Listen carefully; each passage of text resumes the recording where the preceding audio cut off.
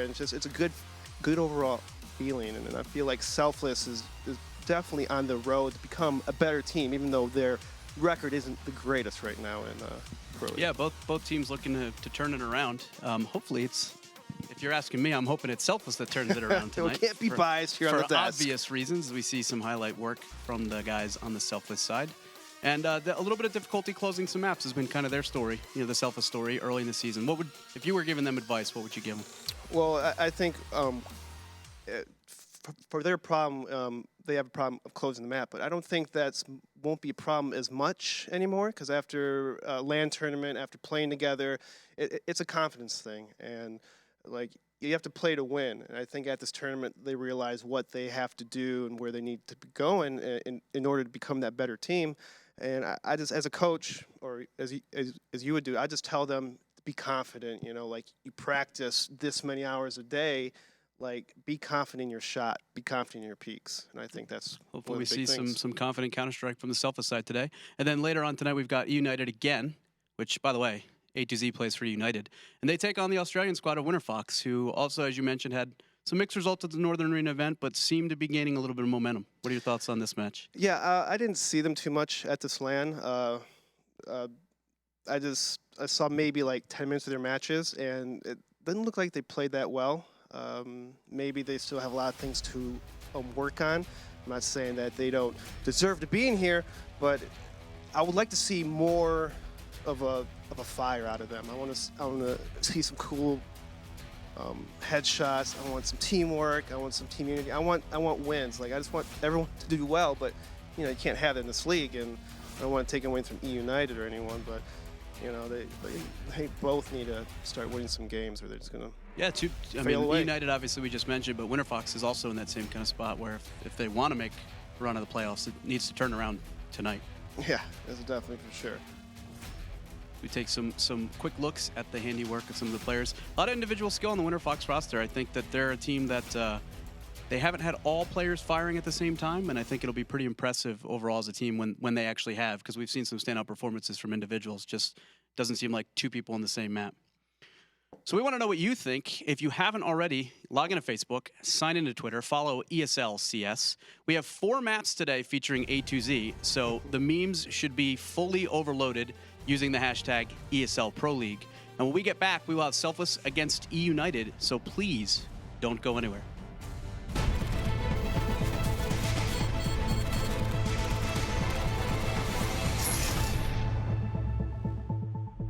Obviously, the numbers have grown in the past few years with Counter-Strike's rise to prominence, but the real way the community has grown is just with all the companies, all the sponsors coming in. There really is that level of professionalism for players who are trying to aspire to be in the top levels. This season, Mountain Dew League is doing a qualifier, and it's basically a quick path to the top.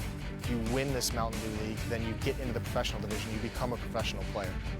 And I'm looking forward to watching and spectating and seeing who actually makes it.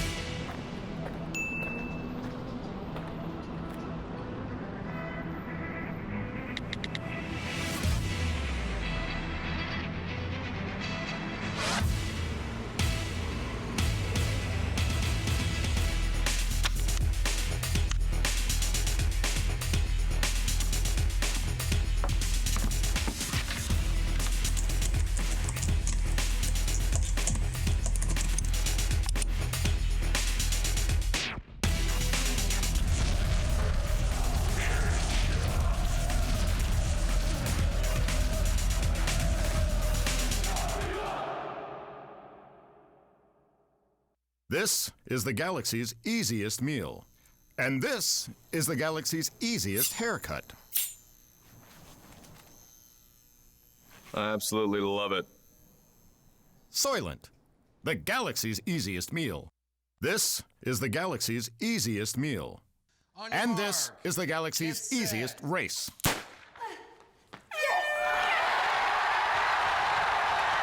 Soylent, the galaxy's easiest meal.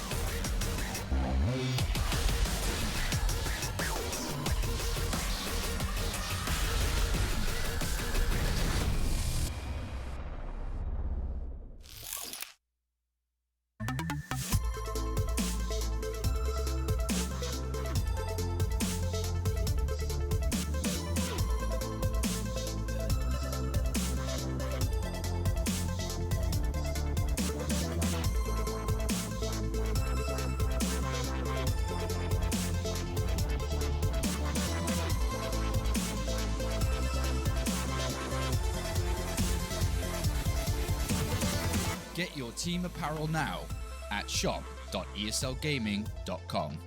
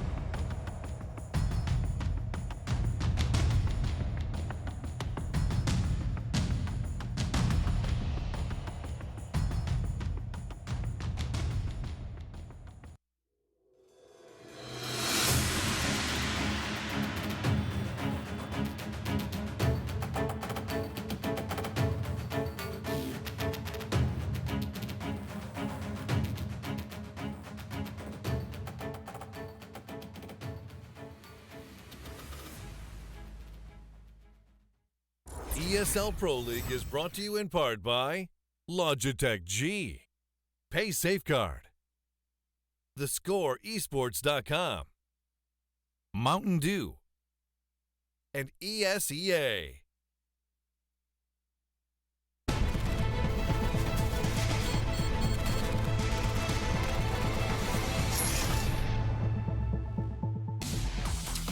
Welcome back to Day 12 of the ESL Pro League.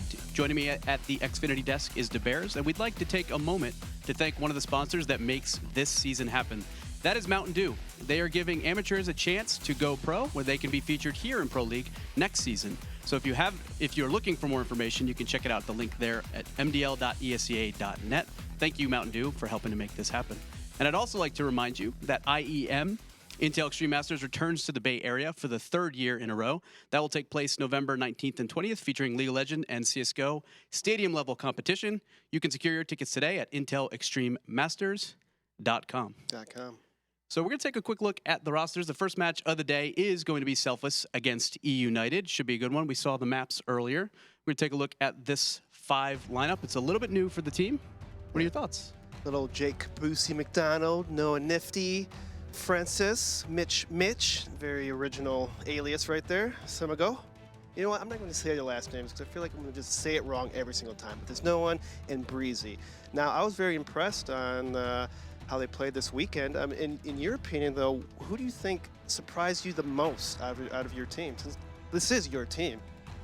Yeah, I think Breeze was the one. He's been playing okay, like pretty good online, but he had an absolutely standout. He was the highest rated player at the entire Northern Arena event, like a 1.4 rating with about 180 R for the entire LAN. So I was really impressed with him, and hope he starts to showcase that on-LAN talent online today. Ooh. And we'll take a look at the other side for eUnited. There's obviously a slight change to this roster as Marved, which is been replaced by TCK, at least for the time being. Marved, I think, took some time for some personal issues. And we've got CJ the King, Shinobi Vice, and I'll allow you to sing-song that last one. A to Z. That's so beautiful. So going into the first map, what are your thoughts? What are you expecting out of A to Z? I mean, as much eUnited, as how awesome mix of he 5. is, how awesome A to Z is. I mean, Selfish came back from a pretty good LAN performance, and eUnited's kind of like the laughingstock team right now with the Pro League. But, you know, don't count them out yet. There's still games left. There's still a possibility that they could come back. I'm not saying I don't want them maybe against you or your team. I don't know. I'm not going to say, I'm not going to be biased, but they definitely do need to start winning if they want to even be a chance to even make playoffs. I don't even know if they can even make playoffs at this point, but I mean, just win out for the sake of honor, okay? Just win out. It's pretty interesting that I think where they were 1-9. Yeah, they're 1-9. They've almost played half their matches already, which is pretty crazy. And yeah, I'm going to be biased and say that I hope they don't get it going today. You know, I guess real good question before we throw it over to the casters. If you could have a team of 4 A2Zs, who would be the 5th player? 5th player, Fifth player. Now is A2Z in-game a strat caller, so we need an IGL, right? That'd probably be a good thing. I mean, the only IGL that's better than A2Z is probably A2Z. I think the 5th. I think the 5th person should be A2Z. I mean, as much as it's a risk and a gamble, I'm going to go with A2Z on this one. Feeling good about that 5. Fortunately, we don't see them play Selfless today. We just see the regular single A2Z on eUnited. And the players should be getting ready. So let's throw it over to 2 handsome gentlemen at the caster's desk. That is Lex and Blue, and they're giving each other looks like neither of us are handsome. So I don't know how to feel about that, guys. You're absolutely right. I'm really just kind of looking at Blue, and I'm like, I'm more worried. There's one of us up here that's handsome, and it's not me. So. Oh, thank you. I don't think I was looking so deeply into your eyes. I would definitely think it would be you today, but I appreciate the compliment, Lex. We both look weary and ragged from our travels. We need to be careful with this praise of A2Z, man, because you know I want that meme to die. Honestly, we might get in trouble for false advertisement just for not putting his glory up enough. We're clearly not saying how good of a player he is.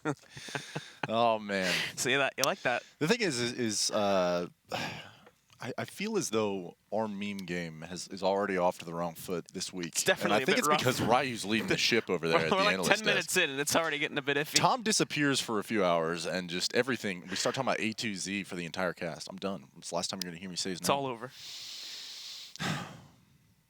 Keeping my calm. I'm not getting A2Z, triggered. unfortunately, we still have to talk more about him because, yeah, he's playing in this game, so we'll probably mention his name a few more times. That's fair. It's going to be eUnited versus Selfless. Selfless just coming back from a somewhat decent LAN performance, whereas eUnited's still kind of struggling to get their feet on the ground, I guess is a fair statement. Yeah, I mean, the way Ryu talks about it, you'd think they won the whole thing, but they did not. So, I mean, honestly, though, I've since I got here for the first time, I think one of the first matches I casted was Selfless, and one of the questions was, it was still early on in the season for them, are they going to be the team that they could be? I mean, they've gone through so many roster changes and like not exactly even the most like out of your hands situations all the time. Like I think they've been able to field a roster of 5 players that are extremely competent and they're young talent most of the time, and they continuously like get these upset wins against top teams, and you're just like, oh wow, like Selfless is surprising me, but I'm done being surprised. I'm ready for them to actually compete at a top level in North America. The thing is, though, is ever since we've seen this roster change, we haven't necessarily seen that top level show up. We haven't seen those upsets anymore. We haven't necessarily seen them make any big strides. They've been struggling. They had 2 very close maps versus Winterfox right at the very beginning of the season, but ever since then, it hasn't really been all that impressive for the most part. Sure. I mean, again, I think it just has to do with, you know, finding some confidence and getting some wins under their belt. And, like, this is the perfect time for a matchup, as I believe someone over there on the analyst desk actually openly described eUnited as the joke. That was the Bears. That was a little savage. I mean, even for my taste. It's going right in. Eric, I know, yeah, he's looking at it. Just like smile on his face. Yeah. Yeah, okay. Feels good about that. Anyway. I'm uncomfortable. Yeah. I'm not going over there anymore. Do you? If only you guys could see what he's. We've got 10 in the server, but a couple of them are coaches, right, so we still got some time to burn blue. What else do you want to talk about? I mean, so let's talk about eUnited. Like, do you agree with that sentiment that they are like the joke of the Pro League, or do you think that they have? But I'm not going to openly burn them on stream. You it's know? Already been said, so you're just really supporting a point now. It's beating a dead horse at this point. So, no, I mean they snuck out a win. I think over like Immortals pretty early on in the season, and like everybody was just like, maybe this is like NA's next hope is eUnited. Nobody said that. Nobody said that. But, you know, it's a possibility where they actually kind of stack up some wins and steal some away from, like, a team like Selfless, and definitely a team like Winterfox. I mean, I would say Selfless is definitely above Winterfox. I know they split games earlier in the season. There's definitely an opportunity there to steal one of these games away at least, right? I mean, Dust 2 is going to be the first map. Extremely puggy map. They're playing with TCK, one of the greatest site anchors in, like, North American Counter-Strike history. I don't know if I'm overstepping my bounds by saying that, but he sure gets praise on Reddit for it, so I'm just going with the bandwagon on that one. We also have, I believe, waiting to see if this is. Oh yeah, he is in the server. So we have TCK stepping in for eUnited today, as well as Marv jumping out. What are your thoughts on TCK as a player not jumping in? Well, Marv, I think, is one of those. I don't know, FPL and Rank S kind of prodigies where, you know, nobody really knows who he is, plays some seasons in Premier, and finds himself in Pro League now. And then, like, is definitely a skilled player and can bring a lot to the table for a team. And the thing is, with TCK, I don't even know how much he plays Counter-Strike anymore. To be completely honest with you. I don't know the man that well, but... it's going to be a rough couple of rounds with him, like, maybe even just warming back up to the game. Yeah, if you have, you know... How was he? Kabusi? Kabusi is what the Bears... We're definitely Kabusi calling him that, by the way. Yeah, okay, we're done. Twitch chat, just go ahead and save the trolling because we are also trolling. It's probably pronounced caboose, but we don't know that, and you definitely don't know that. So, Kabusi it is. Until Ryu comes over here and just like takes the mic out of our hands until we call him the right name. But yeah. You can say whatever you want, Steve. We're calling him Kabusi. It's a free world. It's a free country. And indeed, it's going to be the start of the match now, as it looks like the pistol round is getting started, boys. Let's jump into the game. I believe it's going to be here on Dust 2. And once again, we have eUnited versus Selfless on this first map. 2 best of ones between these 2 teams. The first one is getting started right now with eUnited on the T side and Selfless on the CT side. Yeah, and actually, I mean, from that that stat sheet that just read across the stream, it looks like eUnited's one win of the season actually came against Immortals on Dust 2. I imagine it was a close game, but maybe eUnited is actually a you know, a stellar Dust 2 team. It looks like to start off here, eUnited are going to be focusing on pushing themselves out over here towards A, whereas we did see a fast cat from Selfless, but they haven't really spotted all that much yet. The only hope that they would really have on actually catching someone is going to be CJ, who's down below in lower tons at this point, but I think that he's seen them. He's aware that there is a presence here as the rest of Selfless start to check things out here. Still no sight of anybody on that A site yet, and now eUnited move on to take long control. If you wanted to push up there, but falls back at actually just the right time to avoid getting overwhelmed by CJ and that player at top mid. And with this now, the 2 CTs will be stuck on Cat. They're boxed in by CJ, but at the same time, they're just going to go inside of the mid doors and really just overwhelm him. But at the same time, the plant goes down. So now they're looking for the retake. All 5 of the CTs at the moment pushing in from Cat, which could prove to be a bit of a mess, but thankfully they got that smoke to support them. Hopping past a bit here. TCK trying to jump out there to find some shots. Nothing being picked up yet. He spotted the intensity of this push, though. A2Z finds the first pickup, but Breezy responds. More fragging coming out from A2Z, but no one in Caboose respond. It's all on to Shinobi, though, but he comes in from the back and grabs 2 quick kills, looking for that last one as well, and he's going to get it. Shinobi with the 3K out of nowhere on the clutch, and eUnited win the pistol round. Yeah, and actually it was a valiant retake attempt coming out from Selfless. We saw 5 men crossing catwalk towards that A site, and Shinobi with the counterflank, just coming up catwalk behind these guys. Excellent game sense, and he just fearlessly peeks, and it doesn't even seem that you know, Selfless was completely aware of where they were being shot from. Anyway, 1-0 for eUnited. Drop Selfless down there, and that previous round, I mean, when you have CJ the King being the linchpin, basically, he holds the retakes. Selfless was able to clear him out relatively quickly, but a B-Rush comes in. Nifty takes down 1 with the scout. This is actually really dangerous for eUnited. They lose 3 instantly. Vice and A2Z respond. Now it's a 2v3, but low HP across the board, and Nifty drops another. Now it's just Vice in a 1-on-3. Alone in this B bomb site. Bomb is down behind that Xbox. He's probably going to try and push out here, see if he can get a free kill. He knows he's low HP, and he's not going to be able to secure a bomb plant without being rushed by the counter-terrorists, so just taking his time. The clock ticks away. Decent utility still sitting in his arsenal here, including that Molotov, which he used to block things off over just outside, but I think he threw it a bit too far, and it tosses out of it the effective zone there. And with that, Caboose is just going to roll right in. By the time Vice notices it, it's far too late. Selfless have pushed in, and they've upset here. Going 1-for-1 now. However, eUnited will not take that lightly. It looks like they're already forcing into this next round. Yeah, I don't necessarily disagree with calling a B-Rush on an anti-eco. I think it's a little bit of a gamble, but you get it over with quick, and hopefully you get the trade frags. But they had nobody spotting mid there, and actually Nifty crossing the mid doors drops a Vice and T-spawn. Excellent shot from Nifty. Probably one of the more mechanically skilled oppers in the game, at least here in North America, at least. He finds his second of the round. He's still dueling with his man over in T-spawn. That's Shinobi. And it's just a matter of time before I expect Nifty to land this shot, and he actually takes the tag there. And going into this round, I mean, SMG's scouts on the board still held by Team Selfless, but eUnited buying back into this one, hoping to get a few kills, and they're going to get none. So now it's 2-1 Selfless, taking the first lead of the game. Bit of a mess from eUnited there, losing their first very quickly. And the others fall in kind, too, as they attempt to trade it out, but ultimately the force does not prevail. Now they are put into, for the most part, a full eco here, waiting for the next gun round, which will be coming up on the 5th round.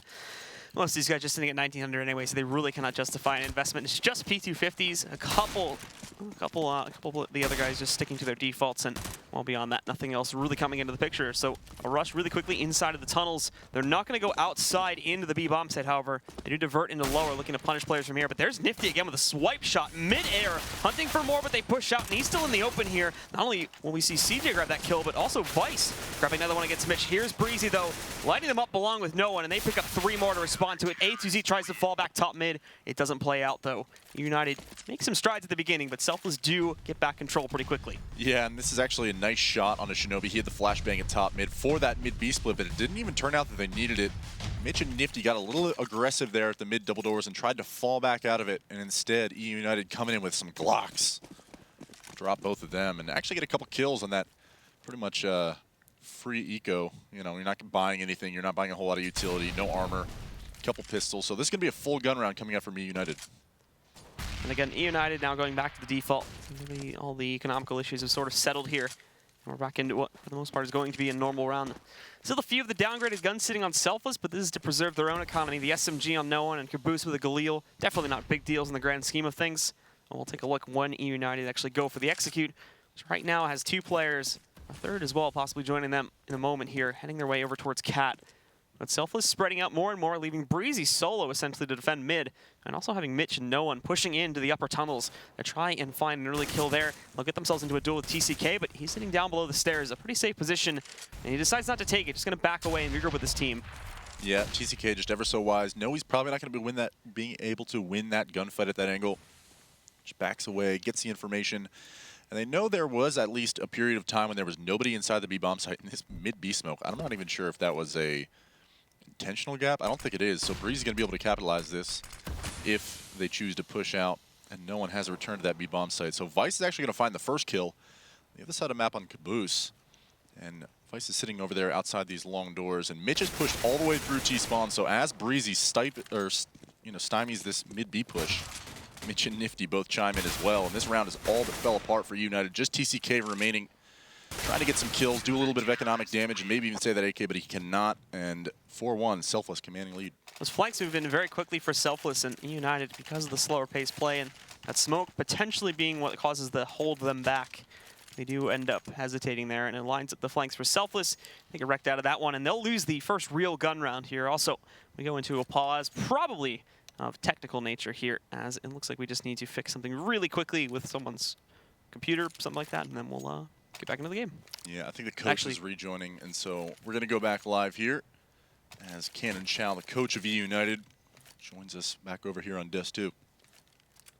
Another Rico coming in here from eUnited. It's kind of one of these landslide financial victories for Selfless. I mean, they secured that anti-eco and have since won out, so they're just going to be rolling in money provided they clean up these ecos well.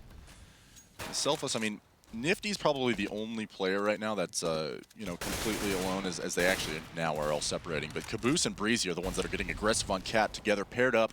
Shinobi waiting for them at top mid. Breezy got to be a little bit careful, but he's going to be able to win this gunfight pretty cleanly. Vice just remains there with the Deagle. Last man remaining from eUnited. And Selfless handles another anti-eco quite well. No deaths on the board. Now it's 5-1 Selfless. And so Selfless move ahead again and already stacking up a crap ton of money here. Breezy's sitting at 10K, 8K sitting on another one of their players. I believe that is going to be Caboose right now. No struggles at all for eUnited. Still kind of looking to get themselves on the board. They go into another gun round. It's the full buy this time. Shinobi with the op, trying to find an initial shot, but Cross is too well covered. He won't be able to spot, and he doesn't attempt the timing shot. A2Z also being a bit cautious of that fast cap pressure that's been shown itself a few times on Selfless's end, but they don't catch it. And CJ is going to group up with his teammate on Cat now. However, you've got Mitch sitting very, very close to the mid doors, and for those that moved a bit louder, they would have been able to hear all this movement. They get the A-site for free. This has been a common thing for Selfless, though, in the past. They've handed over the A-site plenty of times before and have been able to retake it. So this will be another strat they'll be deploying here. They'll let eUnited get onto the site, and they'll just play 5 versus 5 retake.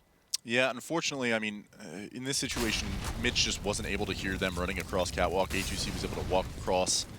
Now eUnited basically is in a 5v5 retake situation, and all they need to do is hold this bomb site for a little bit longer, and Selfless may choose to save. But Caboose actually is pushing in, and Breezy's coming back from long, so there's going to be a quick crossfire on these men over at Cat.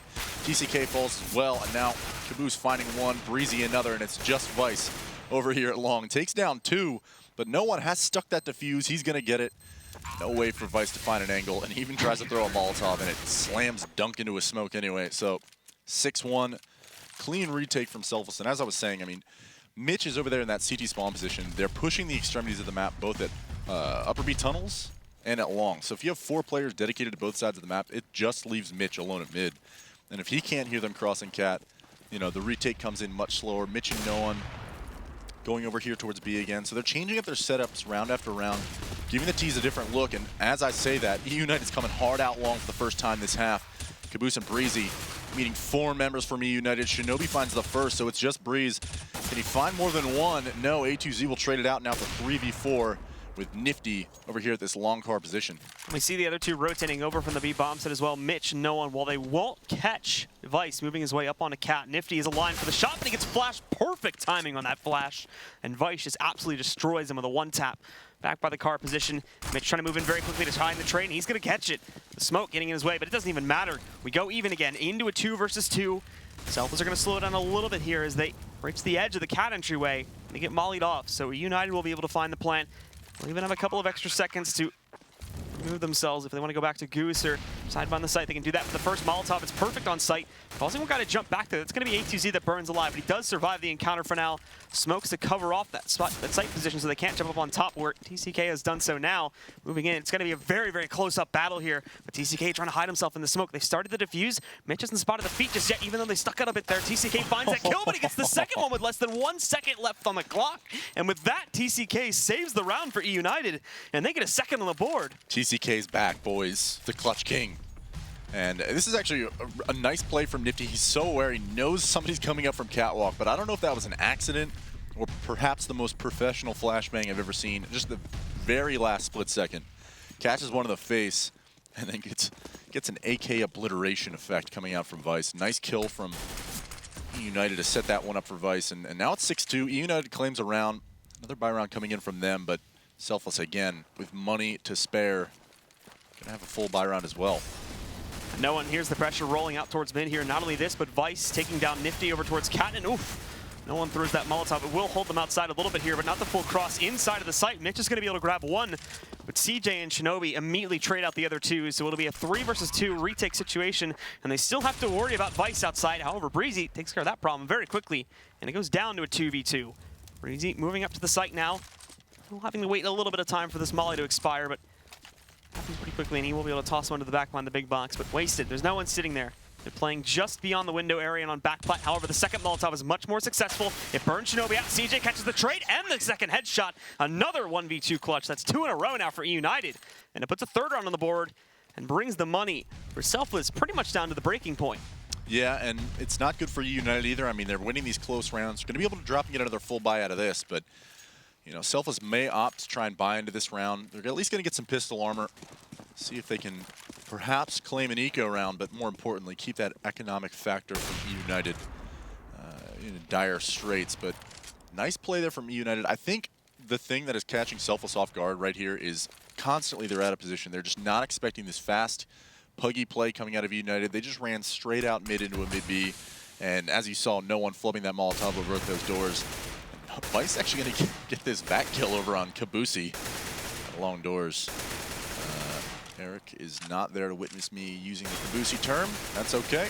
Feels bad, man. Yeah, feels a little bad. Can't feel as bad as Kabusi does. Literally just getting wrecked out of nowhere, seemingly. Yeah, I mean, he tried to get a little aggressive. It's a pistol eco. Trying to see if he can get a gun down. Didn't happen. eUnited playing this smart, just kind of working for map control. Not getting too aggressive anywhere. Certainly not trying a B rush again. Nevertheless, 6-3, I mean, it's not a lost half at all for eUnited. You're kind of in this situation where you've successfully done the hard part, which is reducing Selfless to an eco. Plenty of rounds left to play in the half. Just clean up this round, move into the next one, and push for tie game in the next gun round. Breezy's actually really the only threat over here at this A bomb site. He's got this Deagle in hand. Let's see if he can pop some heads as they start crossing on Catwalk. Breezy's going to find nothing. That's 6 shots in a row. None are found by Breezy. Mitch and no one now. I mean, the opportunity, obviously, to win this round has all but lost. If you can afford to get some guns down, you can definitely try and get a little aggressive, as no one attempts to do from the Xbox position. And now Mitch, a traditional Deagle wizard. I actually think of Selfless, some of these guys, their aim, just the way they are extremely talented. I think, you know, a Deagle eco from them is actually a little terrifying. However, it doesn't happen right there. And with that single save, though, it does bring Selfless right back into another gun round. Full investment. One guy is going to have to downgrade himself to a FAMAS, but it's not a big deal, and they still have, for the most part, all the utility they would need. Shinobi, though, again, not trying to go for any of those timing shots early on in the round. Doesn't see any of them going for the cross there. But TCK, look at him, moving out towards long very quickly. Jumped himself over that Molotov thrown just a second or two too late.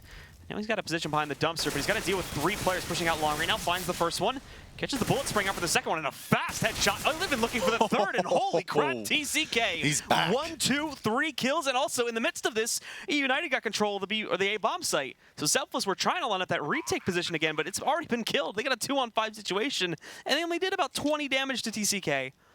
Yeah, I mean, just so smart from TCK. Knowing that all of the angles that the CTs are about to take against him, all he needs to do, use his range and his firepower, just tap away at these heads, finds 3, and I guarantee you eUnited did not expect that kind of a gift coming out from TCK coming into this match, but you got to hand it to the guy already having a severe impact on this game and basically earns eUnited this 5th round on the back of his excellent long play.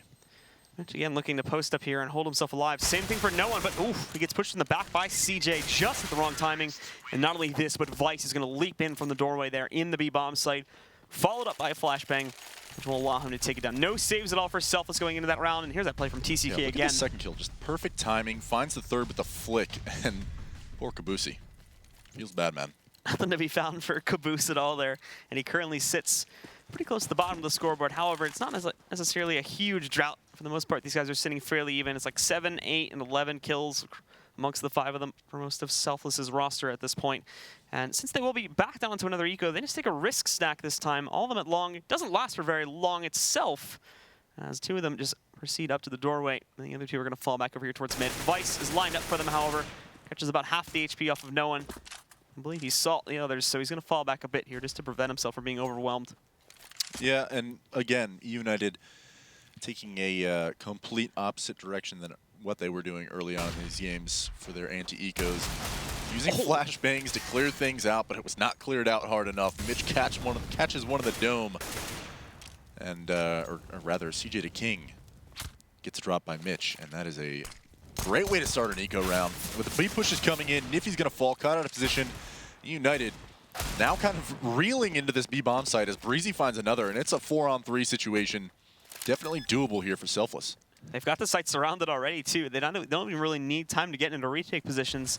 The first plant was a fake. They didn't put it all the way down on the ground here. Just wanted to see if they could bait anybody out. But TCK will have some good aggression, kills the tunnel pressure, and all that's left now are these guys that are trying to push their way in through window in the doorway. Breezy's got a bit of a boost. He actually did just spot A2Z, but he's looking for the angle again. There you go. He finds it with the AK kill. Hunting a second one as Caboose pushes in, doing work with the Deagle, shuts down Shinobi. It's all in TCK's hands once more, but he runs out of ammo. And while he's stuck in that open position behind the fence, he will get taken out there by Breezy, and Selfless will steal away this eco. Yeah, I mean, beautiful round from Breezy. It all starts with Mitch's Deagle kill over at mid doors off of a botched pop flash from top mid. I mean, you push that flashbang 2 feet a little bit deeper. You know, Mitch doesn't get this kill, and instead CJ to King falls, and it's just like dominoes, one after another. Breezy finds one from Catwalk. And when the retake comes in, the kill onto A2Z was the big one because I don't even think he was aware that you could be seen from on top of the box. Instead, I mean, Breezy just kind of rips his head off, and they all push into the bomb site. Now it's 7-5. Selfless steals one away. United will still have the capital to buy into this round. Unfortunately for Shinobi, he's having some trouble getting out of that Molotov. So close to a 1G. So close. In addition to being Molotov'd himself, so as he tries to retreat, I think he bumps into the box or something like that as well. So he's going to get dropped to 15 HP because of that one. Won't be able to play so aggressively for the rest of this round now. And also A2Z trying to creep out of the smoke, walks right into the crosshairs of Nifty. An easy first pickup for him, and this is going to cause some hesitation from the other 4 members of eUnited who were lined up right behind him to also start the take if necessary. Yeah, and when you're in you got plenty of time on the clock. You got to burn a little bit more. Shinobi gets another Molotov thrown at his head. This is just not his round. He's just going to inspect his knife, spin in circles for a bit. I don't blame him. It's not exactly the best luck, but your man down in this sort of situation. Looks like they're going to bring the op back towards upper B, see if they can pick into the site. TCK already dispensing his utility over there.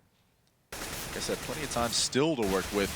Vice takes a duel with Breeze at mid, and suddenly this is a 3v5. Dire situation for eUnited. No one must fall if they want to push into the site and actually get a good position to fight Mitch. Instead, both of them are going to pick up kills, and cleaning it up is no one. 8-5, Selfless running away with this half. The gun run from eUnited goes absolutely nowhere. They do have enough money to try and go for this buy again if they'd want to. A couple donated AKs more than likely. There's 1 or 2 players drop down to Tech 9s.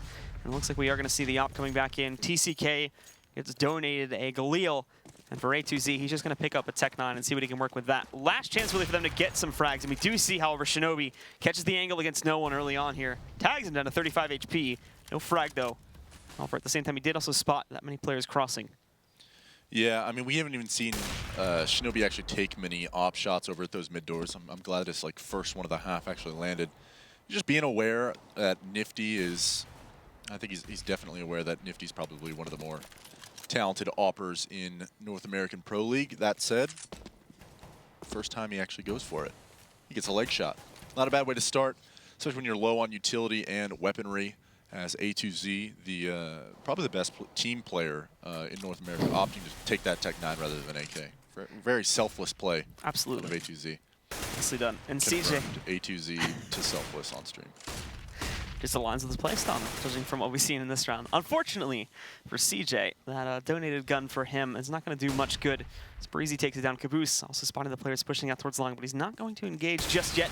Waits for the peek, punishes Shinobi, trying to get a second one, but he's just a bit too high there. Vice is going to find him. Nifty sneaking out of the smoke, catches the kill, and TCK, he spotted this CT moving into the smoke, but he can't find him, and now he's blind, so Breezy's somehow going to get that frag. It all falls to A2Z at the end of the day. What am I watching, And he's going to walk right into Nifty's crosshair on the scope. That was like, okay, obviously the spectator, when you're actually looking at the smoke bang, nice play from Breezy. The ability to have the confidence to stay on that catwalk position and actually go for a snacks flash and not die, Breezy's having one hell of a game. As we've seen before, this has been his map so far throughout the season. This isn't the only time where he's kind of gone off on Dust 2, specifically on CT side.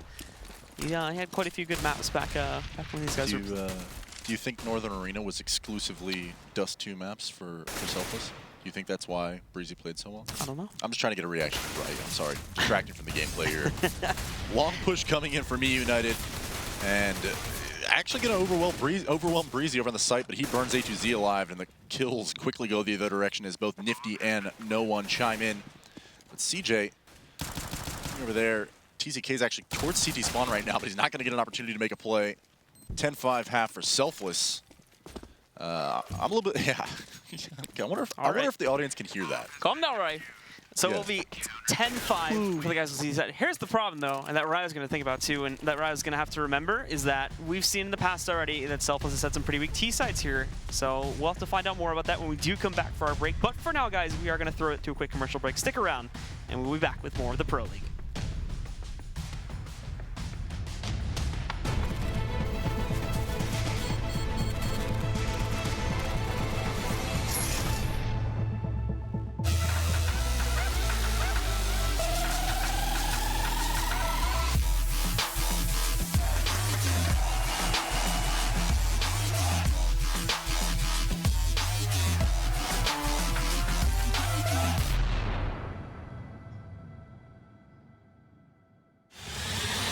He's going to get the one kill in that bomb incoming onto the side. FNX has to stay up. No! He gets the triple FNX! Oh my god, what a way to win that round! They don't have a smoke, so this over still.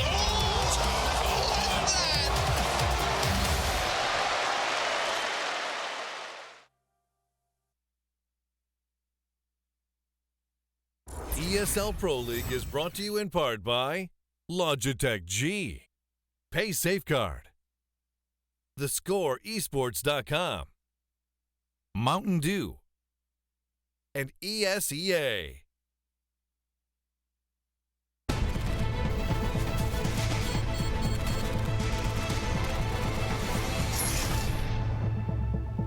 Selfless off to a hot start versus eUnited, but now they need to jump onto the T side, and eUnited themselves will be jumping onto the defense. Lex, what do you think of things now heading in to the second half here on Dust 2? Well, I had high hopes when it was like, 8-2 or whatever it was, and actually eUnited started to mount a little bit of a comeback. But they only got the 5 rounds. They got eco'd. It was a huge round. I mean, Breezy really stepped up. Mitch with that mid-double doors deagle kill through the wall was a good way to start it out. Moving into this half, I mean, eUnited did a lot of things right. I think it was just more Selfless kind of stepping up to the plate and playing their game that really netted them the victories that they needed over there. But quick long play coming out here from Selfless. CJ is going to get pushed back now. They've achieved long control successfully. The question is, are they going to commit to it? We do have Mitch over there at outside the B bomb site, just kind of lurking, seeing if the play can come back to them. Selfless already has long control. Caboose is over in pit, so Selfless now going to bring that bomb all the way back towards T-spawn and probably throw a fake to B hit, if I had to imagine. CJ's also going to be pushing up very fast up cat here. They're looking for kills, and there we go. Found the bomb. Kinds of second kill through the pole. Nifty does respond back out, I believe through suicide, but Shinobi also going to be moving in here along with TCK to pick up some more kills. Mitch is one of the few that are still left alive down below, and there you go. All you have left after this aggressive movement from United leaves Caboose alive. Taking a long-range duel versus TCK, but he's smarter than that. He's not going to peek out now. At 12 HP, they've got Caboose boxed in. They know he doesn't have bomb control. Might as well just let him sit here and see what he can do, as United pretty much have this round in the bag. Yeah, unfortunately, I mean, Selfless went for this long control and left, I believe, Mitch over there at upper B, and tried to drop Caboose off in pit and just leave him there for a while. Actually, he's going to find a kill on A2Z, and there's 2 low players here for eUnited, so in a world, 1 man. Dead man now. Yeah. Sorry, that'd be a really bad movie. Hero just dies in the first 10 seconds of the preview. It's one of those it's like one of those Game of Thrones things? Yeah, it's like an artistic movie. It's like, you know, the main character dies in the first 10 minutes, and now it's up to the... So now we're all living through Caboose's eyes. Yeah, it's up to the secondary character to save the day now. It's deep, man. Who would be the secondary character? There might be other work for you here out in LA. Possibly, man. A director, maybe? A lot of work in LA, from what I hear. So... Yeah. what was I even trying to say about the pistol round, man? Okay, so they left mid-control completely open, had no eyes on it. CJ literally was just walked up towards Palm Tree, and that was a proper response from eUnited, right? Like, you're basically in retake mode. Like, let's go flank long. They're not crossed yet. What could they possibly be doing? Either they're falling back, or they're like just delaying the long push. So they have players on catwalk at that point. They have 2 players pushed up mid. They're ready to go. And Selfless kind of just delays. They hesitate for a second. CJ just capitalized with a bunch of quick kills at top mid. Spotted the bomb. The round had already been lost at that point. But Selfless now stacked up over here in upper B tunnels. And it looks like they're just going to go right through the smoke. TCK's over in closet and Vice is on back plat. So he's going to spot them out and just wait for TCK to get some free eco kills now as Vice picks up 2 of his own. And now it's just Nifty in a 1v5 and no damage on the board for Selfless. Nifty, unfortunately, with just the scout and placing himself in the tunnels, it's going to be a bit hard to find that damage. There we go. First shot missed. Loses half of his HP. Trying to back out a bit now, but ultimately A2Z just rounds the other corner there out of nowhere. Shuts it down and does put another one up onto the board for eUnited. They now just sit 3 away from tying this one up, and this will also take us into Selfless's trash round. Just going to be Glocks for the most part. Oh, actually, decent amount of utility being bought up. Quite a few of them, pretty much all of them actually, by flashbangs. And Nifty picks up a smoke, so I'm curious to see where they're going to take this towards, to try and find a plan at the very least. Flashbangs, I imagine they're going to go up catwalk, just bomb them over mid, and then bomb them towards the A site and get a plant. We'll see, though. The thing about, I mean, when we're moving forward in this half with eUnited, something that they weren't able to do in the last half when they were on the terror side is actually like clean up eco rounds. And as I jinx it, Breezy finds a kill with the Glock. A2Z's got 2, and A2Z will find 5 as long as there's nothing broken about CSGO. Unfortunately, he does fall, overpowered pistols. And now it's just Mitch 1v3 with a Glock. Glocks. I can't help but say it every time. It's a very interesting word to say. It's a lot of fun to say it like that. God bless Dazed for just becoming every meme in my heart. We lose to Glocks! 4 times! 4 times! That's a nice Dazed impression, actually. Dude, don't even get me started. This cast will go downhill very quickly. But I mean, like, okay, so eUnited just picked up 3 rounds, won the pistol. Both anti-ecos are successful, right? They hardly have any losses whatsoever. And so now you're in a 10-8 situation. Like, you bring it on this first gun round, and Vice actually already gets tagged down to 19 HP, but you bring it on this first gun round, you set the pace for the rest of the half, you already have the easy rounds under your belt, and a comeback is not only inevitable, but you're setting yourself up to actually win the map. So eUnited needs to make a statement right here. Shinobi looking for the shot on Suicide, and the timing is almost perfect. Catches him with Nifty. It looks like he's looking over there towards the cat wrap. So with that, Shinobi, or Shinobi. I like that better. Oh no, what have I done? What have I done? That's it. It's been done. Shinobi and Kabusi, dude. I'm so sorry.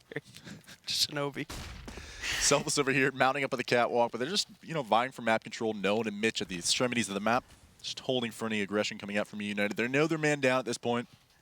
Lost their upper in a firefight, but A2Z, you know, playing this A rotator position. A lot's going to fall on him. I imagine they're going to probably throw some A smokes here and try and go back towards mid B as Mitch and Nolan are both poised at mid doors. So yeah, A2Z's rotating directly towards A. So now it's a 4-on-2 situation if they go out mid B. It's TCK alone dueling at mid with no help on the way. It's just a matter of time. They need to get this kill quickly. I mean, the flashbangs are now coming in. Caboose finally finds it. Now it's a 4-on-4, but with only 30 seconds remaining, they're going to opt to go back all the way through upper B and try and push into the B bomb site with Breezy lurking over here on A. He finds one on a Shinobi, and actually Mitch is going to drop Vice. So this round, starting out so great for eUnited, is now quickly going the other direction. Breezy finds another. And now it's just A2Z the God over there in CT spawn in a 1v3. 13 seconds remain. He knows the bomb is planted. He's just going to opt to save. Falling back now. Just going to take up a position over here towards the pit as he retreats actually a little bit further than that now over here towards mid. Selfless, though, with a good last-second split decision along with the heroics there from Breezy to move in there and, for the most part, clear out the A site. Completely nullifies any attempts at a retake. And, well, ATZ being a lot more aggressive than I would have imagined. Now taking up position by the Xbox. He has the potential to run into players that try to retreat out in that direction, but it doesn't look like he's going to catch any of them anytime soon. What he may see, though, is a shot to the back in a moment. As there you go. Caboose wraps around towards T-spawn, takes him down, and with that, Selfless pick up the first gun round. Yeah, and here's that shot from Shinobi on to Nifty. And at this point, the way that eUnited's set up, like, everybody is in a good spot until A2Z rotates towards A ramp, and they actually get faked out. And now it's Breezy basically alone wreaking havoc on that A site, and the B site hold collapses. I mean, they're just taking gunfights they don't need to. I imagine a lot of it has to do with, I mean, kind of a, when you get a ringer on your hands and you're just trying to make it stick, right? I mean, it's CT side does too.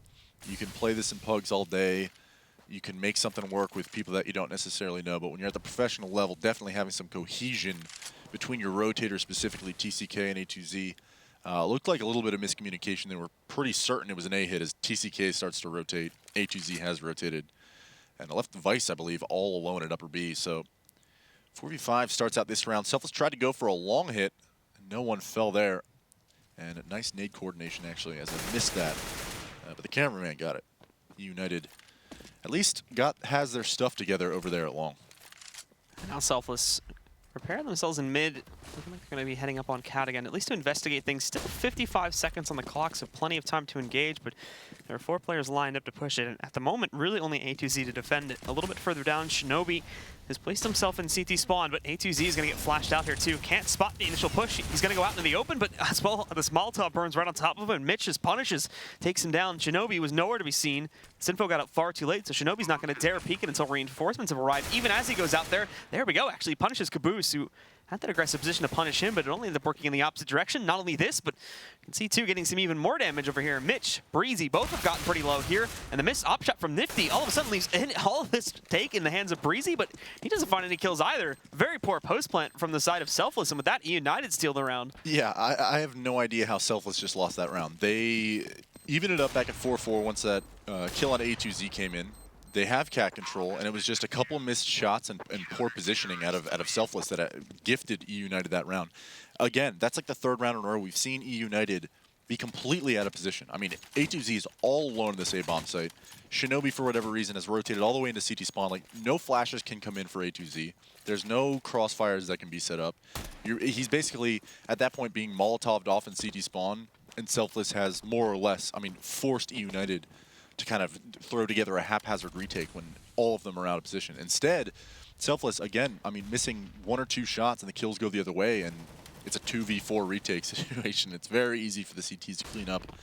And so it's 11-9 now. eUnited gonna close that gap just to 2 rounds now. Selfless coming out for a quick mid-B. A2Z spots it, doesn't seem to react, but TCK's got his help from B doors, and this man, so seasoned. The veteran is just going to headshot away. And Nifty actually might claim this kill over on Shinobi. He's the last man remaining, but Shinobi's just going to book it towards the long. Gets out of the danger zone, essentially, which would have been that entire long area. Escapes, and now Nifty, well, he won't have a lot of ground to work with. Without armor, without utility. Oh, actually lines up a nice headshot, but can't connect it exactly the way he wanted to. A2Z shuts it down. United go within 1 round of tying this up. Thankfully for Selfless, though, they've got 1 more buy up their sleeve before they are completely broken, and, well, before eUnited actually take the lead away from them. Yeah, and I just want to throw this out there. The ringer, you know? The journeyman TCK, sitting at 18 and 13 right now. He's lighting it up. Selfless. You're letting old man TCK give you a schooling or 2 on D2. 11-10 now, eUnited, again, closing that gap round by round. That's pretty much how you got to play it, especially when you're CT side. There's not a whole lot, right, that you can throw into the, especially when you're pugging with a ringer. You're not going to have some crazy CT side setup where you're going to throw aggression in the face of Selfless. So round by round, you just got to grind these out, and Selfless looking like they want to make a play towards long. Getting ready to do so very quickly, too.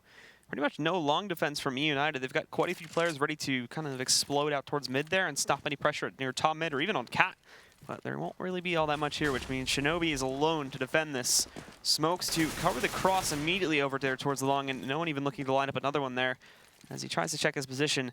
What they haven't done, though, is they haven't left anyone behind to watch for these flanks. So at the moment, they can just sit back there, and the smoke does get tossed, and I believe it's to cover CT down below, so they'll have that covered out, but there's no one here from the CT side, and there's Shinobi. A nice shot to start. It falls it into his second one, but he can't get back behind Cat quickly enough. Nifty does trade him down.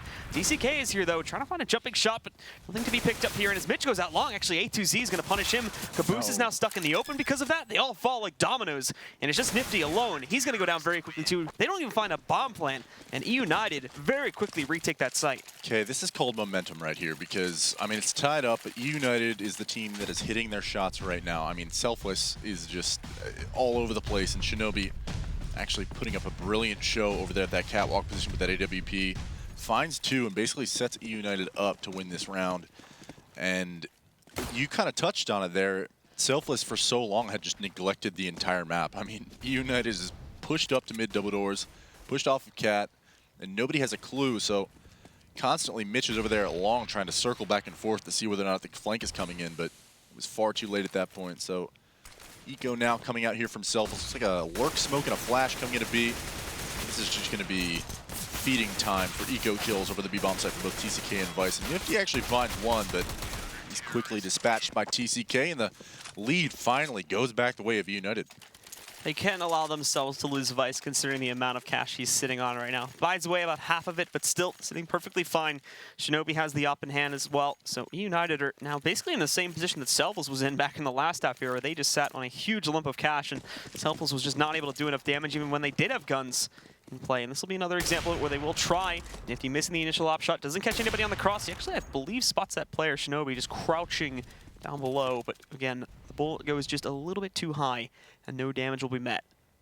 Yeah, I like to see Selfless doing this. I mean, the first time that they ran the default, I think it was the first 2 rounds, they lost opening picks. I mean, it was Nifty, I think, both times, or at least once, and it was no one the second time. And here's Breezy actually opening things up, and no one actually trades it out. So this is the first time on the default that Selfless has put themselves in an advantageous situation following the initial kills. So 4-on-3, they know they have all the time in the world to work with. They have map control. Just sit back, see what the CTs do, and Caboose is actually going to get a rude awakening as to where the positioning is.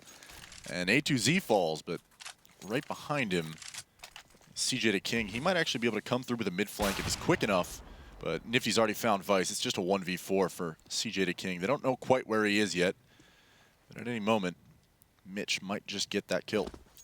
And yep, they're going to be able to hear him now crossing over. Mitch should have already been able to call this as he's moved into the tunnels, and just like that, 2 of the guys from Selfless have also started rotating back up tunnels. So if CJ can get both of these, well, that's great, but more than likely, as we just saw there, they're going to walk right, or he's going to walk right into the crosshair of the op, and Nifty will punish it very fast. The traded round, Selfless now back up to 12, as this will be tied once again. Still plenty of cash though for eUnited to rebuy, so they're not out of this one just yet. Yeah, happy to see that eUnited actually is still in this fight, considering the way, I don't know, the predictions came in from over at that analyst. But more than that, I think, you know, the way the whole game started. You're in a situation where you're down like 6+ rounds, you have no money control, and you're pressed up against the wall. I mean, it takes a little bit of heart to come back and at least make this 12-12, and now it's a gun round. Could be the most important round of the whole game. Money control is obviously hugely important, but when you're in this tight of a game, it even becomes more paramount. C2 Shinobi looking to sneak his way up here. Hoping he can grab a first initial kill against no one, who's crouched just below here, but can't seem to find him, can't creep out enough. He would have to go for a very wide angle, and that is where no one would ultimately be able to possibly win that duel if the up shot misses. So they just fall back here. We still have no one holding that angle, but 4 of the others from Selfless are now getting prepped up on Cat again to start the take on the A site. Yeah, and again, this is Selfless making the right call this time, though. Grouping up with all 5 players and just trying to throw together and execute. I mean, with the new roster, of course, you're trying to use executes whenever you can because, I mean, so sparingly do you actually have time at the pro level to kind of implement new practice and strategies on a weekly basis. But it is what it is. Here comes the A execute. A2Z gets flashed off. He's a lone defender over here at this A ramp. And again, there's 3 members towards the B bomb site, and CJ to King is in pit. A2Z, he's good. And he's going to find the first kill. He's going to find the second kill. Maybe the solo A play is the truth when you have A2Z on your team, but nonetheless, no one finally trades it out. It's a 3v4 situation. The retake's steadily going to come in here, and no one's actually caught out. The smoke has dissipated, and now it's a 2v4. Some nice shots need to be found here from Nifty to make this a winnable round. Breezy's actually going to find the first one from that cat flank. And 2 more members coming in from CT. Nifty tries the quick scope, does not pay off for him, and now it's Breezy here in a 1v2. Does not find the kill on a CJ to King, though. Defuse will come in. eUnited securing this lead once again. They go 13-12 and also causing an immediate reset to Selfless's economy, winning 1 round and then dropping it. They may have enough money to buy out once more here, as you can see from the totals, but after that one, they're going right back to square one to try and rebuild things, and that really can't be done, unfortunately, considering the scoreline now. If eUnited claim this next gun round, that it may just be game over, as Selfless's next buy will not be really anything to worry about at all, to be completely honest. Yeah, I mean, I'm just going to touch on it one more time because I'm so baffled by it. Like, okay, so you're running the A executes here. And actually, before I do that, 3 members here. Nifty actually going to try and pick into the B-bomb site. He's going to get flashed off.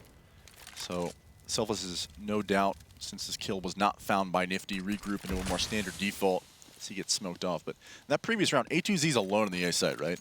I mean, the rotations are just non-existent, and yet he holds his ground. And for whatever reason, I mean, there's this ever-present debate when you're going over strats, specifically in A execute Dust 2. Do you smoke A site or do you molly it? And they opted to drop a smoke over at that barrel on that default bomb box. And so instead of being able to clear out the position well, A2Z is just able to dance around the smoke, finds 2 kills. Like, that should never happen. And instead, you know, now we're at 13-12. Selfless needs to win a round. The mid-B split is coming out now. And TCK and Vice alone in the B-bomb site. A2Z already finding a first kill. TCK with the peek, grabs the second, gonna go hunting for more by the window here. Has another teammate to support. The player's pushing up from mid. In fact, it's not even really gonna be needed. TCK grabs Caboose. Now Vice pushing down, just wrecks Mitch. All that's left alive is Nifty in a 1v4. However, he did get partial site control because these 2 players pushed outside. And now he's sitting here waiting for more to roll in. The problem is that eventually he's gonna have to put this bomb on the ground, and that's where they're gonna strike. Especially considering he only has the op in hand. Good flashbang, they push back into the site. And he doesn't even realize that player pushes up the platform. It'll be Vice that ends it. And eUnited get up to 14. Yeah, and it looks like there's a pause incoming, I assume, from Selfless. And they're on very low money and down 14-12. So basically the same situation I described before. Unfortunately, they buy into that one. They just had their losing bonus reset. So everybody's basically sitting on 2K, where you would normally, you know, like, okay, that's where you're going to buy down to because you need the actual money for the next round. But they're placed in a bit of a perplexing situation in that their opponent is now at 14 rounds. So yeah, I don't even know if we're going to get to see kind of Selfless try and get back into this game. I mean, with this low of money, the opportunity for a bomb plant and even trying to win this round are less than likely. They might opt to force into it, but we'll see. The thing that kind of is perplexing to me, I mean, other than trying to make this decision, do you buy here or do you save, is just like Selfless has spread the map into the default, like I so earnestly wanted them to do, but everybody's frozen. I mean, Nifty's up there at upper B, was like the only player that's going for an aggressive peak, right? He gets smoked off, then what? Like, we're gonna go into a mid B. Like, eUnited has stopped that 2 or 3 times now.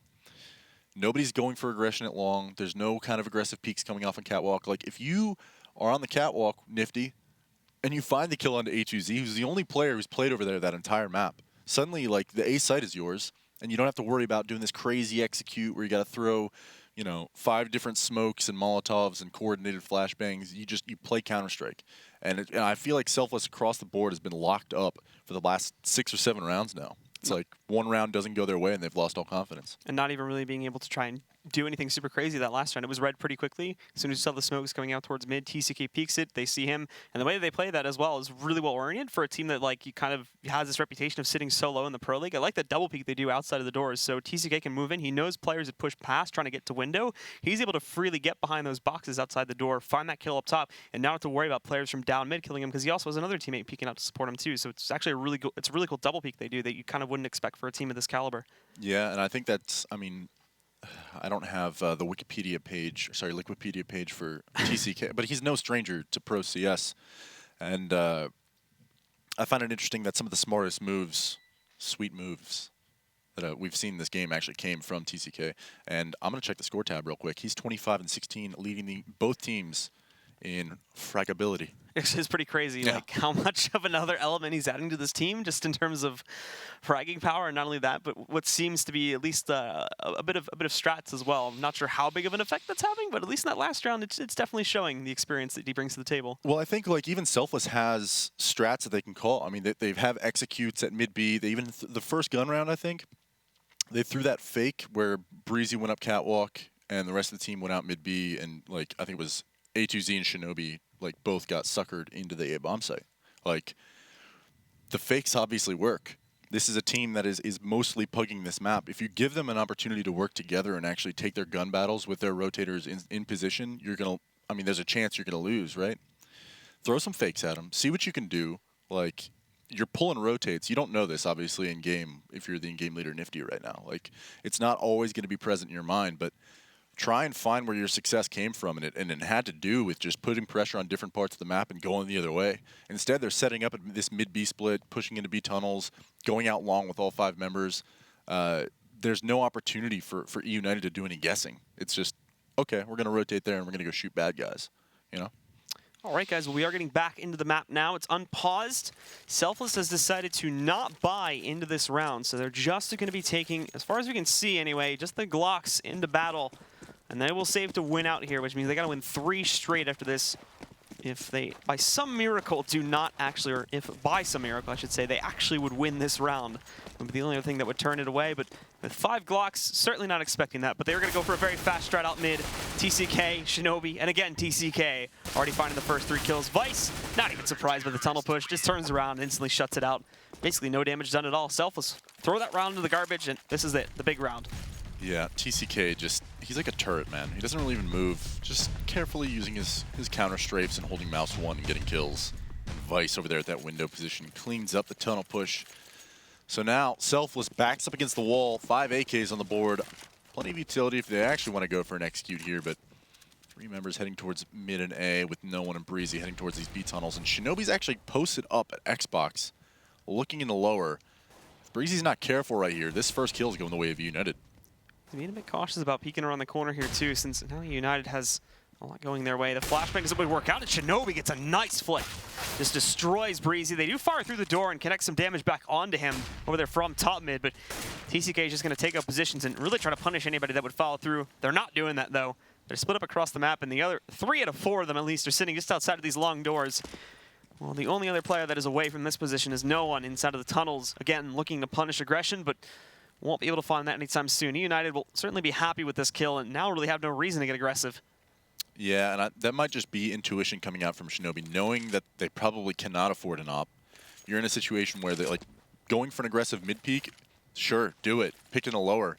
And the flashbang did come out to clear off Catwalk, any sort of aggressive cat play coming out from eUnited, but Shinobi sitting at Xbox, doesn't get flashed off, finds a kill on a Breezy, and now the mid-B split's coming out. No fakes, no punches thrown, we're just going. And it's up to these entries to find one. There's no one actually picking up one on a Vice. So now it's TCK once again. Got to put the team on his back. He only finds one. It's a 3v3, and this is the most winnable odd man situation I've seen for Selfless so far. Seeing a lot of the smokes early on here. They still have one still sitting on Nifty, however, along the Molotov for no one. So a very decent amount to box them out. But they actually use that 3rd smoke just to cross out the tunnels there. So it won't be allowing them in for free anytime soon. And as you mentioned, probably the most winnable post-plant situation we've seen from Selfless in quite some time. 2 of them moving in from the tunnels, though, getting ready to re-execute. We've got one more guy. That's Shinobi making noise outside, who has the op in hand, ready to jump up on the window position, but he's going to get mollied off here as well, though. That's going to push Caboose out of position. He's going to fall back. Nifty finds the first kill. CJ trades it out. A2C finds the second one, and it's all on no one, but he goes down, and that's going to end it, ladies and gentlemen. eUnited will claim the first map of the day here on Dust 2 against Selfless, picking up another victory for themselves in the season and sinking Selfless further down in the rankings. How did that just happen?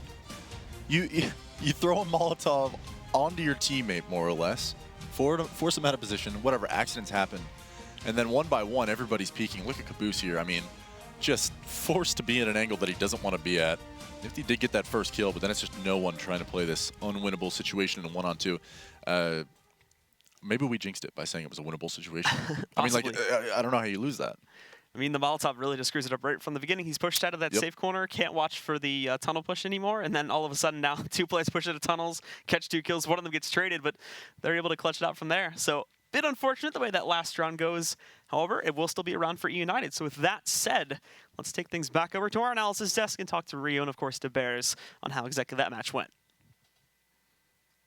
You okay? You a little upset? Feels bad, man. Feels bad? Yeah. A little surprised. I think that, especially with this first half, it felt like Selfless was going to be able to close that one out. What did you see in that match? Yeah, I thought at the first half of the game, they were doing awesome. At start, I thought they were a little timid. You know, they're kind of feeling out the situation. Against a team like eUnited, I kind of figured, you know, it's not like they're playing Cloud9. Take the fight to them. Gun out. A couple rounds, like on round 7, you will see that how passive they just let them in the bomb side. Like, you have an all, but just take a shot at least, you know, like, let them know. But either way, though, Team Selfless did retake the bomb site textbook style. I just wish that, maybe they had that mentality the whole match instead of just this round. Yeah, and we saw in the first half, eUnited only with 5 rounds. One of them was a 1v3 on pistol. There was 2 1v1s, or excuse me, 1v2s, where the player that was the one was on the eUnited side, and then there were some saves, and that was the only rounds they had. So it seemed pretty dominant on the gun rounds. But yeah, it definitely felt like they're a little bit slow, a little bit tight, a little bit tense. If you were the coach of Selfless, this is a fun one to ask, sitting in this spot, what would you tell them going into map 2? I'd say this team's a pug, all right? Don't play them like you're playing Cloud9 or any top team. Just take the fight to them, shoot at them, kind of be a little, like, as you said, looser, kind of just hop out, like pop flash for your teammate and then peek a corner. Like, don't be scared to take the fight to them. I think that's just the number one thing for Team Selfless. Take the fight. Shoot them. Outshoot them. You guys have good guns. It felt like they, it's like we mentioned at the start, it's closing those matches, right? And you're letting a team that individually you're better than just kind of hang in it. And then I think it was round 22 is when they were able to tie it up. So like they stayed in it, and this is here round 22 with some aggression on the CT side. I think there was just some really interestingly bad peaks. I think maybe Caboose was up on elbow. I don't know if he was trying to one-way a smoke, but you'll see that this is a round where Shinobi started to heat up. He had a really, really poor first half, but there's a couple kills that could come in here, and they don't. And the flank is happening so fast. Mitch unable to connect, to hold off long, and then at that point, T's in the sight, no cat control, no long control, no spawn control. That was kind of the end of it, and that's the round they tied it up. Yeah, I think the biggest thing about that round is when they let eUnited push up middle, and so it caused them the fast, long flank on them and stuff like that. And it was just the Team Selfless is giving up too much of the map, especially on a map like a Dust 2, a Pug style kind of map, where if you give a person middle, they're just going to peek. Oh, no one's peeking middle. I'm just going to run right through in tunnels or up middle, and that's exactly what they did, and they caught him off guard with that fast, long A flank. Yeah, and then it seemed towards the end of that, recovering in the economy later in those rounds.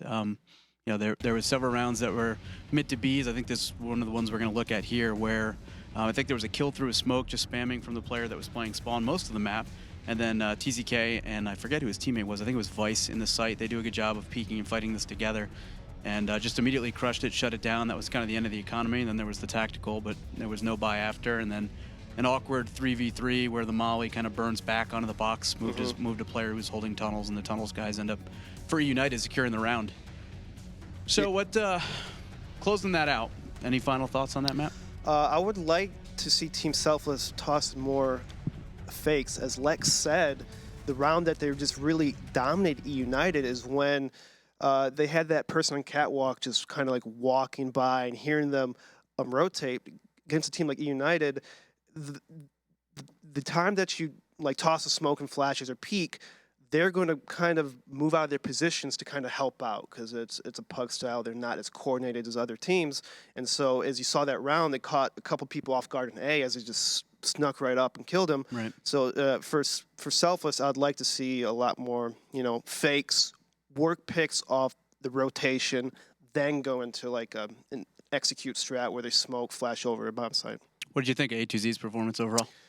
He was all right. I mean, I'm more impressed with TCK. He's the one who just, I thought he was like the link of the team, because, he's a ringer. He played well. I mean, A2Z did awesome as well, but I felt more impressed with TCK just hopping in and fragging. Yeah, TCK brings an interesting level of experience, and he played tremendously well. Very little rust there. Apparently, A2Z would bring the bomb to your team on purpose and still win the round. I actually was told that as a CT, A2Z can plant the bomb well, and then defuse it. He's a very impressive individual. I hope one day, if I have not met you already, that I'll meet you again one day.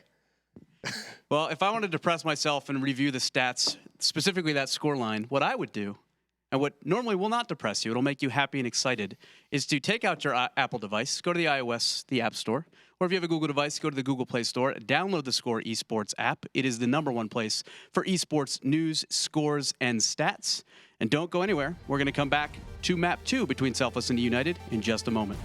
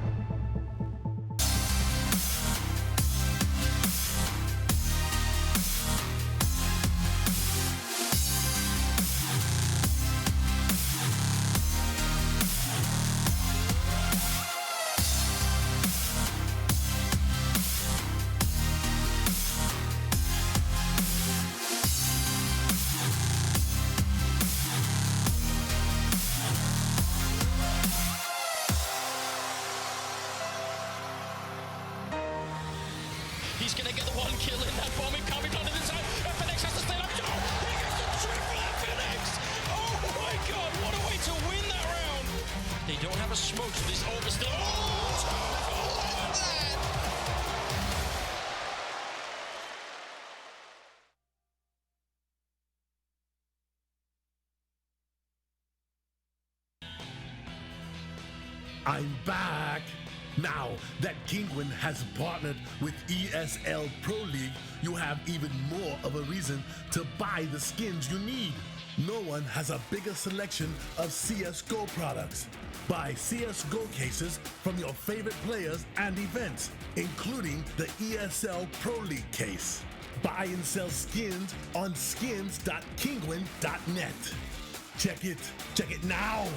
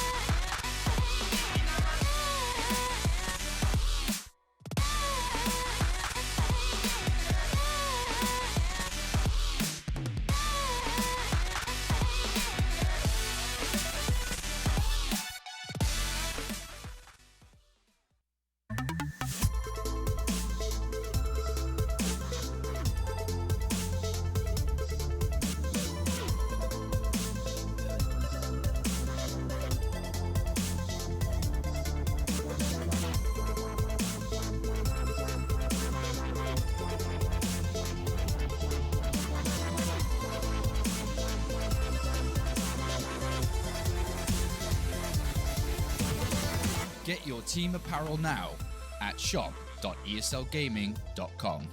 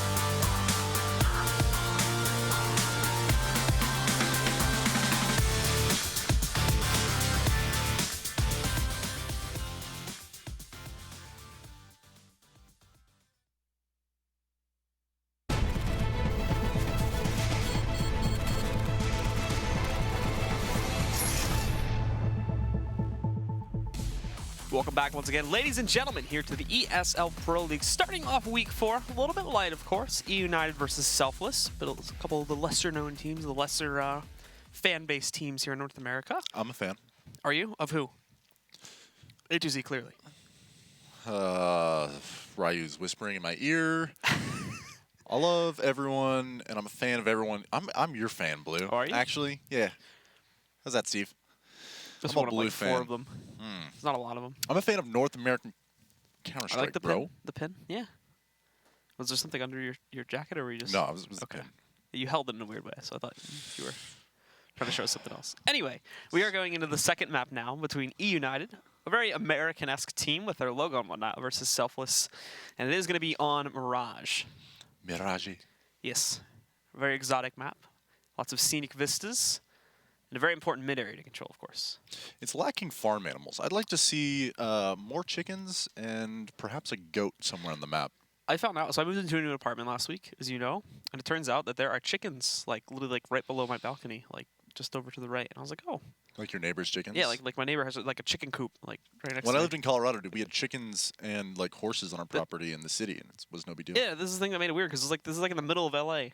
So it's like, it was chickens in the middle of L.A. It's like a Counter-Strike map. Chickens are normal to me. And Chickens they're don't all make over any my sense. Counter-Strike maps, so I feel like you're a little prejudiced towards poultry. I mean, chicken's very good. Tastes good. So do you think Selfless is going to win this map? I would say they have a greater chance of winning this map, but it kind of depends, in my eyes at least, on how they take that last map's loss. I think it all 'cause it's- depends on TCK. Absolutely. TCK had a huge map there. I want to turn the meme around. I don't think A2Z is the best player in the world, guys. I think clearly he's been TCK. surpassed.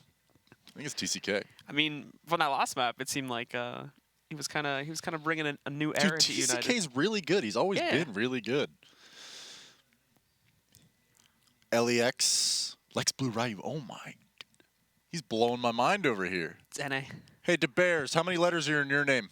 15. Don't care. 15. 15? I don't really? think that's right. DA? No, definitely It's not like 15. It's like I had to 7 count. or I had to 8. use my fingers to count too, which is a little bit more distressing. Isn't it very hard to count while you're casting? Have you ever noticed that? Or just like do general math? I'm actually, don't tell the producers this. I'm not only math illiterate, but I actually cannot read at all. Okay.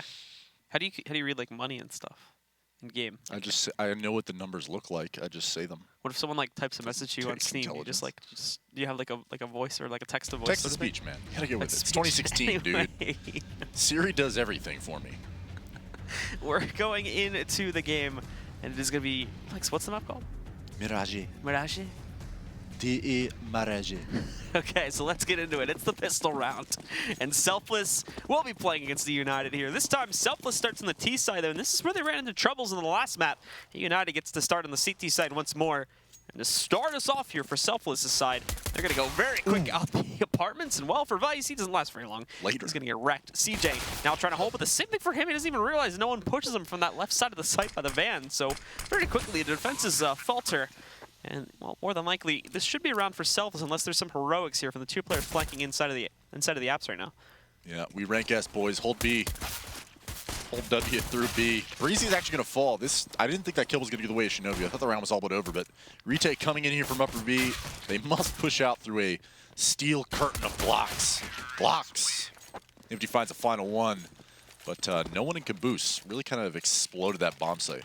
It was, it looked like the eUnited players were just lagged out. Just like no shots returned. Vice got decked from Caboose, and then no one just kind of pounced on the next frag's head. So United go into their force onto this round. It's actually rather tame at this point. Just only seeing the P250s for most. That's CJ, Vice, and TCK that picked them up. A2C not buying anything at all, and we see a singular scout going on a Shinobi. But unfortunately, it's not going to be of much use here after he gets lit down to 15 HP by the window area of mid. Has to fall back, and more than likely, we'll see him handing it off to a teammate. Yeah, I've seen Shinobi on less than 20 HP. I think 90% of these matches, map and a half, map in 1 round. Mitch working up this A ramp, rather, and the connector split's coming in, so being able to clean up these eco frags shouldn't be an issue, especially with no one swinging wide from connector. Vice will find one on a no one, actually. And he's the last member remaining over here at CT Spawn, and he gets cleaned up as well. So a relatively uneventful round coming in from eUnited. We're only able to secure 1 frag. But Selfless, I mean, if you're going to turn map 2 around, right, if you're going to go into Mirage with a positive mindset, the pistol helps. But not getting eco'd does wonders for morale. And so eUnited, of course, go into a very light bot round for themselves here, just saving up for that gun run, and very heavily saving too. Just note, keep in mind what they bought on the second round for anybody who may have missed it. 4 to 5 of them either just didn't invest or only bought P250s, so they're going to be having a pretty large amount of cash going into that gun run. We don't really expect all that much here. They do try to overwhelm out the connector there towards mid, but it's handled very nicely by Selfless, and they even get a bonus 4th kill there against Vice. He tries to sneak out at the last second by window. No one sticking behind, finds TCK, and again, another very quick round for Selfless to get into 3-0. But now comes the big buy. CJ's going to toss the op over towards Shinobi, who will be picking that up this time around. Gets armor and everything else pretty much sitting behind it too, so this is going to be a pretty big buy from eUnited on the first gun round. Yep, Nifty opting to stay with the scout. Imagine he's going to move around the map and just see if he can get an entry. Probably headed towards B now, it looks like. So eUnited, yes, investing heavily into this first round. Shinobi goes for that AWP. The big thing is when you're able to hold on to utility as long as possible as the CTs, like having low utility on Mirage isn't the worst. So not having a fast play coming out here from Selfless definitely benefits eUnited. But eventually this Palace push is going to come out. And over here on the B-bomb site, we see Vice actually taking a little bit of heat, but he drops Mitch and TCK just at the exact same time. Finding one on no one. I mean, camera can't even keep up. There's just a 2-pronged approach to this round. Attack both bomb sites. That bomb has already been lost over towards that balcony, and TCK is just, he's unmoved. Nifty will fall. Honestly, he's been an incredible anchor at the B-bomb site on Dust 2, and already in the first gun round, he really steps up, takes a couple frags for himself, and now it's 3-1. eUnited to get their first on the board. And of course, the usual second gun round coming out from Selfless now, since they did preserve quite a bit of their cash. These anti-ecos were very, very clean indeed, so didn't lose all that much money and built up a nice bank. They go right back into the buy. No op to be seen, however. They're not going to want to risk it, and well, there's no utility either to get outside. Shinobi finds that first kill, but he does overstay his welcome. He goes down. It's a bit of a crazy trade spree out here. Goes 2 for 2 at the end of the day. TCK still placing himself underneath the platform, which no one has checked for him just yet. And there we go. He's going to strike, finds that first kill. Breezy drops down, though, catches the trade. CJ jumping back out, but he's going to be shut down by no one. And that leaves only Vice alive, but it's a 1v2, and he's got no one solo. Breezy is ready for the stairway peak, however, and he ends it for Selfless. They trade it right back, barely surviving there. No one was at 10 HP, Breezy down at 40. Regardless, it's going to be another pickup for Selfless, and it does reset the CTs. Yeah, and kind of piggybacking on what I had said the previous round, I mean, when you don't use the utility early, a lot of times you can get caught off guard from any kind of a quick play. So Selfless with a brilliant kind of just, you know, Puggy style push up that A ramp, the trades go their way. You know, you trade 1 for 1 twice in a row. It's a 3-on-3 and you have the bomb site. It really lets your aimers kind of open up. I mean, No One and Breezy both just kind of going to work round after round here. These are the feel-good frags where they just kind of walk into your crosshair, but the previous round, you had to work for them a little bit, but No One and Breezy really letting it shine as they are the, you know, second most new additions to the Selfless roster, you know. Ryu touched down in the pregame cast where they're finding their feet online, but they definitely stepped it up on land this past weekend. So 5-1 now, a commanding lead coming out from Selfless, and T-side Mirage, blue, it's looking good for Selfless so far. A lot better than it was on Dust 2 anyway, to be able to get this many rounds on T-side this early on. And they'll go into another gun round, but it's reduced this time from eUnited. You can see 2 players having to downgrade to FAMASas, and also 2 or 3 of them not really sitting on the best amount of utility either. Going to be fairly limited with regards to what they can bring to the table. And they'll also try to go aggressively up mid, which may be a bit misguided depending on how fast Selfless decides to push in here. They throw their nades out, they haven't spotted anything, so very quickly Shinobi decides to back in a connector, but they still have TCK and Vice out in mid itself. Thankfully for them though, they're going to give this up eventually, and Selfless are still taking their own plans very slowly, which right now is obviously leaning just toward that default A hit. Yeah, and Selfless just being oh so careful. And that is the thing. I mean, when you're on T-side Mirage, being able to break the CT's money and push them onto FAMASas like this, not a lot of utility come out from eUnited, but it's Shinobi actually finding 2 beautiful kills through that Molotov into Palace. And Shinobi again jumping through the smoke, picks up his 4th, almost gets the ace on the round, but Mitch finally closes it out. And now it's a 1-on-3. Mitch isn't in a terrible situation, but not going to spot Vice coming up there from CT spawn. It's TCK distract, so eUnited claim their second round of the game. And, I mean, Selfless is going to be able to go ahead and buy into this next round. More importantly for eUnited, they're finally back onto a comfortable buy, full utility, and an AWP for Shinobi. Those first 2 kills from Shinobi are nice, very good with using the kind of Molotov that's thrown against him to his advantage, but it's that second kill where he jumps out through the smoke, recovers his accuracy, and then combos it into 2 more that really kicks it. And just destroys an entire hit from Selfless, which was actually looking like it could have gone pretty great up to that point, but Selfless rolls it with a hero play and turns it around, and well, unfortunately, for the guys on Selfless, they're not going to start this round off very well either. Shinobi catches that first kill in mid. However, Breezy has much better luck with the apartments push. Moves in there. Shinobi trying to go into a Molotov again, but actually, thankfully, one of his opponents saves him there. A smoke comes over top of the original Molotov and keeps him alive, but they're also going to press inside a market where TCK is going to be completely overwhelmed. The final 3 pretty much know they've got no hope of getting back into this site, so they're just going to fall back and call this one a save. Yeah, I think it's a wise move. You've already conceded 5 rounds. You know you're going to be fighting an uphill battle the rest of this half. But you lose the bomb site so quickly, despite getting that entry kill from Shinobi. And the bomb site quickly crumbles. So you're going to be retaking in an uncomfortable situation no matter what in a 3v4. Might as well concede the 6th. Try and make your 3rd round come in the next one.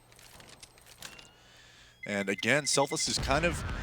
They've never been a highly strategic team, I don't think. It's always been, you know, pretty straightforward executes and obviously demonstrating the power of just being able to trade your frags and get entries onto the bomb site with little to no utility, but also just kind of trying to catch the CTs off guard. Mirage is a prime map for that over at the B bomb site and at A.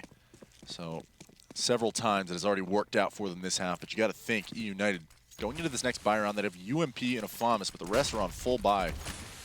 You know, they're going to be using their utility early, burn a couple smokes, burn a couple Molotovs, and see whether or not Selfless opts to push through it. Caboose starting to creep his way up there too, very early on inside of the A bomb set already. It's wide open here. No one finding that first kill, although TCK responds. He finds that kill from a very overexposed position. And not only this, but CJ, who tries to rotate back out towards mid, is going to find his death against Breezy in the ladder room. It's the same situation as the last round. Caboose, nice lineup, very good patience for him to shut out Vice. And it's only Shinobi now trying to hide in a 1v4. They know exactly where he's positioned. And you can hear Caboose hopping around there. Nicely done. Catches the headshot on him, but a lot more to go if he wants to keep this up for the next round. To the other side, the timing on the peak, a bit awkward, of course, for Shinobi. So Breezy will find the kill. And it'll be Selfless' 7th round here on T-side. Yeah, that round was curious. I mean, Selfless, again, just kind of walked out of Palace there. And they found the kill on the connector player. Not sure quite who that was. Regardless, TCK, I mean, he's under balcony with a UMP, full utility. He's the A anchor. Like, his job is hold A ramp at all costs, get support from your connector player if anything's coming out of Palace. And TCK, like, his warning call was a headshot onto his teammate, and suddenly spinning around in this awkward situation. Nothing more frustrating than being in that kind of environment where not only are the terrorists literally all around you, but you're just armed with a UMP. And he actually got 1 kill out of it, and 3 quick kills with pistols coming out from eUnited. Mitch finally responds, and now it's a 2-on-3. A2C has claimed an op.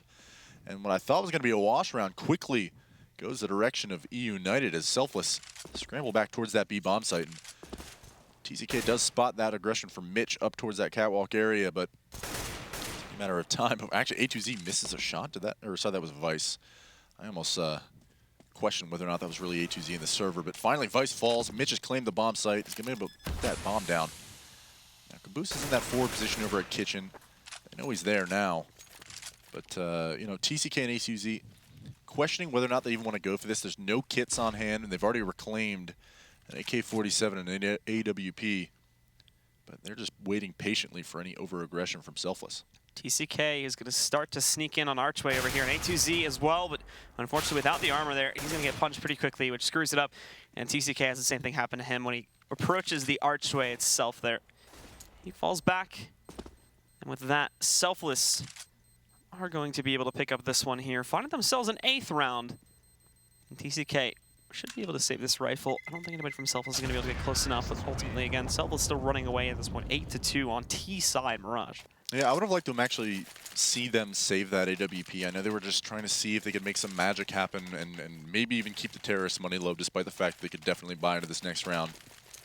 But at this point, I mean, you're going to have 5 rifles who were not able to save the AWP. And, you know, it might have been a situation where, to them, the round was more important. It's 8-2 now, anyway. The half itself, there's no way you're coming out on top. But a quick play is coming up A ramp. TCK actually towards that connection position this time. And A2Z with a quick spray transfer picks up 3. And Nifty, once again, in a dire situation with a 1v4. He's got to fall back, and obviously again here, hoping that someone crosses from top mid, push all the way around here, but won't be finding it. United are happy with the frags that they found here, and the big play from A2Z, of course, just to kill that entire hit. As he moves in, he does actually finish off A2Z. He took that aggressive position in Palace. Now, 3 more to go. He's got 1 minute and 15. A bit too long for really to fall back and save. He's still got to eventually make a hit attempt towards somewhere, or risk eventually just hunkering down and losing that gun after the timer expires, but after checking out things once again over there towards the T ramp, he does start to fall back. Now creep over here towards the apartments and the area on top mid again. Yeah, and this isn't like a pressure situation for Nifty at all. This is actually a relatively good round to lose in the sense of how the economic situation is rolling. eUnited on full money bonus. At this point, you want to get guns out of the hands of eUnited. So Nifty finds the first one on A2Z. If he can kill Vice here, which seems relatively unlikely. It's not going to happen. Almost cleared it. You almost thought he was going to. But he was playing games with our heartstrings. Playing it like a fiddle. Think I'm going to look to that corner? No, I'm going to look towards the fridge. You thought, Mr. Caster, you thought I was going to make the correct genius play, but unfortunately, Lady Luck was not on his side. So now it's 8-3, and this is a full buy coming out here from eUnited. Again, if they had dropped 1 or 2 more rifles, might have sent a few of these players onto UMPs or 5.7s. Nonetheless, 5 AKs coming out here from Selfless. Gonna get Shinobi deep Molotov to try and push players out of the back boxes there. Also trying to hope for some guys to push through that smoke, but he's got to be cautious himself not to peek out too much from the window area. He's already been lit up a few rounds here before. He's grown quite cautious ever since then. Beyond this, Mitch looking for his own entry up here on the T ramp, but being held back by the smoke, and also a dual cross-spray angle waiting for him just beyond that. A2Z thankfully is going to be a bit out in the open with this, but there's the flash. He's thankfully still, oh my goodness, look at this. Mitch gets the perfect angle. ATZ didn't even realize he's standing directly next to Mitch. And with that, he grabs that first kill. TCK thankfully moves in to find the trade. And now we get into the chaos situation though, and oh, Caboose jumps over that smoke, gives away the position to Shinobi, and he's gonna punish that, taking him down. United once again gets the advantage, and now you've also got CJ moving up catwalk there to try and stop more guys from going into connector in the first place. Yeah, and the first few kills obviously going the way of eUnited after Mitch with that awkward situation over at A ramp developed. I mean, an 8-3 situation, you can break the money of Selfless right here. Breezy's going to find this entry out of the B-bomb site. If he can get this kill on Cat, take everything I said back. This is Selfless's round. 3v2 situation, the B-bomb site is in the hands of the terrorists now. And Shinobi and TCK, again, trying to retake this B-bomb site. Not quite as easy as it sounds, but maybe a gift of a kill from Selfless would make it feasible. Shinobi has found that player over there towards window in the apartments, but again, he's not getting a peek from him anytime soon. Relying on TCK now to start the party a bit, and thankfully he shall, but his teammate goes down. No one peeks back out there, finishing him off on the right side of the site, and also a very quick peek too to finish off TCK. Nicely done by no one, clearing out the rest of the situation, and again, guaranteeing another round for the guys on Selfless. And another time, too, that we see just a single round traded out by United. They pick one up, they lose it after that. It's happened 3 times in a row now, and certainly hasn't been doing any favors for the CT set economy. Yeah, I mean, that round right there, allowing Breezy to kind of just walk into the B-bomb site and get 2 kills almost for free, when you know if you win this round, you send Selfless to an eco. You lose this round, you lose money control pretty much for the rest of the half. So 9-3 scoreline, Selfless running away with it here. United needs a miracle. And Breezy's going to waste no time pushing up, shutting down A2Z, gets the support of Caboose for his second kill. Mitch, however, look at Shinobi grabbing 2 deagle shots. Nicely done. Breezy and Caboose go down, but again, it's very well handled after this. Weiss has only got a P250, and he's forced out of the window room because of that Molotov. Nifty's going to finish things off, and we go into the 2 final rounds here with Selfless being in double digits. Yeah, United not having a lot of money on the board. They're going to force up with whatever they can because, you know, at this point, it's 10-3. The financial ramifications of overbuying, perhaps, or underbuying are no longer relevant. Like, you are down a significant way. 10-3 on the CT side of Mirage. You just need round wins at this point. If you can make it 10-5, then great. Like, we'll pull out a miracle next half. But if this ends 12-3, you know, because they decided to eco here, it just wouldn't even matter. So full buy coming out from them. The B push is coming on. Vice finds the first one, but Caboose and Breezy both trade that back out. Now it's a 4v3. Shinobi trapped once again over here at this kitchen position, and well, a couple op shots from Nifty is going to end that very quickly. And now TCK and A2Z in a 2v4. No point in saving here, although you don't even have a kit on your backs, boys. You decided to buy a smoke grenade instead.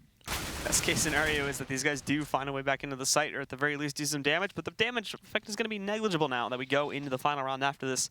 Selfless will have no problem rebuying anyway. As you said, they pretty much already had money control 2 rounds ago, so there's no issues with players going down. It's all about the heroics here, and if United can actually do anything, and obviously beyond that, keeping these 2 rifles alive for the final round. TCK, though, lining up 1.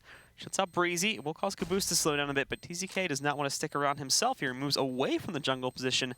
Now to hug the little bench just around the corner here. Now waits for them to peek. Caboose is going to go for it. Looks away at the wrong time. Second time that's happened now in this match. With that, TCK grabs that final kill. Like as mentioned, good damage being done, but ultimately means nothing since everybody else on Selfless can just revive for themselves. Yeah, I mean, it's 11-4, or sorry, 11-3. The best you can hope for is 11-4. It's a little curious to me. eUnited has had several different chances to kind of get their act together, and it almost cost them so many times on Dust 2 where Selfless was not able to capitalize. And now, Selfless every round is pretty much walk pushing into something, just grouping up a couple players and seeing if they can get an entry. Caboose has literally already walked out of Palace on a balk and gone back in unpunished. Breezy's up connector. Nobody's there. Shinobi finally realizes it, catches a hot one to the face. And Breezy's finally getting traded out by CJ to King. It's a 4v4 now, and eUnited needs to just clean up this round. A2Z sneaking in 1 kill there against Caboose at the very least, so they hold the A site. But Selfless has already started their rat. Here's the problem, though, is that you still have 1 player on a late rotate. That's Nifty, and CJ's moving in right now to cut him off. There's not even a gun in his hands, but CJ with the messy spray, thankfully still manages to get the kill, though, against Nifty. No one positioned in the B-bomb site, shuts out one of the CTs. And this one's going to be a hard cookie to crack now, and these guys do start to move over towards it. TCK and A2Z pushing in. No one did give up his position by the fridges there, and re-peeking in, he spots both of them. The only one left to find is going to be CJ. That flashbang note, I didn't even realize that TCK had pushed back out, but still, no one holds the line. CJ moving in, but that's a quick one-tap from Mitch to finish off CJ. It goes into a 1v1. Actually appears they didn't even really spot A2Z just yet, so he's going to get dinked. He's being sprayed down through the paneling here now. Mitch trying to win out the duel and really just waste as much time as possible, but he wins the outright 1v1 anyway. And with that, Team Selfless finalize this half 12-3. Even greater victory than we saw before, but it is going to be a huge lead for them. And for the guys on eUnited, well, they've got a lot of work to do to stabilize. We'll be back in just a few moments with the second half here between these 2 teams at the ESL Pro League.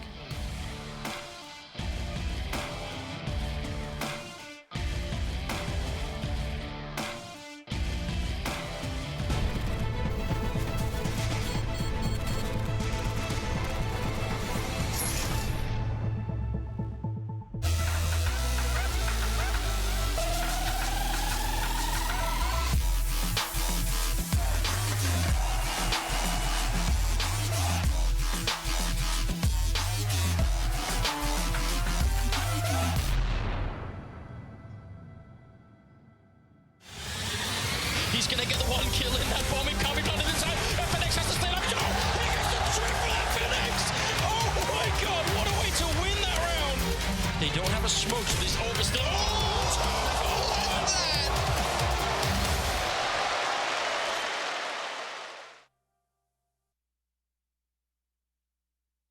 ESL Pro League is brought to you in part by Logitech G, Pay Safeguard, TheScoreEsports.com, Mountain Dew, and ESEA.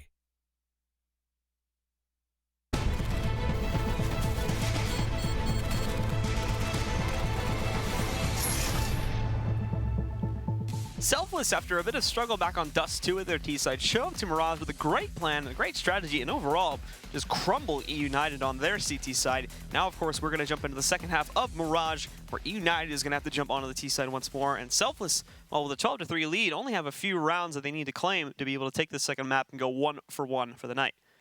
Yeah, unfortunately for eUnited, I think their heart and soul was not in this map. It was there on Dust 2. But so was TCK. Okay, Ryu's whispering in my ear to not jinx it. So looks like Selfless has this one wrapped up. Pretty much game over. It's 12-3. There's no way they could possibly lose it. Not in a million years.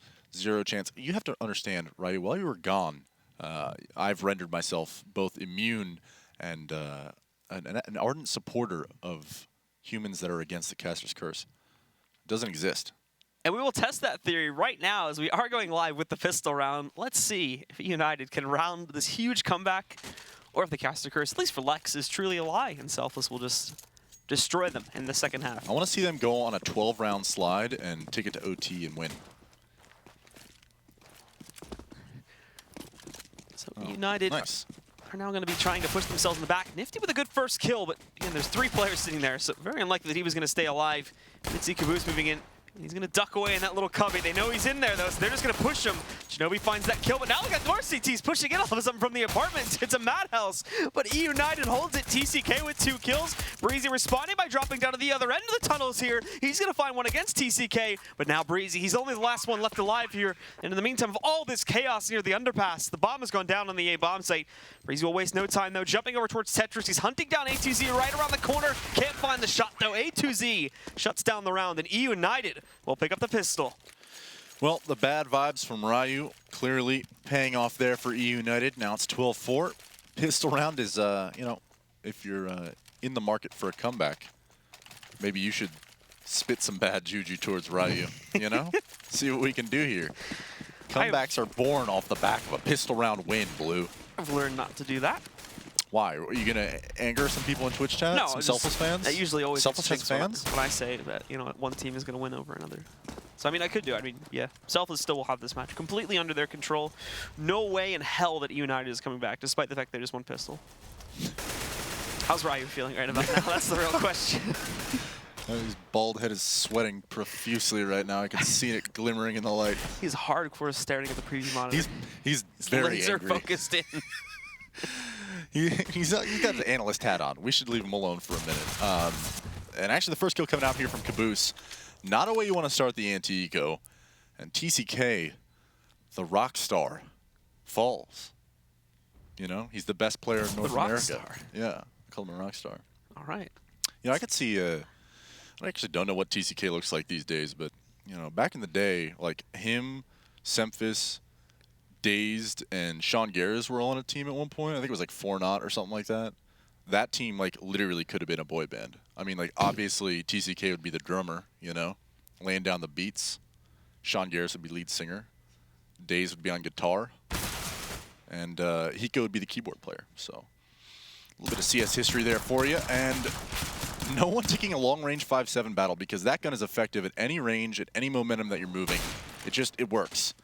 However, Nifty following the next kill, not going to come from no one.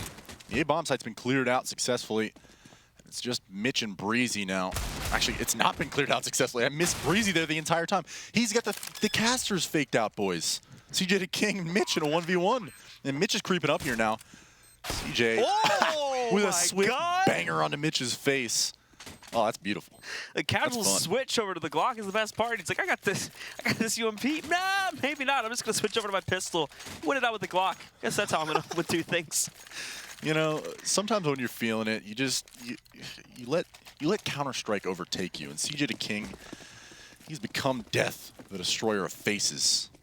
And this is going to be what do you call it? A trash round? Yeah. All right. Because there's like such a low chance. It's kind of like not even worth playing it in certain respects. Because it's 99% of the time the CT team is going to lose the round. Like that. Is that a statistical fact? It's probably pretty close to that. I think this is why you're a caster, not an analyst. Yeah. Right, I need you to run the numbers on that. Thank you. 12-6, though. At least at this point, if you're eUnited, you've already salvaged some dignity. You know, you're close-ish to double digits, you know? And when inevitably they do come back and win this game, I hope that Ryu does get a little bit triggered at both of us, Blue. Selfless are going to be pushing up fast on mid now. Mitch moving up, grabs a quick first kill. Shinobi and Vice respond, though. The mid pressure is punished. Well, they still got a guy in window. He's got to be careful of pressure coming in from underpass in a second here, too. Starts to fall back, but he's gotten out of there far before that Molotov lands. He's safe for now, but still, the numbers are not working with them anymore. It's a 4-on-3 with eUnited having the advantage. We can see no one still sitting, I believe, inside a dark room. It's poised to push out here at any moment to try and punish these guys that may be moving into connector. Yeah, and a little bit of over-aggression there from Selfless. I don't think it was necessarily by any means a bad push, but still confidently peeking. And United able to step up and shut him down. But there's no one dropping Shinobi, and it's a 3v3. Only Vice is in dire need of a med kit right now at 12 HP, but the rest of the squad is relatively healthy, so definitely a doable situation to take a bomb site and get this bomb planted here soon. But the A-pinch is coming up. A2Z coming up connector. And no one's kind of the only player here towards window, so this might be a duel ensuing here in a moment and probably determine the direction of the bomb site, but no one is being very cautious in his peeks. And as I say that, he peeks wide, gets A2Z. Now it's just Vice and TCK. And Nifty, TCK seems to know that Nifty's there, but Nifty gets the better of him. Absolutely right. Playing a little bit of whack-a-mole, but the mole's, I guess it's whack-a-mole. The mole would be like biting back, or in this case, off you in the face. Breezy clearing out the round. And that is, that's the first round of the half for Team Selfless. So, Caster's Curse, if it's real, which it isn't. Yet. It's not real. It's not over yet. It's not a thing. Still another buy round. Okay. If they lose this one, this is when it's probably fake, but it's definitely still real so long as they have guns in hand. All right, Blue. Well, we'll see what United can do, of course, as they're going to be fast out mid, top mid anyway, but a lot of flashbangs thrown by the CT side will hold them back for a few seconds. They have Molotov support, and actually, Caboose kind of panicking a bit there, just runs through the Molotov to get himself back over towards mid. He knows his pressure, didn't want to stick around for it, so he gets out. Caboose finding the first pickup for this round against CJ. Caboose as well, still hanging out here in connector, looking for more pressure. You can hear that player shooting from down below, but nothing to be seen at this point. United just taking some pot shots, hoping they can find some more of the CTs, but for now, they've all backed out, and they're actually fairly well focused on a B hit. We've got 3 guys in the site. One's kind of floating in between, that being Nifty, able to go back into the crawl space if they need A support, but now you're leaving Caboose to kind of defend both mid and A, and then only having Breezy to really fully focus on that site. Tito peeking back in, he actually grabs the shot on A2Z, despite them having that stack there. Shinobi can't do anything to respond to that. Down another man here. Also a wild peek from Caboose, finds TCK in the open. He's going to go down now, and there's only 2 up and running for United. Yeah, and Breezy's about to catch a little bit of heat when Vice finally comes up a ramp, but he's successfully repositioned himself back towards CT spawn. Some smart defensive plays coming out here from Selfless, just making sure they're coordinating their peaks, and that's actually an impressive CT hold there from Selfless. United did whatever they could to try and reel that one back in. We saw Shinobi, and I believe it was A2Z, going for some cheeky, what are we, EU casters now? Why did I just say that word? Cringe, Blue? Cringe. No, don't say that word either. Why, you don't like that word? No, I hate that word. Huh, weird. I'll make sure that I never say it again. Regardless, I mean, it was just awareness from Nifty knowing that there's 2 players under window. They're going to do something. They're probably going to boost up. And they did. Got the shot. Now we see a Tech 9 armor buy coming out here from eUnited. Probably setting up some sort of an A execute. And any moment now, the smokes will rain over. And Breezy and Caboose are the only players over here at the SA bomb site. And Caboose and Mitch are actually tucked away in connector. So Breezy under Balk, sorry, on Balk. Have to catch some hell from eUnited, but Caboose actually there supporting. The push to the jungle smoke ran literally right into where all the CTs were. So Breezy's able to just clean up the last 3. 15-6, match point. Nobody punishing Breezy at all in that position. Flashbangs all across the board. You could see how awkward it was for Breezy and his opponent sitting in the smoke there. Didn't really react to that for a few seconds, but when the chaos finally clears, it's definitely favorable positions for Selfless. And well, it seems like the curse itself may be dead here now, as United, their last straw, their last hurrah here is just going to be upgraded pistols with armor. 3 Tech 9s, 2 Deagles. They do have decent utility, but they are going to have to try and really hunt for these frags here. And we've already got Caboose moving out, spotting 1 player at top mid. One thing they haven't seen yet is going to be that pressure over towards the approach towards the B apartments, although Nifty finding a first good kill, second kill as well. That's, again, an aggressive push in the apps, and no one makes these 2 pushes to find both A2Z and Vice. CJ finally responds to Nifty's aggression in the apps, and now he's armed with his op, but he's got a 1-on-4 in front of him, although finds a good first kill there. One of his opponents was caught spraying into the doorway, but there's the flank. Caboose is going to shut things down, and Selfless do end up claiming the second map here. Much quicker one this time around, but they will take it, and they'll go 1 for 1 for the evening. Yeah, the inflection in your voice, I was like, go on. Oh, that was the end 1 of the for 1 in sentence. the evening. You can speak now. Do I have permission? Yes. Oh, I love when I get You have approval. I talk too much, honestly. I can't even read, you know? It's weird. It's a shame. eUnited, I think, are definitely unproven team. But I mean, their 2 wins in the season came against Immortals and then against Selfless, both on Dust 2. Maybe they're just Dust 2 mains. You got Verta Globals, you got 24/7 Office players, and you got Dust 2 mains. Maybe they're just Dust 2 mains. All right. Well, we're going to see some more of eUnited in just a little bit, but for now, to talk more about this set, we're going to head back over to the analysis desk. Ryu, feeling a little bit better now, I suppose, that your team has actually won them out for today. Good for you, Steve. I am, yeah. I mean, they only gave up 6 rounds on Mirage. It's almost like we were playing Winterfox on LAN when Lex was playing on the team, you know what I'm saying? So after that flame strike, I'd like to get the thoughts of my legend DeBears over here. What did you think on that one after seeing the struggles of Dust 2 for the Selfless side and eUnited playing pretty well, kind of flipping that for the second match? Team Selfless looked like a different team. It's almost looked like someone texted them saying, hey, stop playing so scared and let's start headshotting them.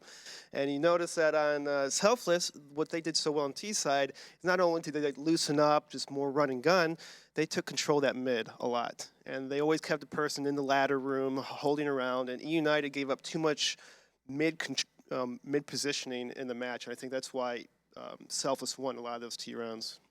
Yeah, I know that there was, I think round 10, it was a 2v4 that they did a really good job. We'll see it here. It looked like they were going to get eco'd, and ecos have been something we've really struggled with on the Selfless side. And see, it was a 2v4. Mitch gets a nice headshot. They slow things down. They don't panic. They don't press and just try to take fights. They slow it down a little bit. They work the map. They seem to know that Vice was there. They're able to bring that back, and this is a really big round.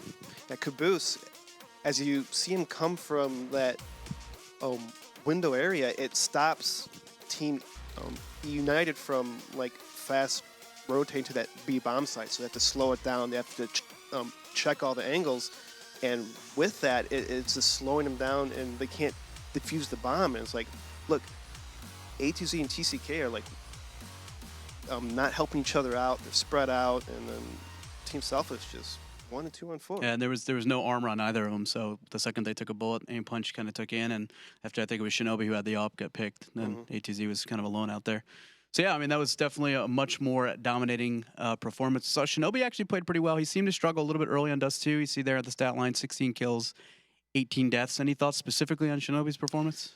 He had some nice kills. I mean, I was more focused on Team Selfless. It seemed like even though he got a lot of kills, you lost anyway, so it's sure. It doesn't matter if you have a lot of kills. You lost the map. And so. Yeah, he had a couple really nice shots with the AWP. It was, I guess he's going to be the primary for them this season, and he had a couple like really nice flicks. He had like one in connector, like over a smoke that was pretty good, and won them the round. And then on the other side, statistically, no one had a really, really good performance. We see there 25 kills, 15 deaths. Any thoughts specifically on how a man is no one plays? Little Game of Thrones reference. He just run and gun and just peeked and shot like anyone who challenged him in shooting. He was just picking people off. He was. I mean, the whole team was playing their part, but no one just kind of like, you know what? I'm tired of losing. Let's just jump and shoot. You know, let's just shoot around. 25 frags, pretty good performance from him. I think the team overall played well. But if you would like to check out how many kills the other players on the team got, and you have an iPhone, or maybe you have an Android device, you would go to the App Store or the Google Play Store, and you would download the Score Esports app. It is the #1 place for esports news, highlights, scores, breaking news, new roster shuffles. That's the place to get it. So if you don't have it already, go download it now. We'll be back to see more A2Z as he takes on the Australians from Winterfox after this quick break.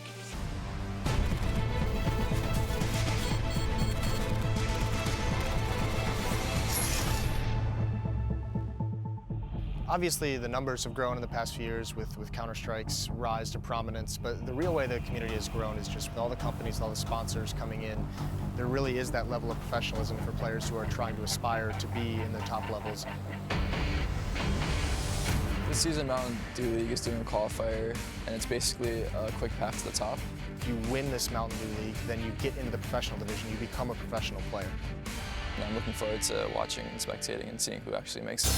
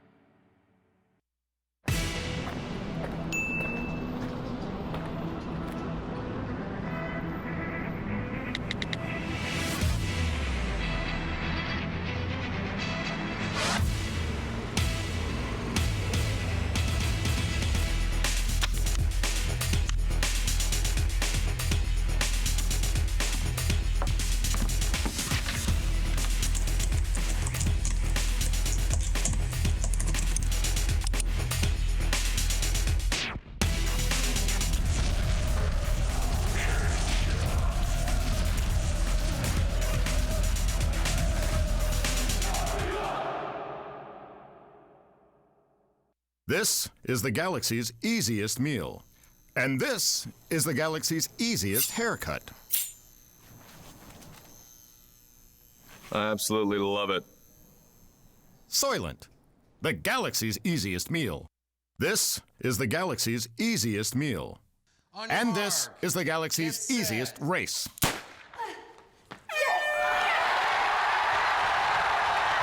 Soylent, the galaxy's easiest meal.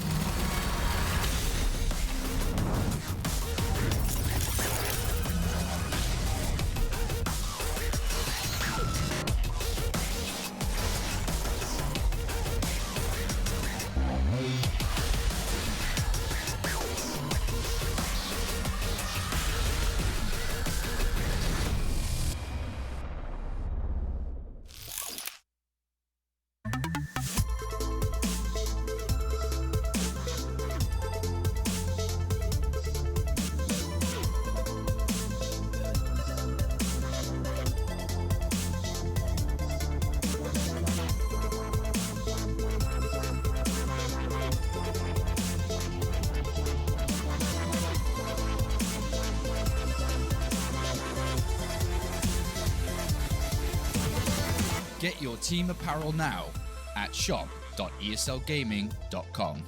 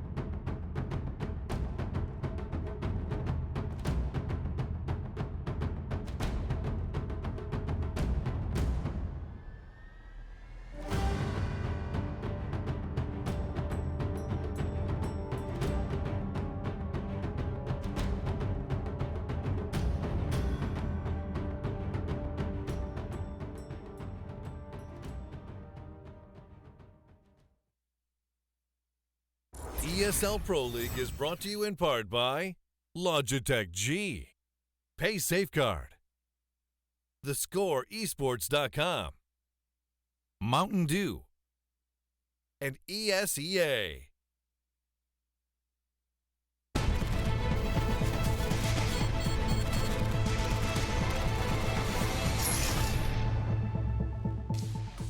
Welcome back to the CSGO Pro League. T-Squared and Ryu hanging out at the Xfinity desk. We want to give a shout out to one of our sponsors, Kingwin, for making this season happen. Thank you, Kingwin. Best Arnold impersonation. Come on, everyone's doing it. No. No? Nope. That was a good one. That was close. That was good. Yeah, that was close. I think I've heard him say no once. It was pretty similar to that. I'm not even going to try, so let's just skip that. But guys, I want to mention that the Guild Wars 2 World Championship is right around the corner. It's about a week and a half away. September 17th, it's going down in the ESL Studios in Burbank live. $200,000 up for grabs. And if you want more information on that, at ESL GW2 is the information, but we're talking about eUnited, and we're talking about Winterfox. You guys actually played Winterfox at the Northern Arena LAN, and we just saw eUnited, so going to be a pretty interesting match. Yeah, I think Mirage was being played. I would say that's hands down right now the best map for the Winterfox lineup. As we take a look here, Zusi, Afnu, Imagine, Dexter, and Moku. It was Dexter at the Northern Arena LAN on Mirage specifically. I don't know that he missed like 3 op shots. He picked up the op and then he just went off. They had a 12-3 CT half against our 12-3 CT half, so they had like a huge comeback. A lot of individual talent on this team. I don't know that we've seen several players kind of have that kind of performance in the same game. And if that happens, I think that they should be able to get 2 wins against eUnited today. Yeah, it was a rough week for Winterfox. They're looking to bounce back, and like you said, they're going up against eUnited. Their squad, we just saw them going up against Selfless, TCK, CJ the King, Shinobi, Vice, and A2Z. A2Z, best player in the world. Yeah, and honestly, TCK, I know Lex wanted to flip that meme around. TCK played tremendously well. I mean, a guy that hasn't really been super active as far as I know in terms of like deathmatching and scrimming and practicing. Just stand in today. I think he was top fragging for them on Dust 2. He's a vet. He's got tremendous experience. The Clutch King was his nickname. He's been to countless LAN events and done very well. So he's been pretty solid for them so far. Coming off of that loss, it's something mental reset is definitely going to be something they need to do. Maybe take a few minutes, go outside, get some fresh air, come back and play a fresh series against Winterfox. Go outside? Who goes outside? Most of the time, not gamers, but hopefully maybe they can break that cycle. Outside? Well, on a more serious note, my question to you is, we just saw eUnited play. Now, Winterfox has been sitting around maybe scrimming, maybe watching these matches. Does eUnited have an advantage because they just played another high-caliber team that's in the Pro League, your squad Selfless? Do they have an advantage because they're more warmed up, or does Winterfox have maybe a little bit more advantage, pending the maps, obviously, by watching? Yeah, I think it's different for every team. I think for the eUnited side, if the maps were flipped, meaning that if they took a beating on Mirage but then beat Selfless on Dust 2 second, they would have momentum. They would be feeling good and confident. This is one, like I said, they're going to need a mental reset. So I would give a little bit of an advantage to the Winterfox side, assuming that they're warmed up and ready to go, just because I don't know about the leadership on eUnited to say, like, hey, guys, that was rough. Let's just kind of, like, take a breather. Everybody reset. Let's go deathmatch for a few minutes, and let's get back in and get some wins tonight. Now, 2 teams with losing records. These are the matches that when you're going up against a team with kind of an even record like you have, you know, a negative record, I guess you can say a losing record, how important are these matches against those same caliber of teams? Yeah, I mean, if you want to make playoffs, it's critically important. You know, on our end, to not get a 2-0 tonight is a very, very bad thing. I think that could be the same for Winterfox if they don't get a 2-0 against, you know, the last place team in the division. There's not only that necessary to make a run at the playoffs, because you know that you're going to have to play a steaming hot Cloud9 or a Team Liquid that seems to be gaining momentum, or Renegades, and some of the real top tier teams in the region. You know you're going to have to play them. So to get 2-0s against those teams is extremely unlikely, and when you have the opportunity to get a 2-0 against a team at the bottom of the division, it's really important that you make it happen. All right, we'll find out how this one plays out. The players are getting ready in the lobby, so we're going to throw on over to the casters. That's going to be the Bears and Blue. Take it away, fellas. Thanks very much, Tom. Hello. The Bears, I got a bit of a question for you. Hold up. I don't go outside. It's not that. That's my answer. I don't go outside. Okay, go ahead. Do you think Ryu spent more time coming up with that joke in the last time about Lex, or do you think he spent more time analyzing Breezy's demos? That's a tough question. I mean, by comparing Selfless and Ryu's jokes, weight status, feels like it feel like it put more into the jokes than demo watching. Yeah. I don't know. But I'm joking as well, because you could tell. It's all in good fun. Ryu's we all type know each of guy. other. We're all good friends on the desk. Calm down. That's okay. It's getting a bit tense. We do hug each other sometimes. Not all the time. I don't know if you two in the back or something. I do a little hugging here and there. You know, we get close. We share moments. It's a good time. You never hugged me. We could do that later. We'll do it off for later. Stream. We'll do it off stream. We don't have to, show people. Oh, hello, sir. Ryu just taking it hard. Taking it hard. It's okay. It's okay. We love you, Ryo. Well, anyway, this is going to be Winterfox going up against the guys from eUnited. And our first map is going to be on Cache, or as the Australians say, Cache. Cache? Cache? Quiche. I don't actually know how it's properly pronounced. It's like Cache. Quiche. It's actually very hard to pronounce it like an Australian would pronounce it. But anyway, Yeah. what are your thoughts like going into this match? Like, who you got to give the edge to here? I'm definitely giving the edge to Winterfox, even though eUnited did take a map off Selfless. They just lost like 16-6. So, I mean, that's definitely a mental fart, I should say. Yeah, I'm throwing out all the words. Right. Or wait, maybe a deflate. Their mind's in a weird place right now because the only map they've won so far is on Dust 2. I feel like brain fart is the appropriate term. Yeah. Not a mental fart. You know, I like to make things up, all right? That does sound a bit strange compared to brain fart. But anyway, we are live and into the pistol round now as eUnited jumps onto the T side. And now imagine he's going to be placing himself first here, possibly in the way of this thing. But he does actually end up pushing inside. Spots CJ, dips out very quickly, though. Doesn't really take a whole lot of damage. Just leaves himself as the last man, or leaves himself with about 20 HP missing. Really, actually about 12 now they look at it. But still, the guys from eUnited, after meeting that one, are still going to be taking things rather slow. However, all of a sudden, we see one of their guys jumping out to the mid-garage area. Again, doing some damage to the CTs here, but ultimately only giving away their position. They know that they're playing the default at this point, but these peaks aren't really allowing Winterfox to adjust their own setup as of yet. 3 fully committed to the A-bomb site, however, and with the only other player being towards mid being in the vents here, it does leave that site a bit vulnerable if they can take Dexter down early on here. Yeah, Team eUnited was kind of spread out, trying to poke around, see if they have any stacks, and they caught the boost, but Dexter picks off Shinobi off the bat, and A2Z with a nice exchange. It looks like eUnited's going to just go straight in the B with the bomb right now. APOC here holding things back very nice, actually. Finds that first pickup. Even gets a second one through the smoke against CJ before A2Z responds.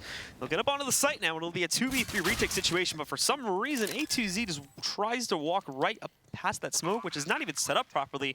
They definitely would have seen him, so they catch him going inside, and now it just leaves Vice alone in a 1v3. Finds the first kill, though. And it's going to be up close for the final 2. Thought one was going to move over there towards the generator side, but it was not the case. Both just push right up the ramp. Imagine's going to find that final kill, and Winterfox will grab the pistol. If A2Z did not push and peek right there and got killed, eUnited could have won that round easily. They had a good position. They had the bomb plant. But there's a reason why you can't take unnecessary peeks. Work together, you know? Get the kills. Stop trying to die. No, please. Please, no. I don't think they're trying to die. Well, it looks like it to me. All right. With their lack of teamwork, okay? It looks like they're trying to die. Just pushing right out to their own death, just giving up on life, Aaron. It's a very depressing game we're playing here, if that's the case. It is, sometimes. And Dexter, he's like, he doesn't care about life. That's why he's rushing middle by himself, because he's confident in peeking this angle. And eUnited, they have like 3-4 people in that area, so if they get off this one dig, which it might not happen here, because they're going to fall off. The bomb that was towards that A main, it looks like eUnited's going to try to work with that A bomb site. A2Z now down to 17 HP, however, because of that big nade that was tossed over from Dexter himself. eUnited, though, now preparing to just go for an all-in hit into the A-bombs. They had all 5 players, with actually 3 of them moving up the squeaky hallway right now. Only 2 working their way out from A main. Zusi sitting back over there in NBK spot, along with Imagine a bit further towards the quad area, but here they go. They get ready to explode onto the site. Doors open. Whatever grenades they have are being thrown onto that site, but it's not going very well at all here. 3, now 4, and 5 for Winterfox. Guys from eUnited barely get even any damage onto them in that round. Yeah, in my opinion, if you're going to buy pistols after you plant the first round, because as you can see, eUnited is going to buy AKs, but with very little utility, take your time. You don't have to just rush into an A bomb site. Take your time. Try to get as many picks off, pick off as you can, and waste the counter-terrorist money. They just had pistols and they died without a kill, and now they're kind of money screwed. And now eUnited, the same story once more here, as they are going to try to line up a push, get themselves inside of the A-bomb site. A bit more split up this time. They're keeping the options open over there. Really, of course, just trying to watch out for aggression for the most part, but still, Winterfox guys have now gotten a bit more audacious too, since we've seen Ofnu pushing in. That nade, if it bounces properly, could have done massive damage, but it's that little edge there at the end of it, and unfortunately one of the massive stack of players from Winterfox that have just, or apologies, from eUnited, that have just gone over the boost position. Now they have 3 out mid. Dexter trying to peek for this. He knows they're out there, but obviously being very smart about this, not wanting to test the waters so much here just as of yet. Now Ofnu, though, is going to go with his teammate, but oh my goodness, caught completely off guard. Shinobi, A2Z, and A2Z again shut down 3 players from Winterfox that essentially just feed one by one by one. They didn't really seem to have the greatest amount of intel, and although APOC's going to move in on the flank, he also just lost Imagine, so now he's alone in a 1v4, and eUnited pretty much already have full control. Yeah, APOC looks like he's probably going to save, maybe try to save his gun, maybe get 1 or 2 more kills, but nope.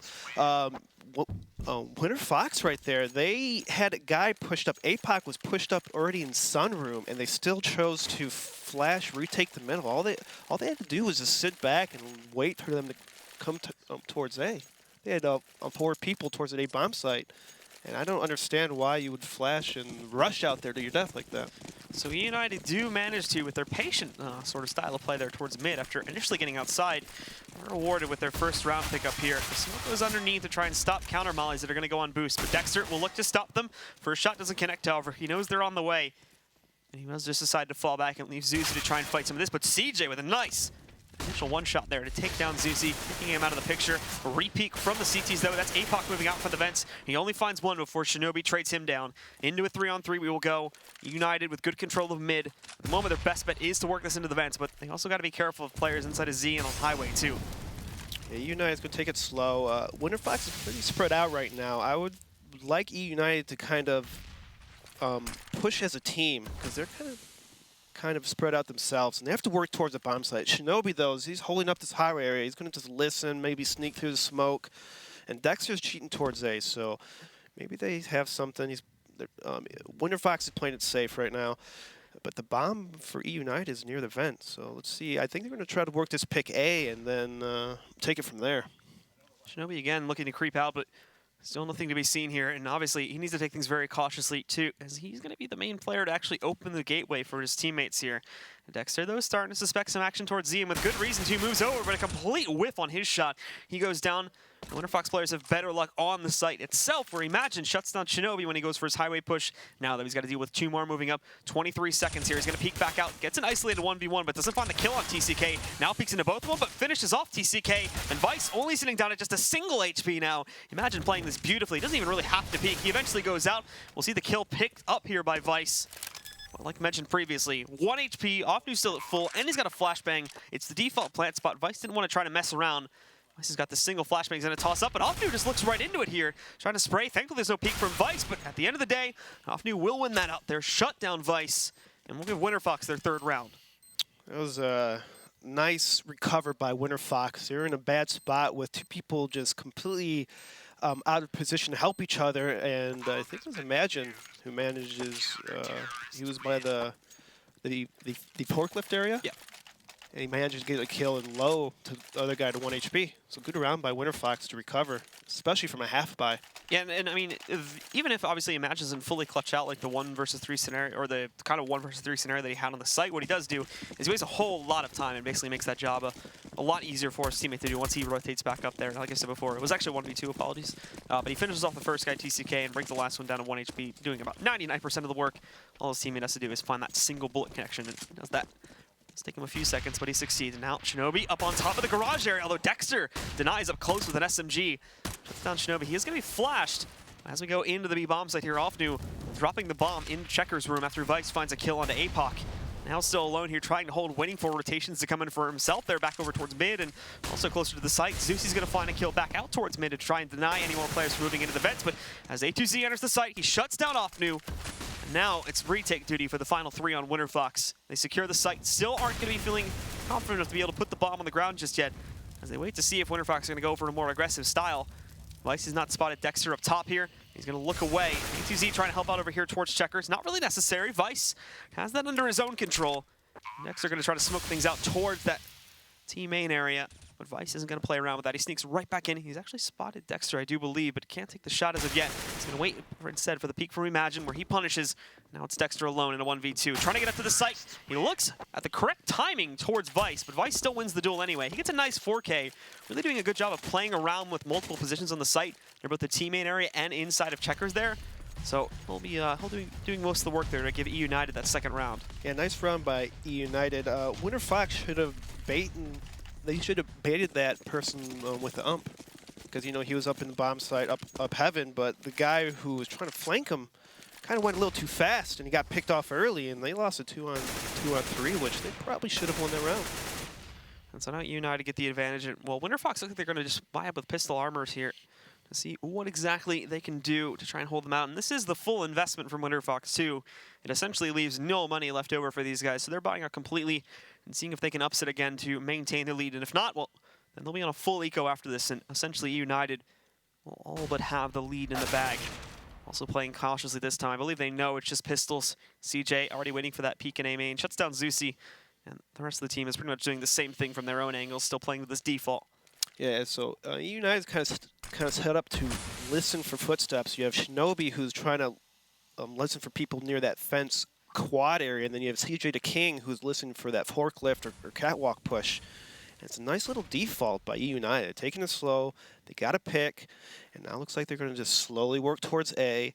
Shinobi has a good idea where people are in the bomb site, so they're going to flash and smoke in that area. Shinobi just rushes right in, but he gets picked off by Imagine, who gets 2 kills, 1 blind. They'll just run around A2Z, though, clearing it up. Well, this from Imagine, too, picking up another frag before finally going down to TCK, but then all of a sudden, APOC moves in, Vice with the fast trade. It goes to a 1v1. Vice doesn't initially realize it. Ofnu's sitting back here, though. However, Ofnu wins that duel. Those balls to the walls, out in the open from the truck position, and somehow wins the final 1v1 against Vice. 5-7s are kings in this game. Just, I'm going to kill this guy, and I'm going to be blind and kill this other guy. Why not? Just flicks blind. Why not? Quick trades, but like I mentioned previously, somehow Ofnu manages to win this. Vice can't find the last bullet it's needed.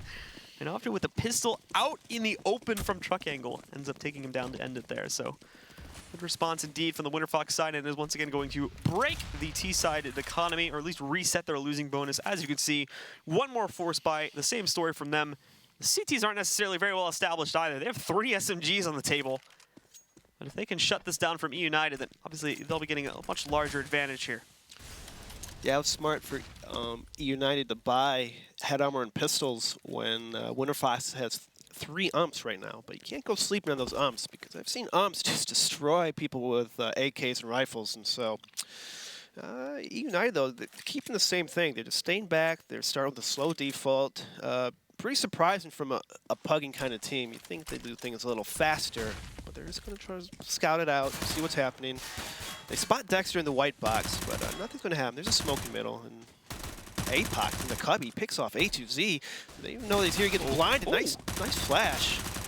Dexter's just pushing through the smoke, trying to get kills, just spamming in through the smoke. Dexter as well, just going to fall back to the sandbags, though, because he's very, very low. TCK looking for that last bullet, but can't seem to get it. Shinobi's been having some better luck. He manages to take down Imagine, and there we go. Dexter finally tries to retreat where he will get taken out. But here's Zeusy, actually doesn't get any kills. Apologies.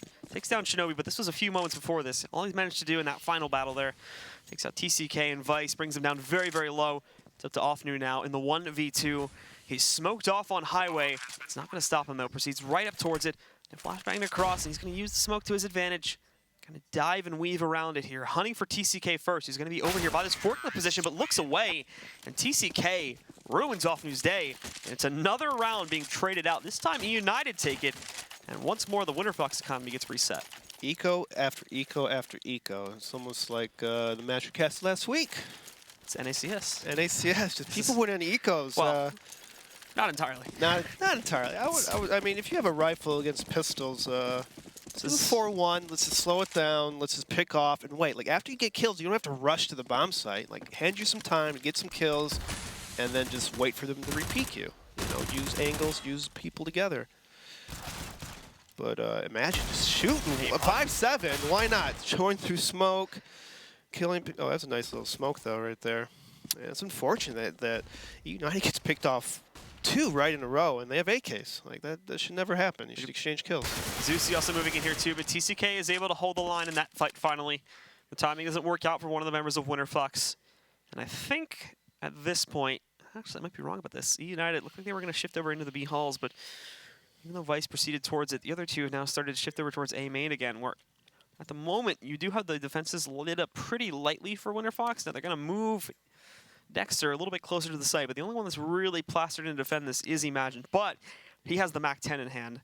And even though he's in the squeaky halls, if they don't suspect him to be in there, that's where he can impact. Again, though, the call has changed from eUnited. They do at the end of the day decide to push over towards these B halls instead, where APOC and Ofnu are waiting up on the site platform. Molotov will be tossed inside. TCK as well, flashing the white box just to keep things safe. But they're ready to explode. There's the Molotovs going up onto the platform itself. Vice, though, what? I don't know what Killed just happened his right there. teammate with an HE grenade somehow. What? I have no clue where that happened. But anyway, Opnu peeking out, finds that first kill. Now it's just Vice left alone. He's going to get this first guy, but does he suspect the second? Well, I mean, the second guy behind the spools there didn't even really matter because Dexter just came up behind him and ruined his day. That was a very interesting round with the TK grenade. How did this happen? I think he missed a nade over the window. I think it bounced backwards. I mean, that's the only way I can explain it. But again, Winterfox should not have won that round. Just 5-7s pushing and eUnited kind of slowing it down and walking into a stack of Winterfox. This is 7 rounds in a row now where not a single team has managed to win 2 straight. So it's getting a bit ludicrous. eUnited still forcing, of course. Can't give up fighting for control. But I mean, this favors Winterfox. Obviously, they're keeping the lead going. And obviously, as we can see here, Shinobi going to be hunting for the first Eagle kill. He almost gets it, brings Dexter down to 53, but he doesn't fall back, although he goes right back into that flashbang. I think he's going to give up his white box position for now and kind of let eUnited move out to mid. Yeah, pretty smart by falling back. eUnited, though, is going to be taking over the middle. Shinobi's kind of sneaking up. TCK is going to cover his position, but there's no one from Winterfox in the middle, so they completely give up the middle. They're going to play towards bomb site. Dexter is falling back towards that CT spawn Z area. Let's see if he can catch Shinobi off guard. He's going to have to check that corner, though. eUnited, though, still taking it slow. They have 3 people towards middle, maybe 4 people. They have 4 people towards middle. It looks like they're going to work towards highway. Winterfox still don't know where they're going to go exactly. But eUnited is sneaking up right now. They're about to hit this A bomb site. And Magic getting 2 kills. Gets picked up by Vice. Another kill by TCK. Zeusy exchanging. Now they know he's at this quad box. Vice is going to peek through the spawn. He gets a shot, and he gets one, and almost by eUnited. But not quite. Just not quite. Finally, we see a team picking up 2 rounds in a row. And with that eUnited, I believe their spirits will be broken here. So they'll have to go on to a save, and a team will take control. And unfortunately for eUnited, it is the team that actually managed to win the first couple of rounds as well. So the problem is now they not only get themselves that bit of an early start, despite the fact that obviously we see the guys from eUnited picking up their first gun round when they buy up on the third. That trade sequence only ends up leading to now more rounds going into the hands of Winterfox. Because now they've been reset again, and they're going to hold probably like a 4-round lead by the time we actually see eUnited get guns into their hands once more. Yeah, it's going to be at least an eco save right here, and if they save this round, they should be able to buy next round because it's 2 rounds already. So hopefully they don't buy any pistols or any nades or anything. I mean, I always encourage buying a pistol or nade on eco, but right now you've been winning back and forth. Let's try to get that money back and just try to maybe kind of change the pace a little bit. eUnited's playing a little slow. Maybe do like a rush somewhere or together and just maybe more puggy. Bit of a direct strat, essentially. Yeah, just direct strat. I mean, they can't even really afford pistols and whatnot. Like I said, going down the list here, the average is just around 2K. The most money they have is Vice sitting at 2,500. And beyond that, again, even buying a pistol want to keep in mind they just started attaining this losing bonus once more, so they'll save up for this one, and so long as they full save, they should be in an okay spot to force. But even then, they may have some players downgrading to like Galils and whatnot. It'll be a bit iffy. At the very least, utility will be missing from those AK buys. So, but they're a pug. They don't need utility. They just run and gun, right? Is that how pugs work? You just run out. All we need is 1 smoke and 1 flash. They're playing that goddamn default that I hate to see. Sometimes you got to default it up. You have to have like a base, okay? But you got to change it up. You can't just do default 9 rounds in a row and expect something different. You know, like they change it up here and there, but like have a different default. Have like a B default. Have an A default. Just do something that kind of throws off the CTs a little bit. Make it uncomfortable for the counter-terrorist. The good news is, though, is that, again, since we still have so many rebuys, Winterfox's economy is also in a pretty kind of crap position here, too. Most of these guys are still like full bought out onto this round. They're hoping, however, that this is going to be an eco round, as we can see 2 SMGs on the table for both eMagid and Dexter. They want to capitalize on this. They want to try to get as much cash up to the table as possible so that they can kind of get away from these crazy round trades that were happening, just a few of them back, and so that they can actually stack up some money to grow their lead even more so.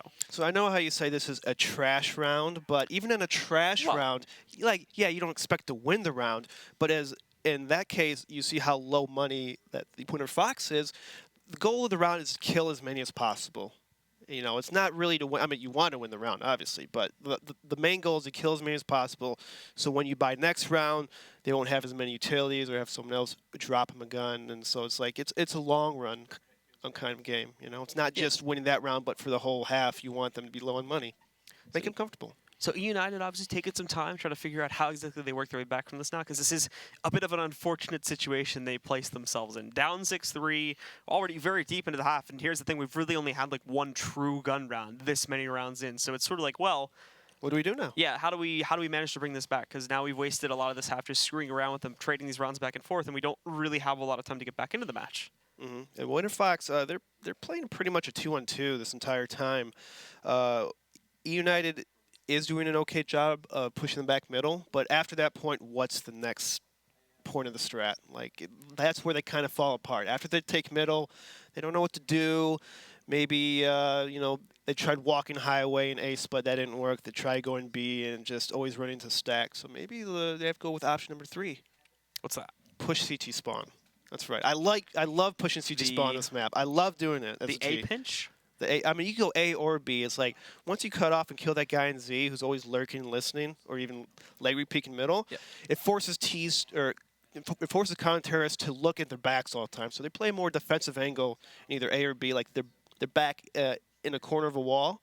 And so, like, you kind of open up the map that way.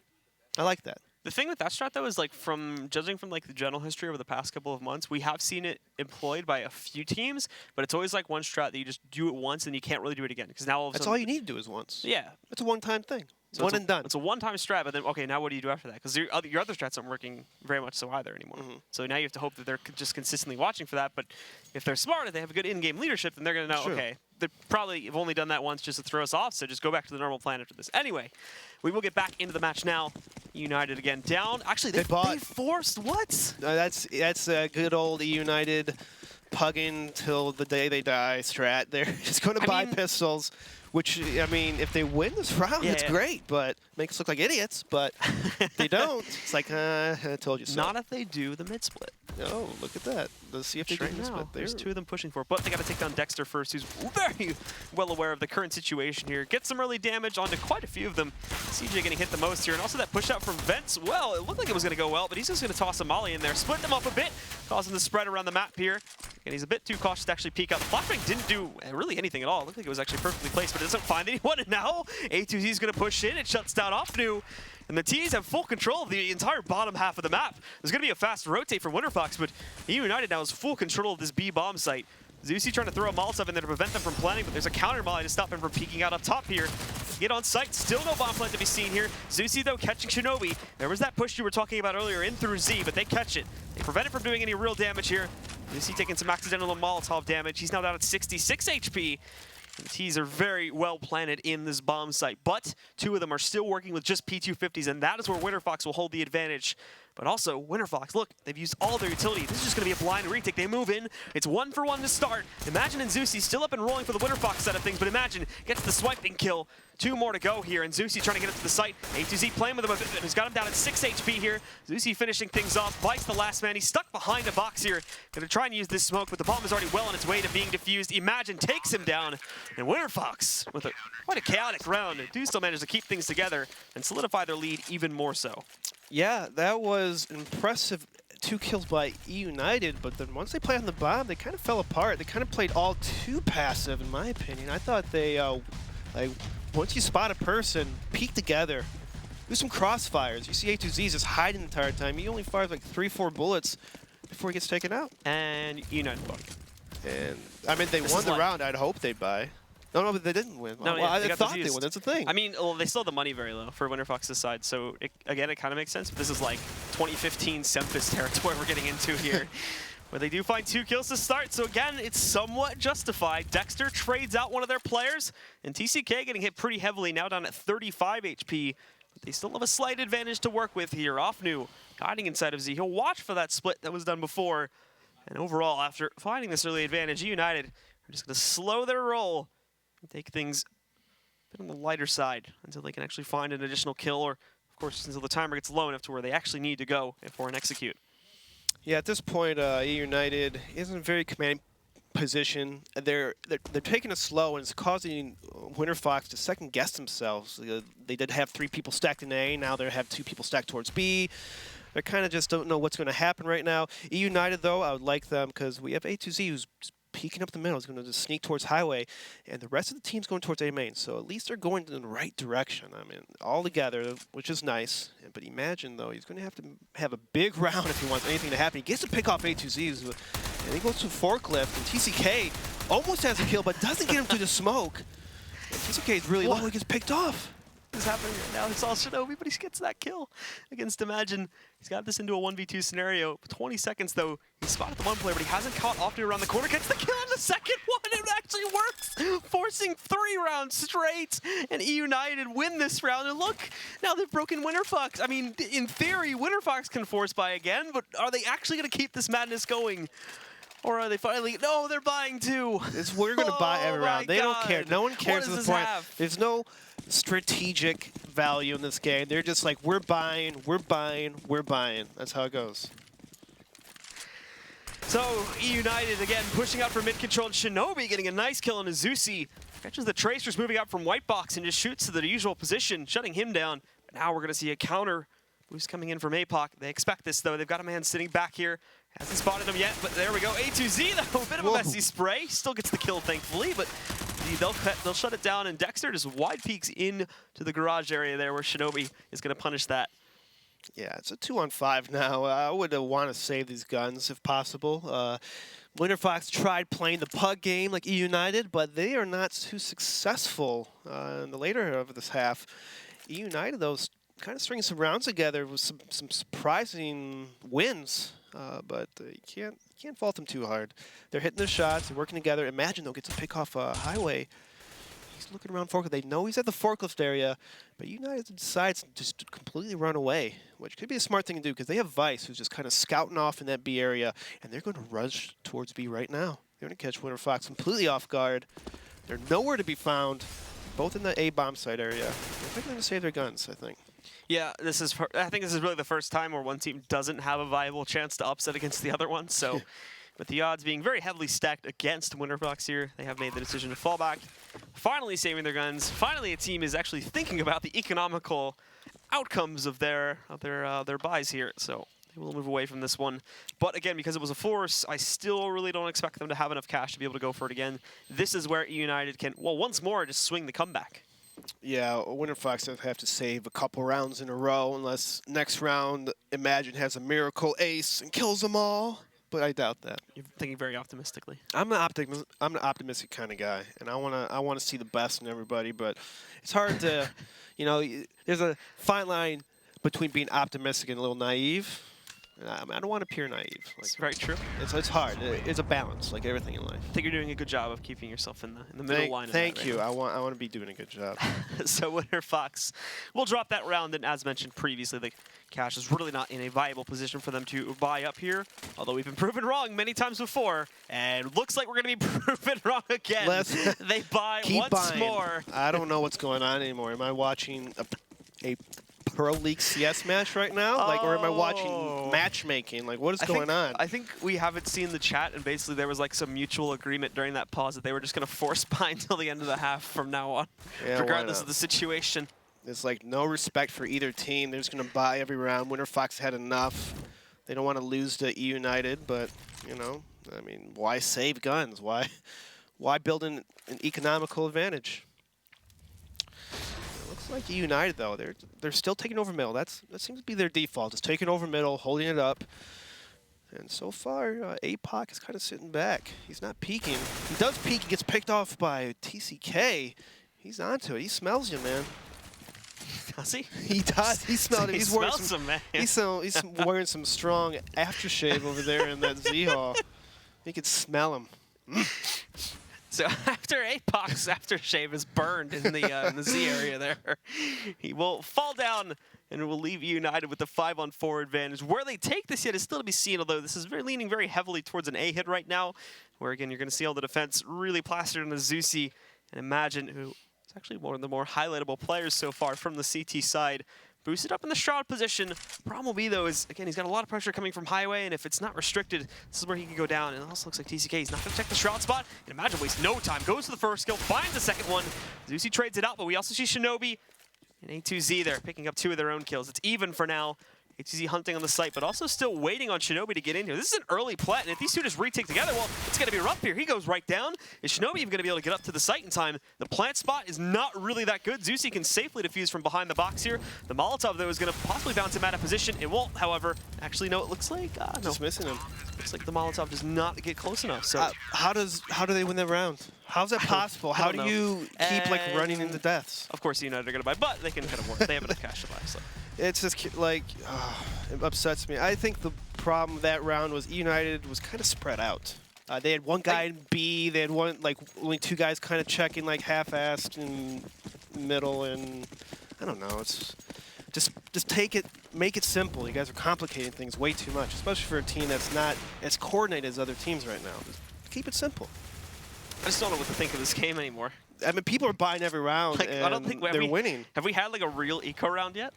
I don't think so. Maybe I think literally they bought every single round, both teams. I don't think there has been one eco. Maybe one. I can't even remember. We may have had like one or two somewhere in there, but we don't remember it because it's just been forced buys every single round after that.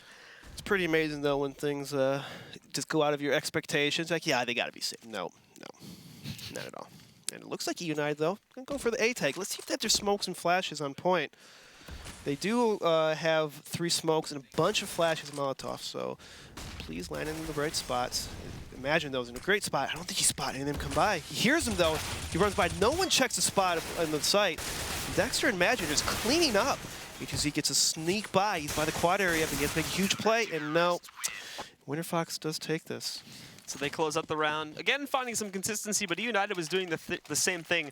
All of this boosting for Winterfox, though, is coming off of the 2 rounds, really, that they've claimed by picking a pistol, and the second one after that, where eUnited obviously finally did actually not get an advantage by force buying, and then we had that crazy 7-round trading streak where Winterfox also went out 2 in a row. So it looks like they're getting an advantage in the long run of these trades back and forth. Winterfox is still coming out on top, and this does put us into a position where obviously eUnited's going to force buy. You know, what would this have be without another force buy to end things? But it'll be on the final round this time, so of course it makes sense. It makes sense. eUnited's going to shift a little bit towards the middle B as their default. They're just kind of holding around or in their T middle area. Just kind of trying to get some information, trying to maybe bait some nades. TCK is going to flash through the middle, but they decide not to push through the flash smoke. Could be smart because Dexter's waiting for them. He's just ready to get them. But no, he spots one, but nothing's happening right now. They're going to slow it down. They're going to keep just waiting, poking around. Winterfox is not over-rotating, and then he gets picked off by a little Deeg. Why not? Why not? So CJ is going to find that kill onto Dexter. And again, the defense has become very spread out. Although Vice gets hit, Zeus is going to get mollied out of the quad position. He loses about half of his HP from that. There's Imagine catching another one. Doozy is going to actually fire through, and Zeus just sticks in that door despite us seeing Doozy firing out of it just moments ago there. So that'll cost Zeusy quite a few of his health points. He's now down at just 14. Imagine though pushing back in again. He doesn't catch it, but oh, nice reaction actually to recover from that. Shuts down Vice. He's down at 6 now. However, eUnited look a bit shattered here. They've got good control to initiate onto the ASA, but they can't really find those entries to get them in. And oof, unfortunate timing again as TCK goes down trying to pick up an AK that he finds on the ground here against Zeusy. In the final 2, because there's only 20 seconds on the clock, they're going to try and make this push, see how well it works out. One player jumps up, they don't find him, and they also don't see this guy behind Forklift, so Imagine just wrecks both of them. And Winterfox do end up with a pretty stern lead, 10-5 in their favor coming off of the CT half.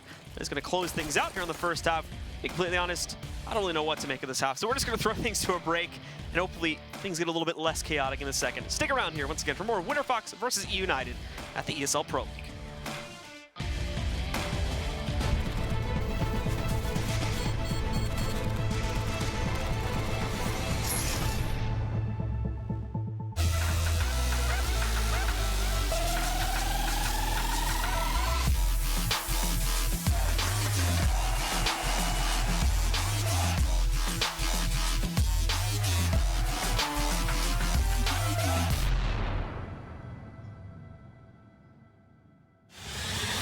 He's gonna get the 1 kill in that bomb incoming onto the side. FNX has to stay up. He gets the triple FNX! Oh my god, what a way to win that round! They don't have a smoke, so this overstill.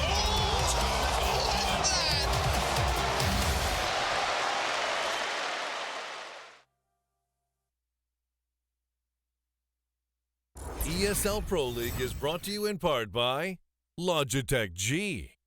Pay Safeguard. TheScoreEsports.com. Mountain Dew.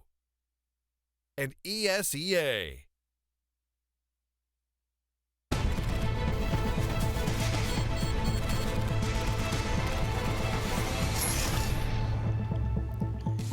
Absolute chaos in the first half here. Winterfox versus eUnited. Now we go into the second half. I honestly don't know what's going to happen. I think they're going to buy every round. That's what's going to happen. I'm going to make a probably a very accurate bold estimate, prediction. to be honest. Every round they're going to buy because they don't care. Why care when you're just going to buy every round? You know? Yeah. Yeah. Pretty much. Yeah, pretty much. All right. I did think eUnited though. They had a run little going. They look a little lost though. I mean, when you're buying every round, there's not a lot of things that make sense, to be honest. Yeah. So we will go back into the map here now and see how the second half goes. Winterfox on the T side and eUnited on the CT side. Paris, why don't you take us away here? Imagine 26 kills, doing great. eUnited though, they're going to go with the standard. Oh, not standard. They push 3 people towards B. Looks like they're just going to peek. It's going to be a little B setup. I'm not sure. They're just hiding in B right now. Winterfox though is controlling middle. They're going to do a little scouting, peeking around. Nothing's happening. APOC though is making a bunch of noise towards that squeaky area. He threw a decoy. He's listening for footsteps. I don't think he hears anything. They might just swing back. Winterfox though, they take over that middle. They're into the vent. They're going to smoke off.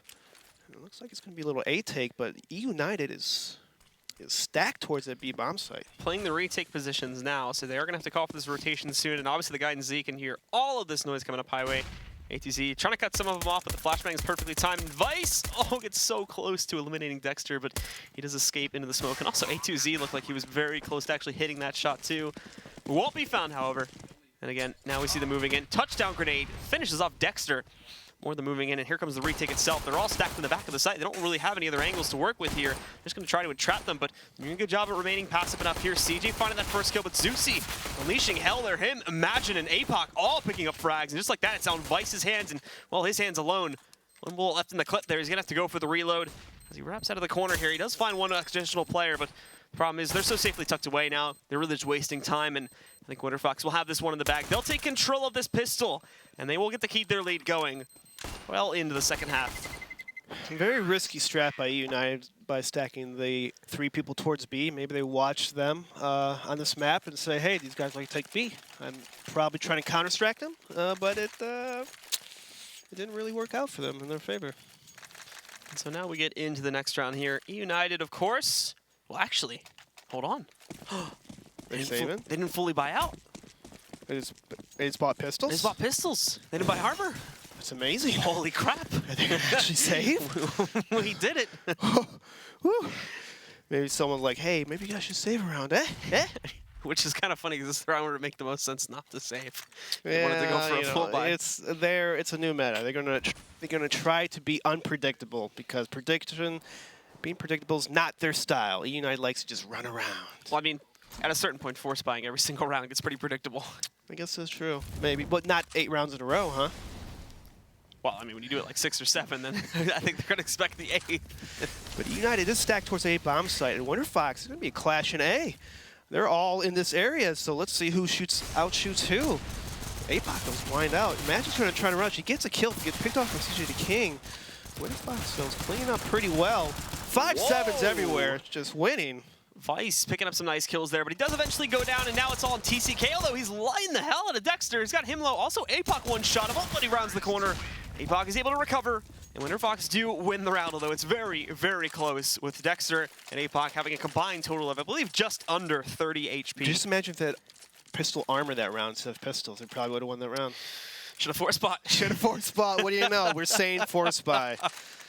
But that's the way the cookie crumbles. We can't be Nostradamus, you know? Wait, what did you call him?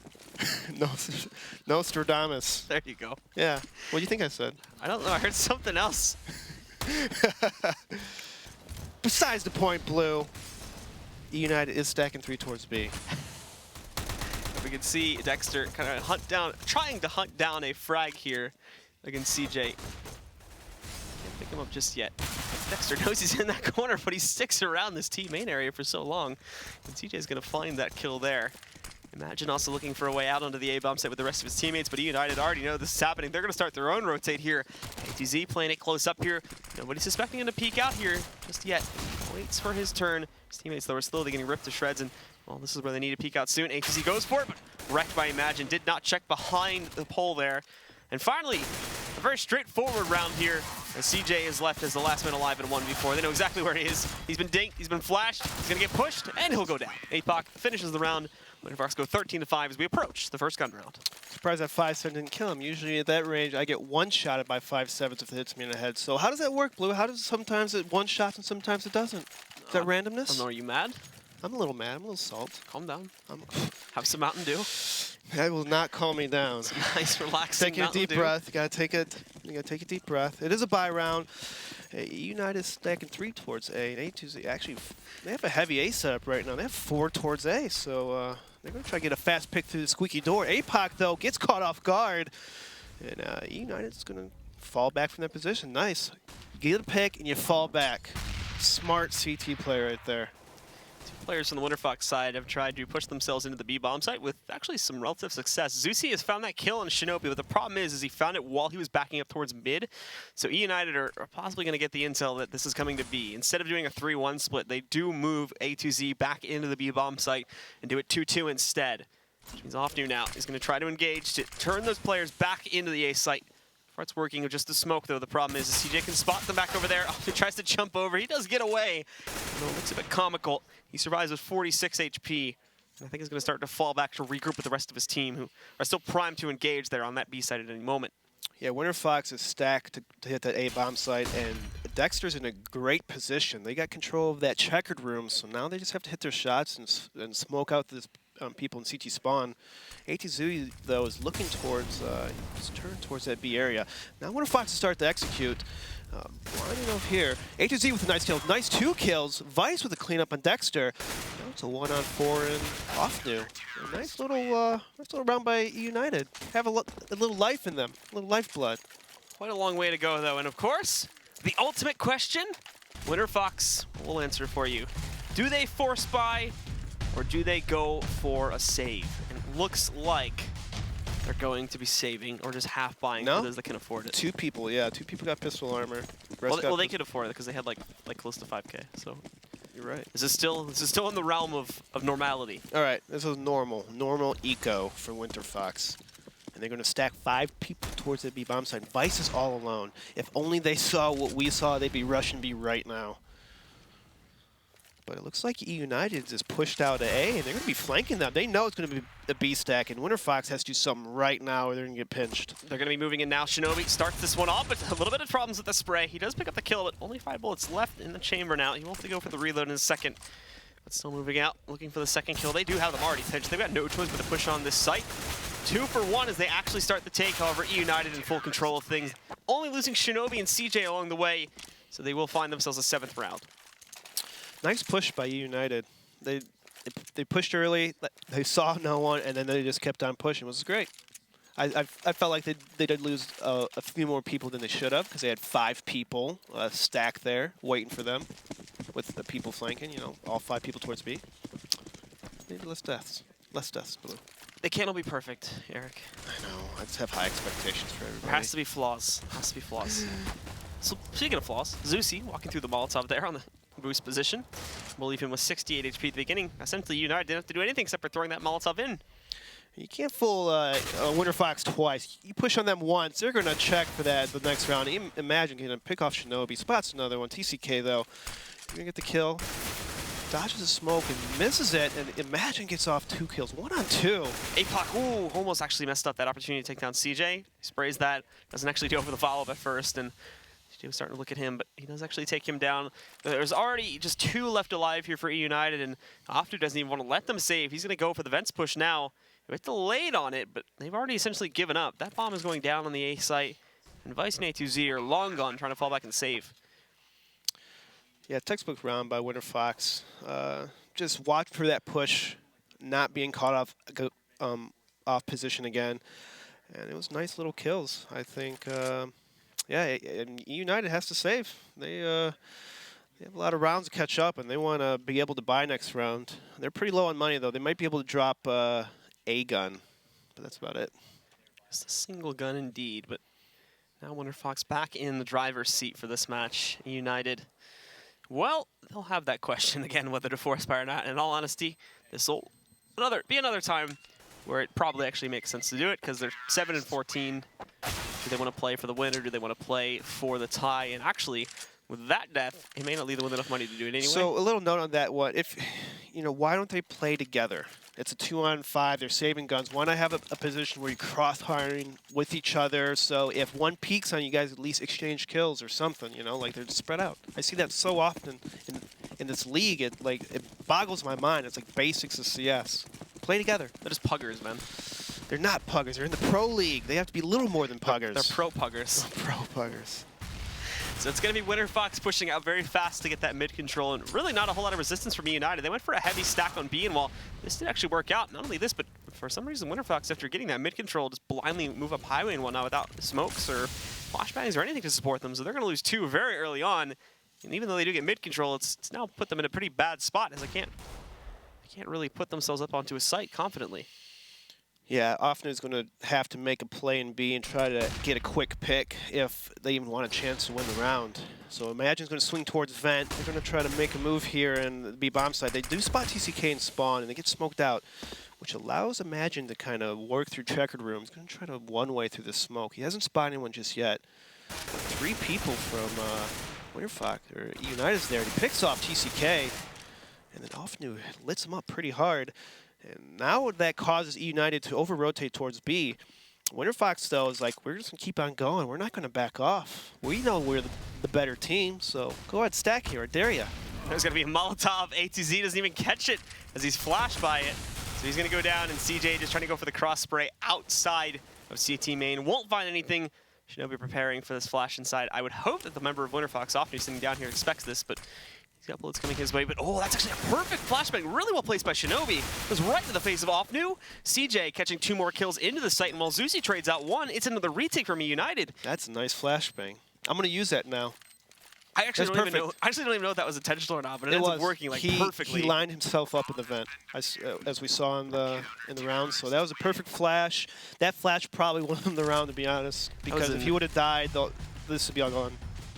That was an EU flash. EU flash? eUnited flash? Hey. Hey. Technically, if we shorten their tag, it would be EU, but yeah. apparently their tag isn't EU, it's just United. Yeah. They're boring. Yeah. I don't know. I don't know them personally. I can't call them boring. So for Winterfox now, still very well in the lead, and obviously with 1 more buy up their sleeves, they will try to still close this one out and reset the CT economy. Dexter will start us off, but you notice that the eUnited players did push outside of T-main from the B-bomb site, but I was hoping they would go even further into the halls, and that's what that flashbang would have been for, but they restrained themselves. They stopped just past that box there, and A2Z is also going to eventually move out there and find the kill against Dexter. Yeah, interesting setup by eUnited. They had a bait going on, just baiting A2Z, trying to provoke them to rush B, but he gets a kill and just falls right back, and now it's a 5-on-4 in favor of eUnited. Zusi gets a pick in B, just walks him through, and this is one of the problem with eUnited. They give up too much of the map after they take something, and so they just let him walk in, and Zusi just comes with the kill. He's going to take him to the bomb site, and the bomb is going towards B. So CJ still trying to hold up on the site itself, but his teammates are clearing it out, although nobody checks the platform, so CJ just grabs his 2 kills for free. Good trade from Offnu to take down CJ, and now it goes into a 2-on-2, and also, with them still waiting for APOC to rotate over here, Offnu is going to be kind of left alone, and he won't feel confident going for the plant while he waits for his teammate to get into position. This has bought more time for TCK to rotate over.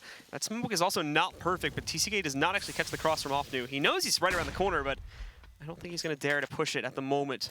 He'll wait for the plant to go onto the ground, and even then, we still don't see the retake. Good flashbang. Can't do anything, but Offnu, holding on his own, destroys TCK on the push back in. And now Shinobi, he's snuck up from heaven. He's waiting for the peek. There goes, he's sprayed, but the silencer making things a little bit harder to detect him. He's going to play aggressively, goes into checkers. APOC hasn't seen this at all. Flashbang from the teammate actually lets Shinobi get the kill, and now it's down to a 1v1. Shinobi going to be trying to push back up here against Offnu, and he clutches it out, so it's another round for eUnited. Team flashes for the win right there. Just flashing his teammate, and then he gets the kill. I mean, I don't know, like, what else you got to do in that situation. Not Team Flash, Blue? I mean, we had an EU flash in the last round, so it's only tradition that we have an NA flash in that one. Oh, yeah. And now Winterfox is going to have to... they have a little bit of money, so they're going to buy pistol armor. And they have a little bonus, so they'll be able to buy next round, depending on the situation. So it looks like they're going to send 4 towards that A-bomb site. Fast or slow? They're taking it kind of fast, and they're going to walk up. Try and listen. eUnited is they'll spread out. They have 2 towards B and 2 towards middle, with only ATC playing passive A. But it looks like eUnited is going to start rotating 2 more people towards A-bomb site. Now Winterfox is executing. CJ somehow was allowed to recover from that and pick up 1 kill before he goes down to APOC, but the rest of these guys seem to have things pretty much well under control. Good peek. APOC catches the trade on that one. It's a 3-on-2, but ATZ holding back over there in the quad position. Mainly in Imagine's hands now, hunting for deagle shots. He gets himself a little bit closer to the site, but Vice, with good timing on his push up from Highway, does end this before it goes any further. 10-14, United 4 rounds away now from tying this matchup. Yeah, United showing some signs of life. So, you know, even though they're 2-10 now, they're not that bad of a team. They can hang with these teams. It's just like the little things. Maybe have a couple executes here and there, and they might be winning more maps. We can see, too, from the Winterfox side now, still splitting, still playing to the default, but as we can see now, they are going to very much so focus on the push over towards the B-bomb site. Now that flash gives away that they're kind of pushed up. So APOC knows this. He saw the angle of that flash, so he knows that there's people around this corner. But he still gets outpicked, you know? Why not? Why not? It's my saltiness coming out, guys. And so now, Winterfox, who have basically had this match in the bag, have actually kind of thrown away their advantage here. And also, since there's been no other noise made on the A site, United are going to start to rotate back over. You still really only have Shinobi. He's placed himself back in checkers behind the box here. Winterfox, no one has even been sent to check that too. So look at this, Shinobi's going to walk right out. It's a messy spray, and somehow Ofnu wins that battle. Takes down Shinobi. Molly's going to go onto the site. It will go on to Zusi, but he gets the bomb onto the ground. He gets out of that with a 19 HP. He's got to be a bit careful to make sure it doesn't actually go any further towards him. And also Molotov down below to prevent anybody from very quickly pushing back in from CT. However, United, they're here, they're ready to go. They're ready to push back into the bomb site. And they're going to start this right after that Molotov begins to fade. Although Flashbang is perfect. Dexter moves in. He actually grabs the guy in the back, but he can't get the one in the front. And with Cedar taking down Zusi, all of a sudden, it's in Imagine and Ofnu's hands. And with Ofnu at 4 HP, he can't do much, but he can at least pick up a kill. 1 more to go here, and it's still a 2v1. Winterfox close out another round, and they're 1 away from taking this map. Ooh, that was a close one. Unfortunately for Shinobi, he missed an easy kill, and that would have been the complete game changer right there. And so with this now, eUnited go for the traditional force buy. Once more, though, it is very warranted at this point. Needing to buy out just to keep them in this game at this point. A total of $150 left over for the team after the buyout is concluded. And only a few rifles, as we can see. Just a single FAMAS on A2Z and TCK working with the only M4. The rest are just on pistols, and that won't be the greatest start for Winterfox anyway. But again, very minimal damage done to APOC.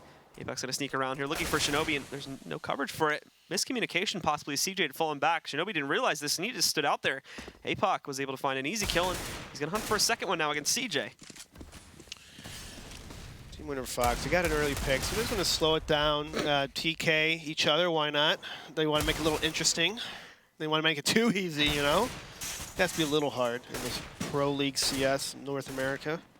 North America CS right there, but the bomb is going towards B. Okay, United getting 3 kills on half buys. Imagine, though, he's been the man of the game for Winterfox, just carrying them pretty hard, winning a lot of clutches. It is a 1-on-2. He's pretty low. He has full utility, so it's not out of the question just to win this round. Imagine switching back over here, too. A2Z hasn't spotted Imagine in the cross. That flashbang is perfect. But Imagine also just missed an opportunity to actually take down A2Z when he crossed the smoke. Keep in mind, it's not set up perfectly. Goes for the big... What? Whoa. Imagine just grabs TCK out of the void, takes him down. And now it's 11 HP versus 17, but he goes for the volley toss on top and it ruins it. A2Z wins the round, and eUnited pick up another one. He was doing so good, and then he decides to pull off a Molotov after he plants the bomb. Here's a little note. If you fake plant, you know, and they don't rush you, and then you get a kill, you know that they're going to be a little close to you. All right, you don't want to pull out a nade, especially right after you plant the bomb, and especially if you don't know where the other guy is. Look at this shot. Boom! That's a little game sense right there, but he does a great shot. I'm amazed he didn't. Here's the thing, right? Remember what I said before, though? Because that smoke wasn't set up perfectly and the other guy crossed it? If he kills him first, that's the game. That's it right there. He wins it. That's it. Winterfox, though, they're going to save. They're actually going to full save, except for APOC, who decides to be a rebel. Gets the bomb. eUnited has 3 people towards B. They flash and push. And Vice and A2Z just clean up. And that's an easy round. That's Why not? The fastest round we've had so far in this game. 21 seconds. When the fight actually started, it was probably like 6 or 7 seconds at the most. So really quickly there, we do see eUnited racking up a 12th. And now they're 3 more away from OT. 3 more rounds, the dream. Get to that OT. Let's see how eUnited would change it up. They stacked 3B last round. Looks like they're going to stack 4. No, they have 2 middle, 2 B. So it's got a heavy mid B strat. But they're not going to boost in vents. They're just going to play kind of standard. Winterfox is working towards an A fast, but they're just going to make noise, trying to bait some nades, maybe lurk through a smoke or 2. And A2Z just going to pick a guy off through the smoke. Unfortunate for Imagine. A2Z again starting things off well for his team here now, but Winterfox are still very split up. They have yet to decide on actually which site they're going to move in towards here now. Fall back. Still waiting to regroup it here now, but as we can see, they are going to be pressed for time pretty shortly here. They're still investigating, obviously waiting to see if they can catch any of those aggressive pushes from eUnited, but they're very well plastered into their 2-1-2 split, and it doesn't look like it's going to be changing anytime soon. No, Winterfox are going to try to boost them over middle and see if they can pick off CJ, who's just holding by that white box. He hasn't spotted the boost yet, so they have no idea that they're boosted. APOC's dropping through the cubby area. He's going to try to swing on CJ. Oh, he just leaves right as he peeks. It's not good for CJ. APOC hears him. He's going to kill them when he comes around this corner. He's actually going to do that, though. CJ's been hit, and there we go. The surprise, and look, he's got a second player sitting right behind him there, A2Z. The perfect setup to eliminate him from APOC. And now they're just rolling into the bomb site here. Shinobi holds on the site. Now he's got the bomb in his purse, but APOC does respond, takes him down. TCK and Vice, the last 2 standing from eUnited here, and APOC's going to go right up highway, shuts down TCK. It's all in Vice's hands now. Takes down APOC to find the trade for that kill off towards Z, but now he's got a 1v2, and he's given Winterfox plenty of time to get into post-plant positions. So trying to wait it out here, hoping one of them will go for a reposition, but again, like I mentioned previously, way too much time has already gone by. Dexter, along with Offnu, are in good spots, and oof, they've even spotted them too. Offnu tapping some damage on him. He's going to move in here. Didn't even spot Dexter up on top, so he's going to find that kill. And with that, Winterfox are going to claim this first map versus eUnited. They'll go up 1 against them tonight. And for the guys over here now on eUnited, their current record for this evening stands at 1 win and 2 losses. That was a close. It's a close round by eUnited. They almost had the half. Just a little less mistakes here and there, and they probably could pull off. I mean, they did win a lot of eco rounds, so I mean, I don't know how to kind of balance that out. I mean, all this as well goes back to just the pure chaos that this map was, especially in the first half, where literally it was just a straight-up slugfest between both of the teams, trading back and forth. Winterfox does end up coming out on top there, and obviously with that big lead, it gives them the boost to push ahead. So, yeah, still a pretty good map, though. A very entertaining one, to say the least. I mean, I learned some things. You know, you could buy 7 rounds in a row and still beat, or at least almost beat pro teams. Well, to somehow digest that, we are going to send things back over to our analysis desk. Very good, Tom. I'll let you guys have fun with this one. That one's hard to digest. We may need some Pepto over here or something like that. Yeah. Who knows? But, nausea, indigestion, all kinds of things along those lines. That was sloppy. Man. Some sloppy Counter-Strike coming out from the teams. But overall, Winterfox walking away with the win. And we're talking about, who has the advantage after, Winterfox watching eUnited go up against Selfless and eUnited playing in the match. Looks like advantage over to Winterfox. But another advantage that they have is they were at the LAN tournament over the weekend.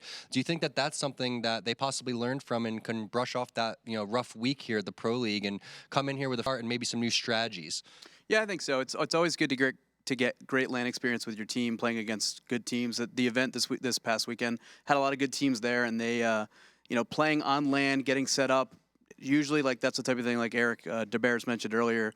Like, it helps with the morale, it helps with your chemistry. It should help with your timing. It didn't really seem to be paying any dividends in that match, though. I mean, if there was ever a match that, if you're one of the many people that believe the pistols in this game are too strong, that is a match that will trigger you immediately. Like those first, like they were saying, like literally just buying every round. It's like, oh, 5-7, they'll just spam it, 20 bullets, barely any recoil, it does a ton of damage, and they would win a round. And then it would go back the other way. It's like, oh, time for Tech 9s. And I mean, it was, I think Slugfest is a great way to describe it. It was sloppy, but you could see these are two teams that have some talent and skill on the individual players, but they just don't seem to have it all kind of wrapped together. Yeah, with the cohesion's I think not the there cohesion, quite the yet. teamwork, the chemistry, it's not quite there. And we saw, I mean, for the Winterfox side, they were the best team, I think the better team there, but they lost some rounds because their teamwork, the timing of flashbangs and stuff was off too. So it was sloppy. Yeah, like you said, it was a slugfest, and it was completely back and forth. It wasn't until the later rounds, I think it was like round 8 or 9, until Winterfox actually walked away with 2 rounds back and forth, and you could see it now.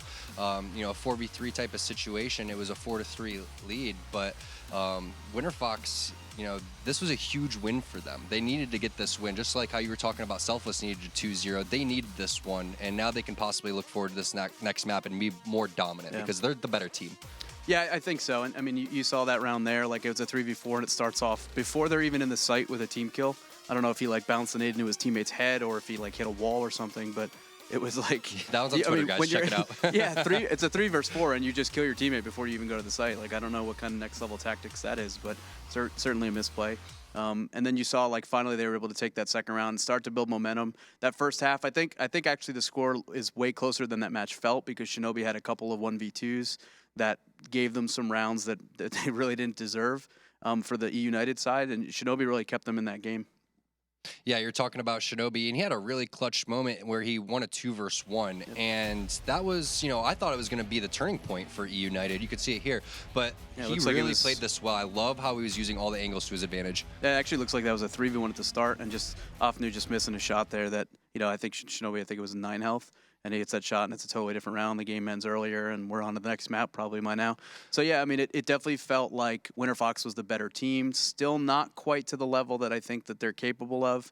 And then on the eUnited side, it was just a little bit sloppy, same kind of thing. It's definitely their style that like we want to just take game fights. We're going to be super aggressive CT side, which we saw from them constantly pushing door, constantly pushing up, getting close on smokes, trying to play mid. And Imagine really put his team on his back. We talked earlier about how they have talent and they have standout players. For me, it was going to be Dexter or Zusi. Imagine comes out, almost hangs 40 frags in that match, but didn't have anyone else like anywhere near him. And that's what I was saying. Like if they can get 2 types of performances like that, they can get more than just Imagine hanging 40. I think it would be huge, and we're going to see some of his handiwork here. Well, that's what it comes down to, right? Everyone does have those strong individual performance, but when everyone starts to shine individually, then you start getting that cohesion. So you need to make sure that, you know, whether you're, you know, weak links or strong links, everyone is performing up to standards and everyone picks each other up, and that's the sign of a great team. Yeah, and I mean, for Imagine to have that many kills and for this match to be that close, that's where you're looking like, well, who's going to be the next guy? 37 kills. Insane. I mean, it was an incredible performance from him, and we saw him with a pistol, we saw him with a rifle. Like he was pretty solid all the way around. He was winning most of his clean like 1v1s. If he ever had anybody peek him, it seemed like he was winning it. I think there were several rounds where he kind of like walked himself in a bomb site B T side and was able to pick off a CT and open up the site. They seemed to be targeting that site, which is where he was kind of lurking on the periphery of the map.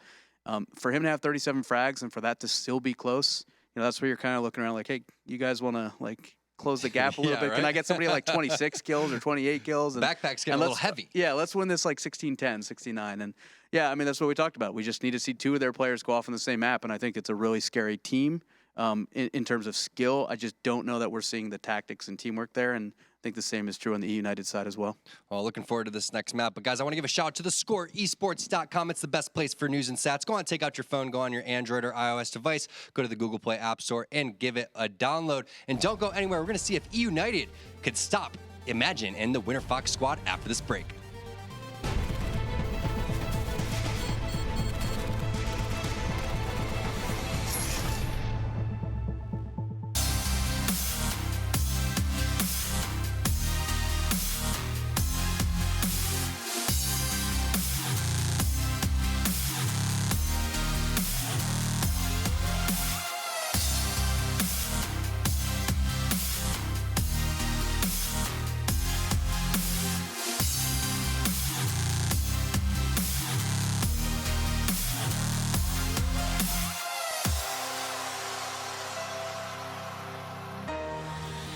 He's going to get the one kill in. That bomb coming down to the side. FNX has to stay up. Oh, he gets the triple FNX. Oh my God, what a way to win that round. They don't have a smoke, so this over still. Oh,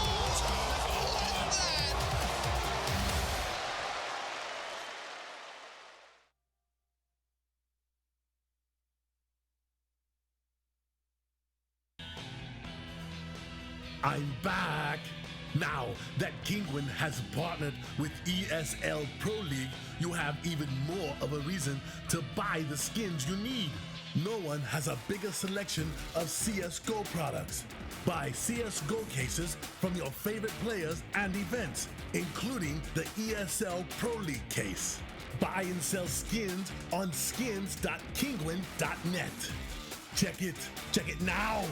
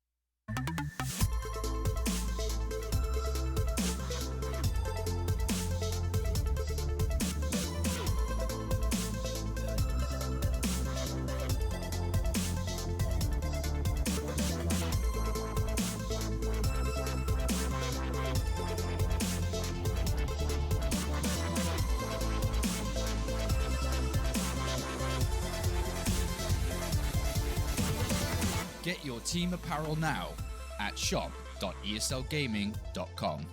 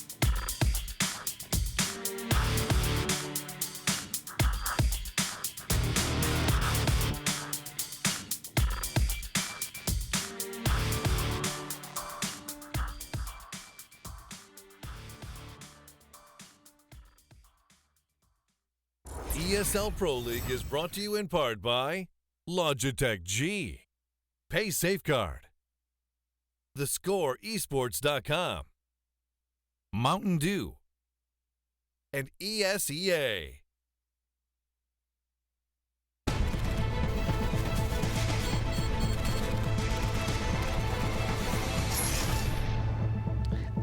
Welcome back for the last time this evening, ladies and gentlemen, to the ESL Pro League. We're about to get started with our final match of the evening. Once again, of course, it is going to be Winterfox taking on eUnited, but this time we'll move over to Mirage, where eUnited already dropped one map tonight. Yeah, and it's Mirage. I don't think Winterfox watched the match. I'm sure they're too busy warming up, so I don't think they saw that. I doubt they watched it. You know, they're probably, oh, United, we don't need to watch them. Let's just warm up. You know, but they probably did not see how Selfless just tore them apart by just taking over middle. So I mean, I doubt they watched it. I wouldn't think so. You're doubting them a lot. I know. I am doubting them. I just maybe think they did watch it. That's like, it's right before your match. You can, you know, 2 monitors. Yeah, but what, like, it's a new why? day and age. Like, it's you warm up or do you watch the people that you play? Well, I mean, I don't know. Maybe if you don't know them that well, which they probably don't know this team that well, maybe you want to. I mean, I'm sure people know who these guys are. It's like some counter strats. The eUnited. They don't have many strats so far that we've seen. Just a little slow defense. I'm hating right now. I'm sorry. I'm just being. I'm on a line. I'm on a line. They like that from you. They like. No, I'm not a hater. Okay. They like the honesty. I want to give everyone. You say what you want to say. I don't want to be that guy. You could be that guy. Okay. You're a straight shooter, Eric. All right. Yes, I like to shoot things. That sounds really bad in a context. Wait a minute. Hold up. In the virtual reality, not at human beings or animals. Okay. I was even going there. Well, you know what? You implied it, and now everyone is implying it and thinking it. You know, you form the minds of these people, Blue. Okay. You are an influence to these people that are watching us today. Well, anyway. You are, yes. Even you, Blue. Am I? Yes, you are. Not a very good influence. Yeah, you could be. Don't do what I do. Don't do what? I don't know. God damn it, Eric. I hate how you literally didn't even say anything and you formed that into something dirty. I didn't. Whoa! I didn't say anything. You're the one who's thinking it. I didn't form anything. You're the one who's thinking it. I didn't form anything. All right. Well, we will be going live in just a few seconds here now. It's going to be on Mirage. Obviously, with the chaos that was caused by that last match, we would hope for a bit of normality this time around, but who knows anymore with these two teams going up against each other. Anyway, the pistol round is going live. Winterfox starting off on the T side for this run around, and for eUnited, they will jump on to the CT side. Let's get into it. Eric, you do the honors. eUnited 0-4 on this map, not looking too good to start off. Maybe they need to try something different, you know? Maybe stop doing the default. Maybe they shouldn't go the normal route, as you say, normality. Maybe they should be the random one. What? But anyways, random one? Anyways, eUnited, they're going to push A ramp. Okay, I like this, a little aggressive. APOC caught off guard. He gets shot down. Now they know, Zusi knows this. He decides not to peek again. Console going up. And Winterfox is just like, nope, we're going to script this and go straight towards B catwalk. Moving up onto it here now as well. Shinobi going to try to hold from down below with the CZ, but not doing all that much damage, to be honest. He's been lurked around. They've got him surrounded here.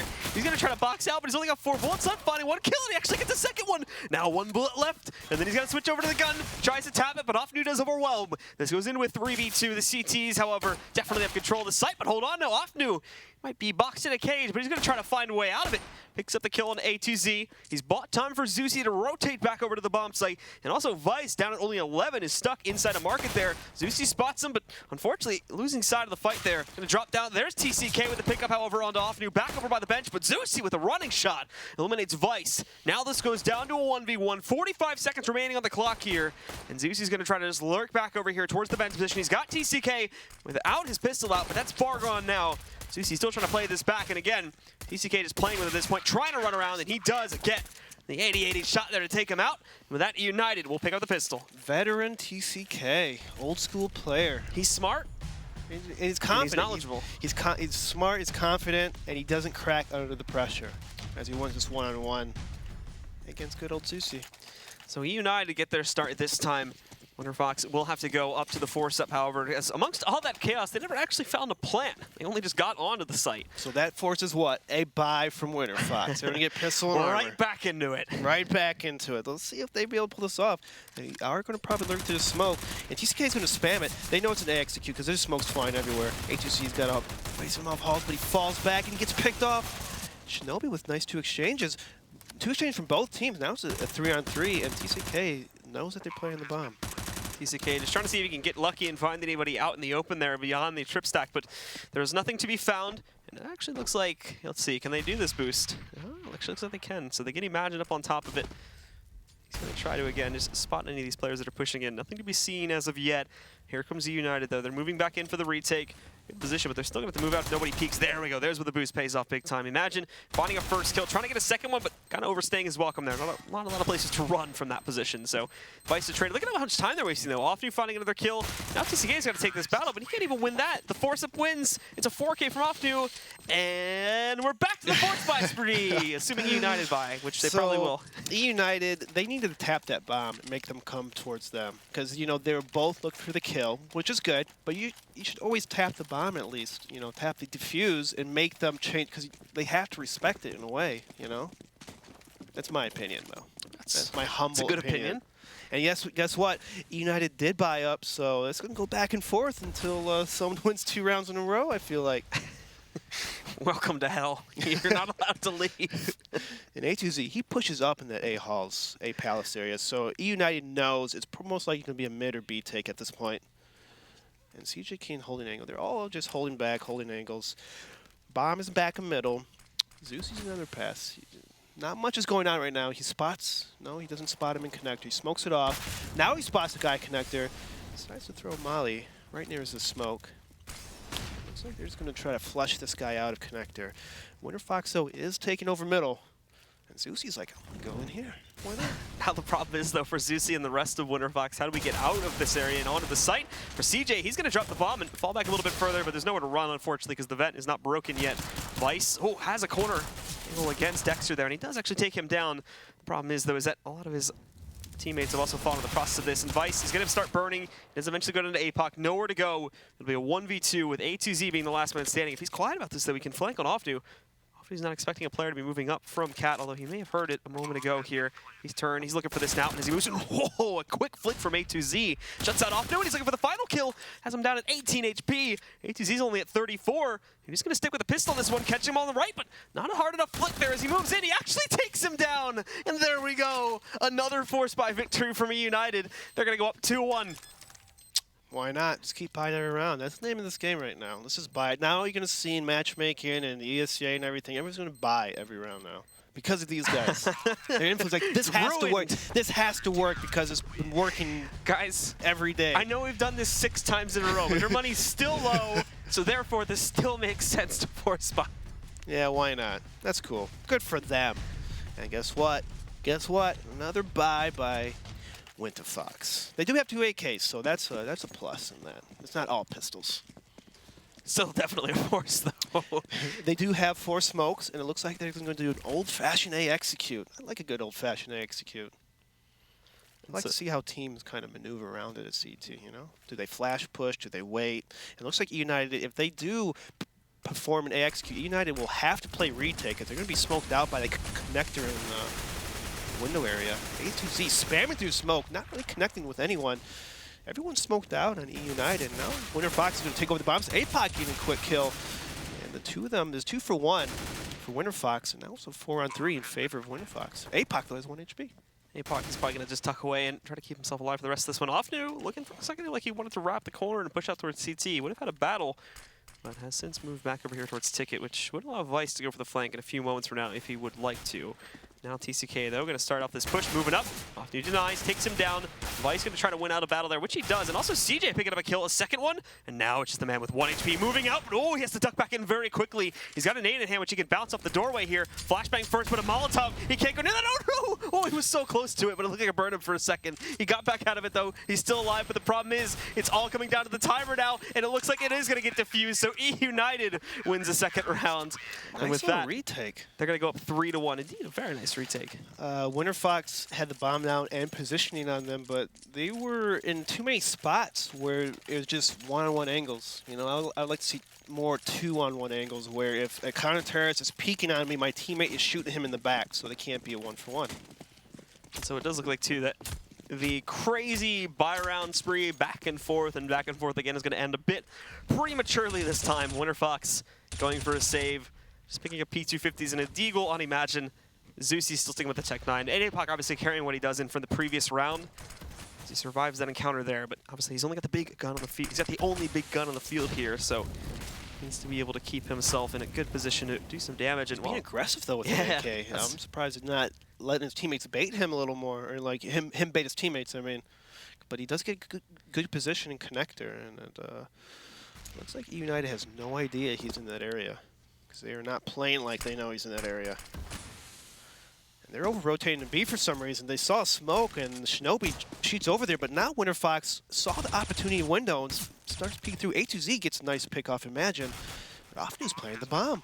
That's a 5-on-4 in favor of eUnited. They're going to push in here too. A2Z grabbing the kill. They box him in. They've let them have the plant, but they're not going to let them have a whole lot else beyond this now as they move in. APOC actually doing some good damage with the deagle, but there's going to be a Molotov very deep though. Doesn't do anything. And APOC up on the platform. Look at him go. He's like a gladiator. Grabs 2 kills. Eventually though, he does go down, and eUnited will once again have the round in their favor. They'll pick it up here, and they'll go 4-1 against Winterfox. I like that. I like that move. Little gladiator action right there. Just jumped right up there. Remind me of the 80s right there. I was born in the 80s, so I know about gladiators, early 90s kind of stuff.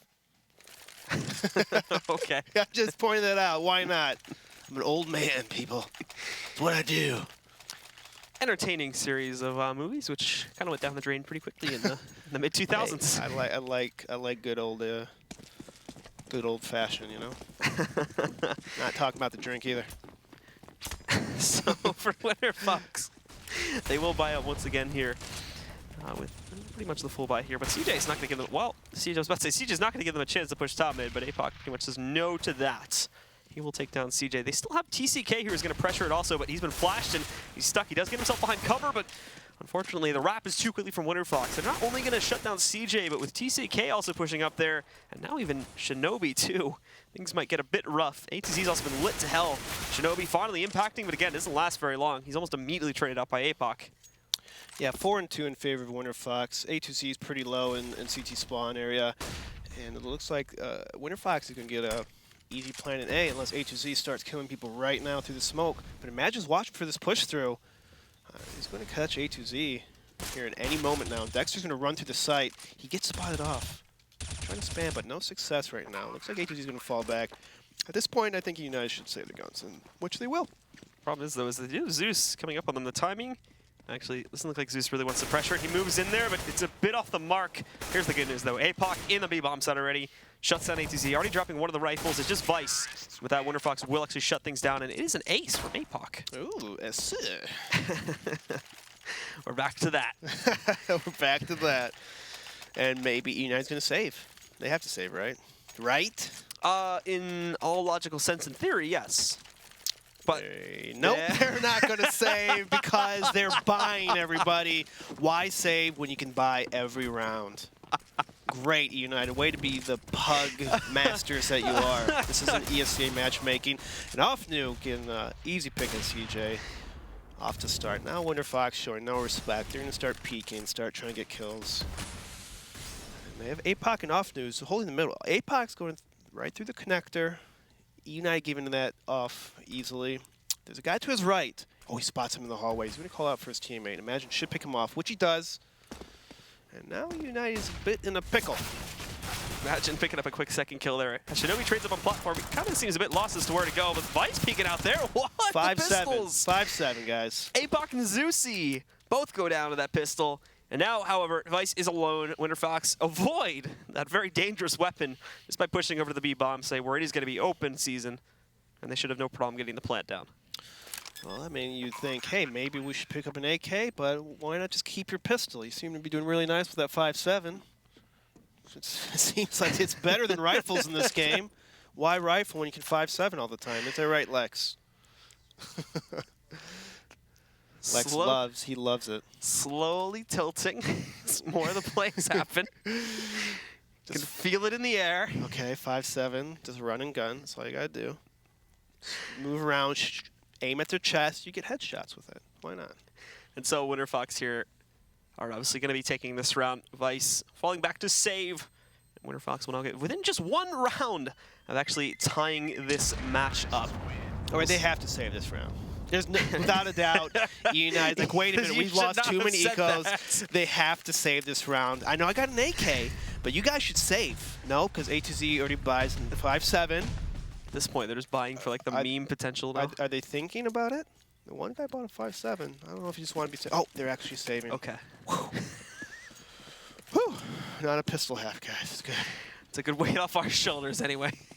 United's going to push this ramp. APOC, though, he's ready for it. You can't push on these guys anymore. They're ready for it.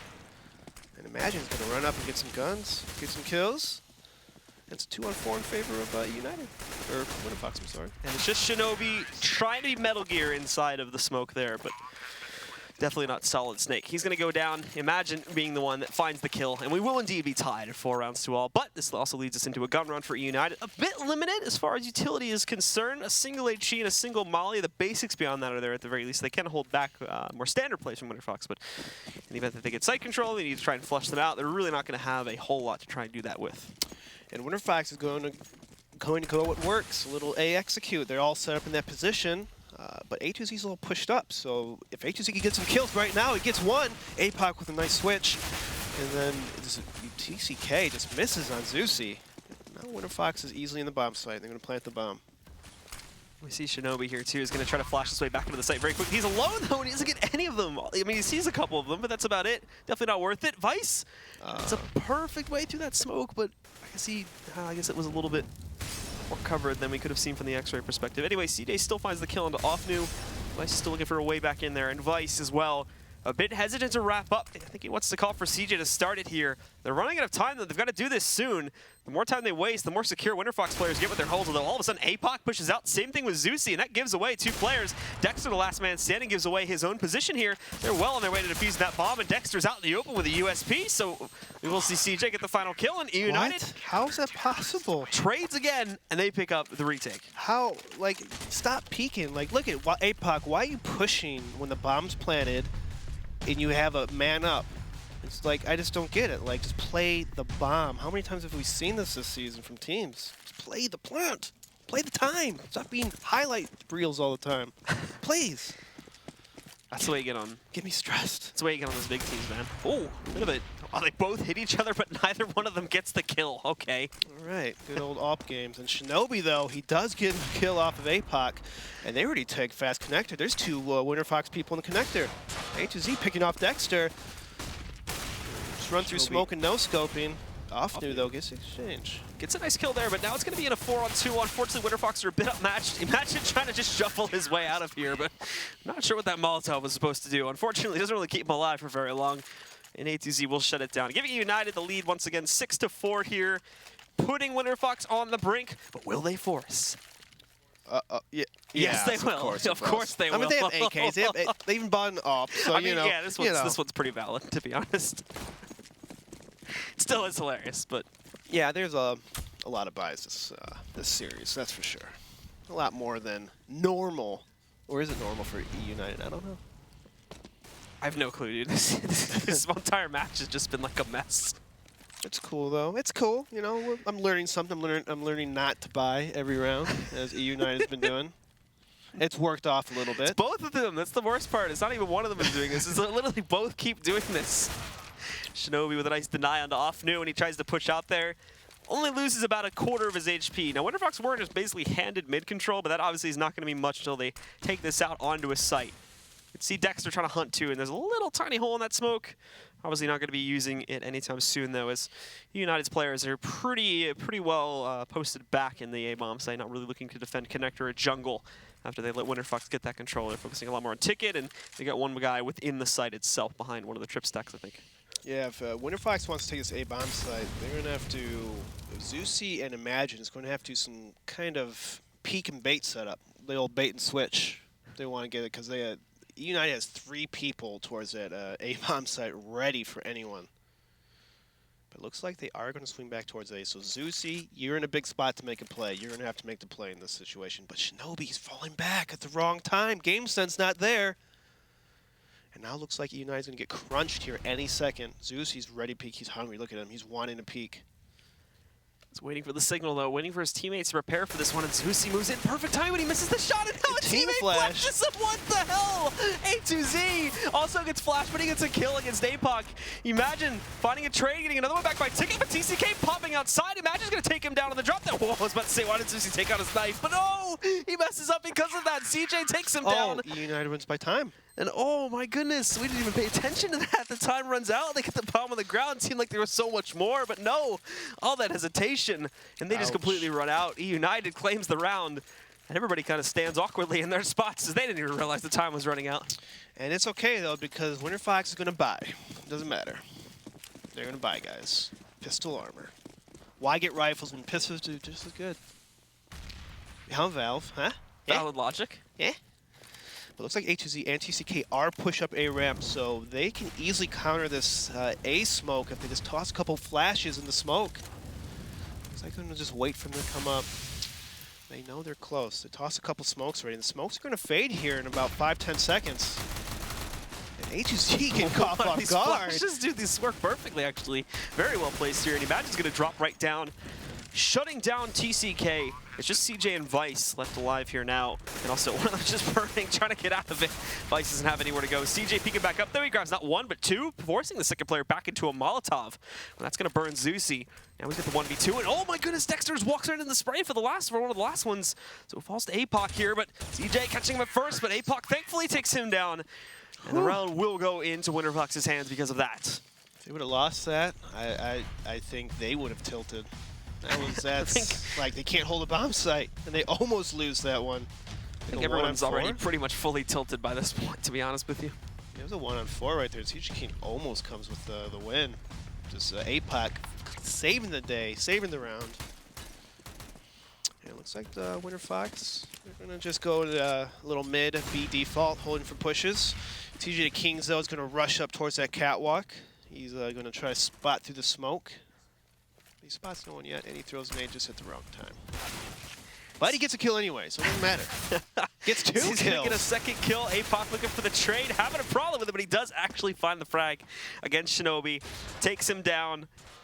And now CJ going to just put himself inside a ladder room there. Imagine looking to sneak outside here. Hasn't seen TCK, but TCK wasted a lot of bullets here. Doesn't actually get the kill with the pistol. Imagine finding the frag against TCK, and now full side control as Dexter eliminates CJ. So all that's left is going to be ATC, but I think Imagine already realizes he's placed somewhere back here on the T ramp, and Dexter's got pretty good eyes on that as well. Yeah, you probably watched a couple of these guys' demos on Mirage. They know that A2Z loves to push that A ramp or A halls, and so far they took A, and A2Z's alive. He's got to be pushed somewhere. Looks like A2Z's going to sneak through. APOC, though, is flanking him now. And he gets the pick off A2Z. Now it's a 1-on-3. Vice, though, he gets an early pick. Now it's 1-on-2. Dexter's in connector, and APOC still hasn't planted the bomb. He's low HP. Be able to plant the bomb in this situation.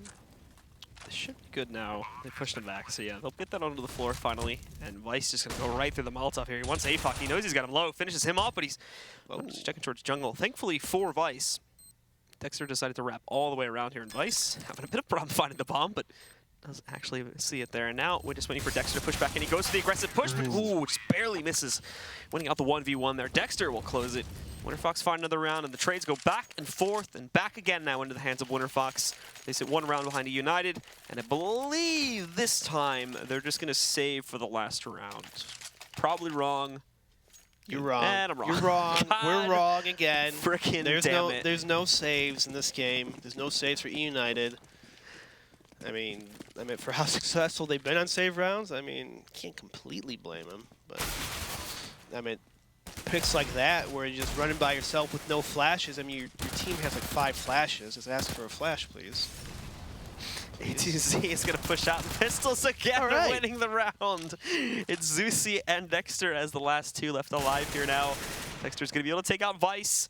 More in the connector here, though. He's stuck, however. CJ kind of digs his own grave and just leaves it all into the hands of TCK, who has gotten some good damage on the Dexter, but He's not really been able to follow up on this one. Also spotting Zusi. Should know they're going for the B hit, obviously, by this point. So he's just going to go for pretty quick cat control to get himself into the site and obviously try to clutch this out while the bomb still rotates all the way back through the apartments. TCK has no kit, so he can't wait too long to wait for them to plant. He's going to throw a Molotov towards the bomb. Dexter, though, almost gets flamed out. He's holding by the bench area. They're going to have a nice little crossfire. Hopefully they don't peek on each other one by one. TCK's checking spots. Sees no one just yet. He spots a guy by door. He's going to see guys. So he knows there's a guy door near this bomb site area. And so far, he's going to just try to flash one of them out and then take some advantage. Nothing yet, though. Hasn't checked. He hasn't seen anyone. They're hiding. Playing the time nice. Winterfox are doing a nice job. They're just not going to give him anything. He taps the bomb, looking in the complete wrong direction for that play there. So Dexter is going to close out for Winterfox. They'll tie it up. And, well, of course, the force again from eUnited on the final round. We will see how exactly they were able to perform.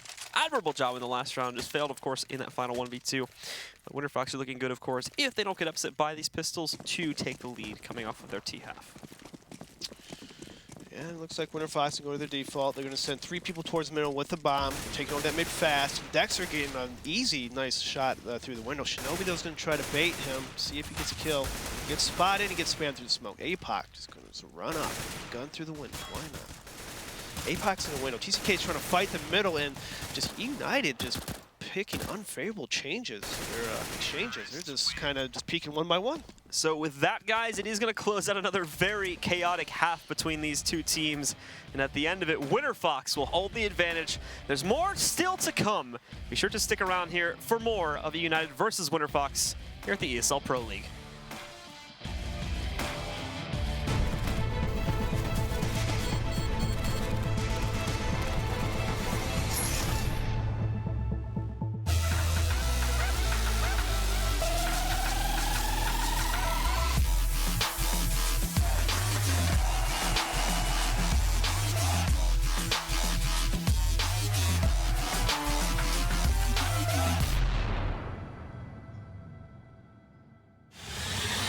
He's going to get the 1 kill in that bomb incoming onto the side. FNX has to stay up. No! He gets the triple FNX! Oh my god, what a way to win that round! They don't have a smoke, so this overstill.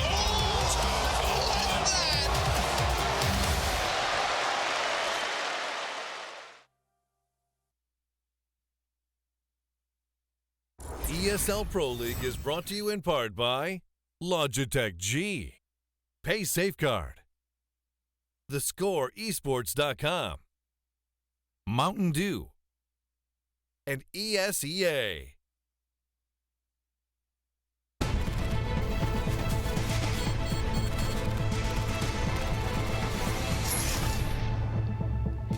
Welcome back to the arena, otherwise known as the ESL Pro League, where 10 players go in and we don't know who comes out of this one. It's once again the new Australian team, Winterfox, going up against eUnited. Got another just huge scrap of a first half, and we're about to go into the second on Mirage. A lot of eco buys. I have no clue what to expect. I mean, so I will leave the predictions up to you. It seems smart if they win the eco round, right? Because they want to reset the money. That's the idea of buying every round. But I mean, if you don't, that's a huge risk, huge gamble. And so I guess each team is trying to take that risk. Like, it's just risky play after risky play after risky play. And we saw that eUnited was up on the CT half, and then they just kind of just started falling apart towards the end. And they almost had some nice retakes and stuff like that, but they didn't have much money throughout the half because they kept buying on eco rounds. Like, you didn't even save. I don't think they even saved once, to be honest. I think it's the same thing as Cash. I think we saw. Did we see? No, I think we saw one. No, I think we saw one. Well, it was like it was the second. It was the second round where like you would expect them to force buy, and then they just buy upgraded. We just buy the pistols without the armor. Oh yeah. I think that was it. Yeah, if I remember correctly. Like, okay.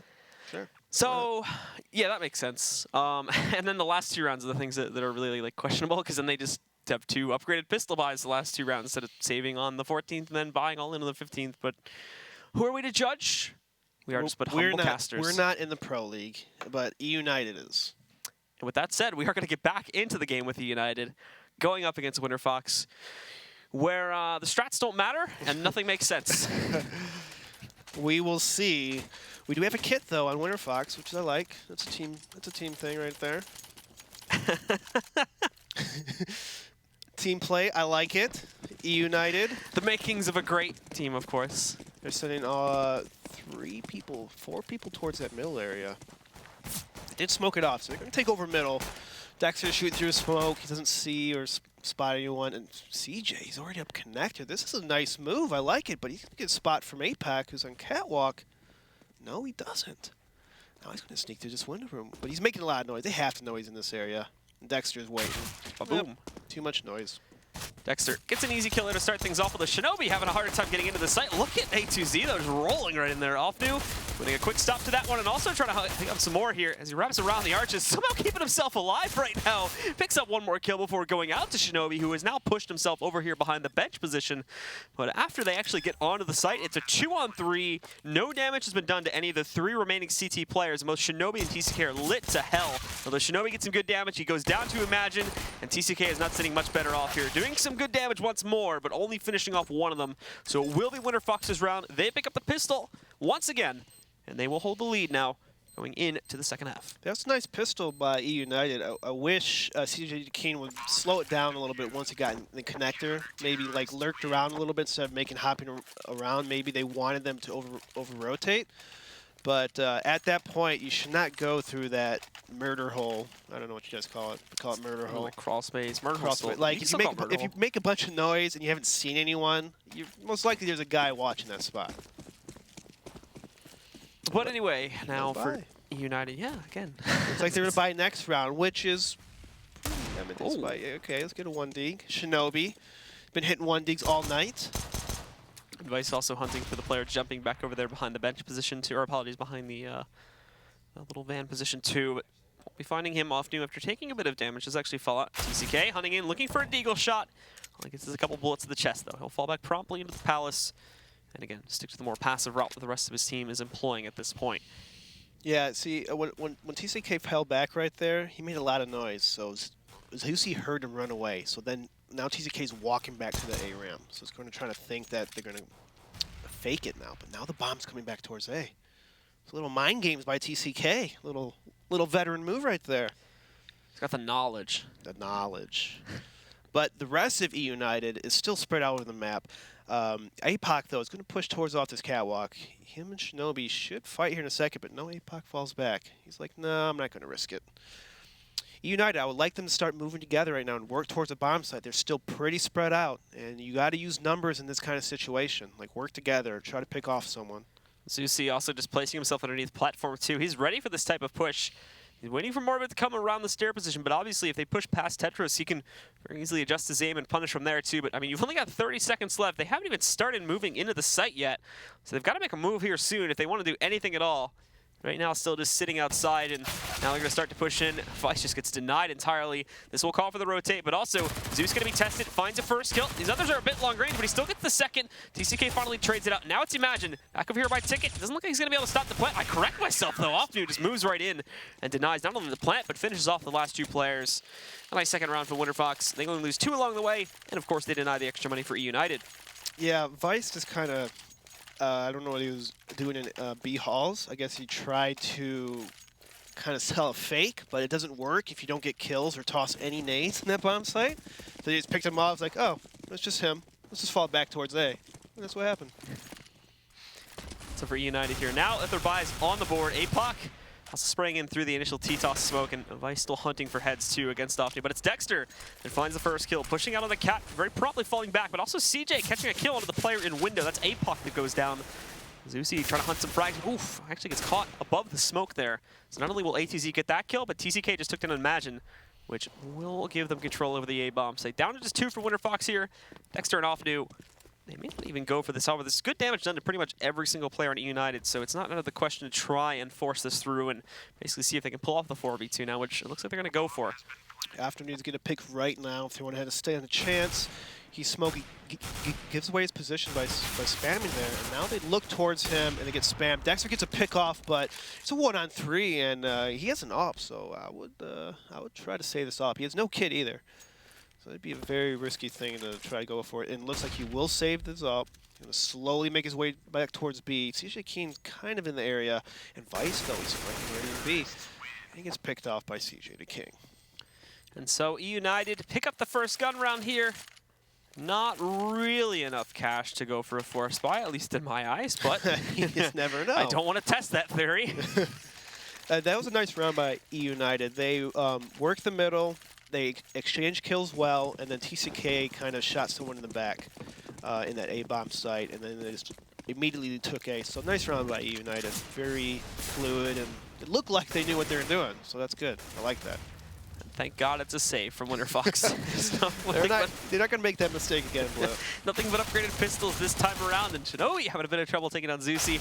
Still finds the kill. Imagine tries to in for a trade. Doesn't work out, and while CJ just completely denies, flushes Offnew down the toilet behind the fence. Ooh. United pick up a 9th, and they're one round away from tying this. That save, though, is going to put Winterfox, I would think, with enough cash to buy here. But again, I would actually save again. Yeah. Zusi's still sitting down at 3K. Dexter's not much better off, so saving once more. Well, they could have bought here and probably had a few players on like downgrade rifles and whatnot. Saving obviously is going to give them the real full buy going into the next round. They all bought utility and a pistol. I like that. You know, light pistol, utility, maybe get a nade. Oh, hopefully they'll work together.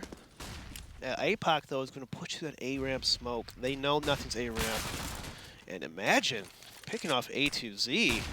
Jesus, causing Vice to fall back and try to watch that underpass push. Now he's stuck in that area. He has to make the move. Shinobi with a nice shot. Now it's a 4-on-4. APOC, though, he's going to push through the A-ramp. Bomb, though, is the back of middle.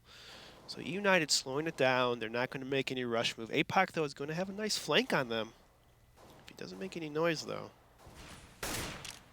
Vice is spamming around. No one pushing. There's no information really given to eUnited except for that guy who's just spamming through smoke window. APOC, though, he knows. So it causes Winterfox to over-rotate towards that middle B bomb site area. Let's see, APOC moving up, getting 1 kill. He almost gets the second against CJ, but a quick reaction, however. As soon as he pushes back out, it's Zusi that does actually take him down. It's a 3v2 right now, with Vice and TCK being the 2 remaining Ts. Offnew, I don't think he spotted Vice down below just yet, so this could be their chance to equalize. But Offnew not even going to check it. He's going to let him stay free. And also, still waiting on TCK to kind of rotate back to pick up that bomb. I don't know if Vice is really going to feel confident enough pushing up mid. He's watching the window position. Offnew's going to peek in a moment, though, but again, he's missed it. Vice has gone in the connector, and no one's spotted this right now, so this could open up just a nice little lurk against him in a moment. However, he's countered it. He's moved outside now, and he's going to try to hunt this kill again. Doesn't find it. Falls back inside. Bit of a tense situation now, but he still has to catch this player that's in the window room, and he doesn't even see him at all. Vice goes right back out, but there's only 6 seconds on the clock to be able to get the bomb down there up to the site. And no, we're not going to have this happen again, are we? They're not going to find the plan. What the heck? Winterfox didn't even have to do anything, and they win this full save round, going 11-9 against eUnited. What is happening? Yeah, them forgetting the bomb in the middle and not watching the A-ramp push. TCK should have been watching that ramp, or at least told his teammates that A-ramp is open. Miscommunication by eUnited, and it cost them the round. That was an unfortunate loss for them. Oh, all right. So it's another buy from eUnited here. Dexter, with the op in hand too, is going to look for some kills early on, but he over-peaks back. Yeah, over-peaks over there towards the window room, so can't get back out in time. And along with that missed shot, does spell his doom, giving eUnited the advantage. Zusi, though, he's spamming through the smoke. He gets a kill for the APOC, also gets a kill over towards that. Is he underpass right now? No, he's in the window. He got him in the ladder room. Wow, he gets another one. Wasn't even looking at him, and then he flicks and gets a headshot. Now it's a 2-on-4 in favor of Winterfox. TCK has to make a play, imagine. He has to kill him right now. The thing is, though, is that the only player that he could really get at this point would be Imagine sitting back there. I think he knows, yeah, he knows he's sitting back in that area, and actually he's going to force him out. I'm a bit surprised we saw that. So TCK grabs that kill on Imagine. Going to bring things into a 3-on-2, but the bomb is still placed over here towards top mid. Vice hasn't made any moves towards the site just yet, and I think with that frag, they're going to expect it to come towards A. They do have a smoke. Vice does have a smoke. I think eUnited should stick together and try to get a pick. I'm sure they have a good idea that APOC is low from their teammates calling. Communication, I hope. And so they are going to regroup towards that middle. Vice, though, holding it. Nothing peeking on him. TCK has the bomb. He's going to walk towards the B halls. There's only 30 seconds left, so they're going to have to make a move here soon. Vice, though, is going to sneak up. He doesn't see anyone, doesn't hear anything. This could be good for eUnited. They're going to be crunching on this guy. Vice, though, is not with his teammate. He's going to have to kind of time this a little better. TCK is walking through. He gets a pick under the window. Oh, please check the spot. 10 seconds, and now he can strike 2. He can deny the play entirely. He's going to move right up, and it goes down to the ground. Time is again a factor. Vice, he can't even get it on the ground. He's going to hide behind arches. They're timed again, and actually, APOC takes him down. But the question is, does he take him down after time or before? I think it was before. It was before the time. Yeah, it looks like... It was so close to it. I thought eUnited was going to win that round. But just, again, they don't give themselves enough time to work and plant the bomb. It's happened, I think, like 3 times already this series. Just missing. Oh my God! Time. It happened once in the last half, and now it's happened twice here. Yeah. In 2 rounds, it's happened twice. Just give yourself a little more time, guys. Just a little more time. All right. So we do go into the force for eUnited. 4 rifles and a Tech 9, though, so it's not like the worst force in the world. And in fact, it's a 1-for-1 trade to start off. TCK, imagine they can strike huge back here. APOC's already also found a kill. No reason for Imagine to shoot yet, but there we go. He's going to strike. That's just by the player below platform there. There's one on the site. What? No, it's... Wow. Imagine grabs the second on site and then destroys Vice through the smoke. Holy crap, Imagine. That's a quick 13th round for Winterfox. They are just crushing eUnited in the second half. Imagine if Imagine played this well on land. Maybe they would have won a couple matches. All right, so a big clutch for Imagine, and that puts Winterfox in dominating control. Even if eUnited wanted the force here, they really wouldn't be able to. So it's going to be 4 Deagles and a P250 on Vice. Spread out, trying to get some 1 Deags. They're trying to work picks. Winterfox is playing like a 2-1-2 setup. Dexter spot middle. He spots 1 middle. And then they just get dumped on nades and B halls. Double naded. Ouch. An early pick for Winterfox. Easy picks. And eUnited is falling apart right now. Just now, it doesn't seem like they have an eco strat. They're just trying to spread out, trying to get a 1 Deag. And it's not working, Blue. It's not working. Wow, they both just died at the same time as well at the end. Winterfox, very tactical. Almost a team ace there, too. So we're going to see the pause from eUnited. Here's the problem, right?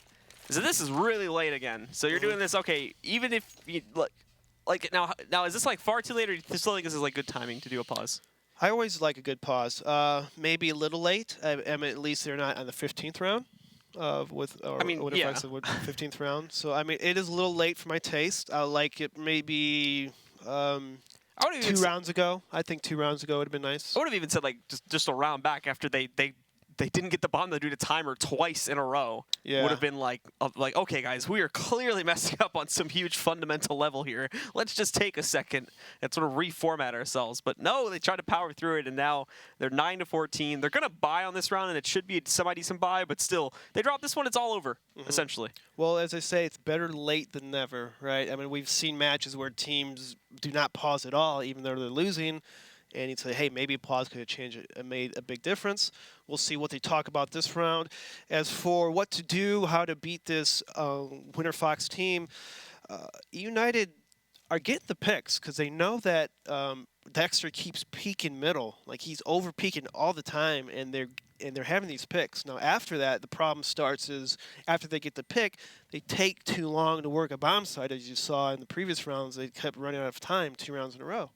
So maybe just start with the initial game plan, take over that middle, let's maybe pick a person catwalk or window, whoever it may be, and then work something a little quicker. Maybe fall back sooner, maybe take that connector a little quicker, you know. You have options. I mean, even if we don't see them do like an early movement to get or like a frag or two there or gain the advantage when they push the site, is like we're not even really seeing any like regular executes and whatnot. They're always just playing to a default, hunting that down, and then they're like, oh crap, we're running out of time because it just gets chaotic over the course of that, and then they just make some last-ditch attempt to push a site. That's been like for me at least the last like 4 or 5 rounds. Maybe on one of these ecos they just directly pushed a site, but that's an eco. We're not really counting that in terms of what they're doing strategically. So I mean, just try for a regular execute, see if you can get in the site with that. Because right now you keep playing around with mid, and Winterfox just keep destroying you at the beginning. Yeah, like a smoke A-take, you know? Like every person knows the smokes. Like you play in matchmaking. Even in matchmaking, everyone knows the A smokes. And so like, why don't you just toss it in there and see if it works? Anything but just doing default and then winding down in deaths. Dexter also hunting for the first kill here. He gets dinked down to 41 HP, but he still finds the kill. That's Shinobi going out. He actually had a second player that he would have been able to cross his crossers with there too, but he actually smoked it off, and well, that ruins his chance to shut down Vice and get an early 2-man lead. Yeah, it's 4 and 5 Winterfox in a great position to take the round. I mean, eUnited is going to have to. TCK is in the A Palace. A2Z's watching the A ramp push. Imagine though, he's just sitting there. You know, he loves that in this area. This is an imagined spot. You just see him just get lots of kills and just work that area. But it looks like TCK left at A Palace. Might just work something with A2Z. They're pretty spread out though. We have 2 people middle. The bomb's back over there in middle, and A2Z and TCK is just in the A ramp. So slowing it down. They have 45 seconds, so they don't have a lot of time to work with right now. So whatever they do, whatever nades they toss, is going to be pretty predictable in doing this, because there's not much time left. You have to go to bomb site. They're ready to execute, but there's a lot of counter nades moving in. A2Z, he's spotted this one player sitting in the back. I think that's Zeusy, but it's going to be CJ that starts it off, shutting out Dexter. They're also trying to push over here towards Cat. Keep in mind, this is only the fake towards A that A2Z is looking into, but Imagine's stuck behind. After the trades, it goes 2v2, but look at that. More damage going on to the Cat pusher from the man that's still in the A site. That's Imagine again, doing great damage to Vice. Imagine still sitting at 100 HP, whereas the 2 remaining United players are at 31 and 57. They're gonna try to push in, flashbang, double flashbang, won't do much. The Molotov, again, same story. That's basically all their utility used. All they have left is that single HE grenade. However, at the same time, Imagine doesn't have really anything left to use either. He's gonna push in. Vice is waiting for that angle though, so finally, after the pause, eUnited do pick up another round, salvage themselves in this match, but they've got a decent amount of cash still to burn through here against the Winterfox side. They're getting at least one more full buy before they're even considering an eco. Lots of money left over, and I mean, if eUnited does win this round, Winterfox can be pretty poor. And it looks like Winterfox is going to send 2 towards B, 1 middle, and 1 connect area. So a heavy mid setup. Dexter shooting through smoke, nothing. eUnited though is going to sit back, gonna just, hey, what's up guys? Just chilling. Gonna see what you do. No push-ins on us. We're watching for the push. You see A2Z, TCK watching the A ramp, A Palace. So Shinobi's making a bunch of noise. He decides to throw a Molotov and smoke, you know, just waste $400. I think he thought he could kind of arc through it because it was open on the bottom, but he obviously doesn't lift.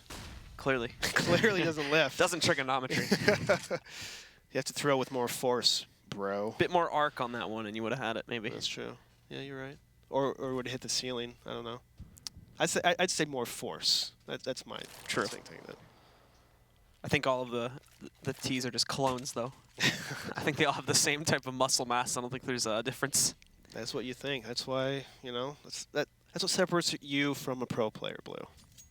You think that there's a difference. There is no difference, but there is. Wait, I said there wasn't a difference. There is no difference. What? What? Anyways, eUnited, the bomb is by A ramp, but they throw a smoke. They're trying to do the A execute, but Winterfox in a position. They have 3 in the bomb site, and APOC, oh, looks like they're faking themselves out. Now imagine underbound, they're getting kills. Dexter with an ult, just peeking through smoke. He doesn't see the guy above him, though.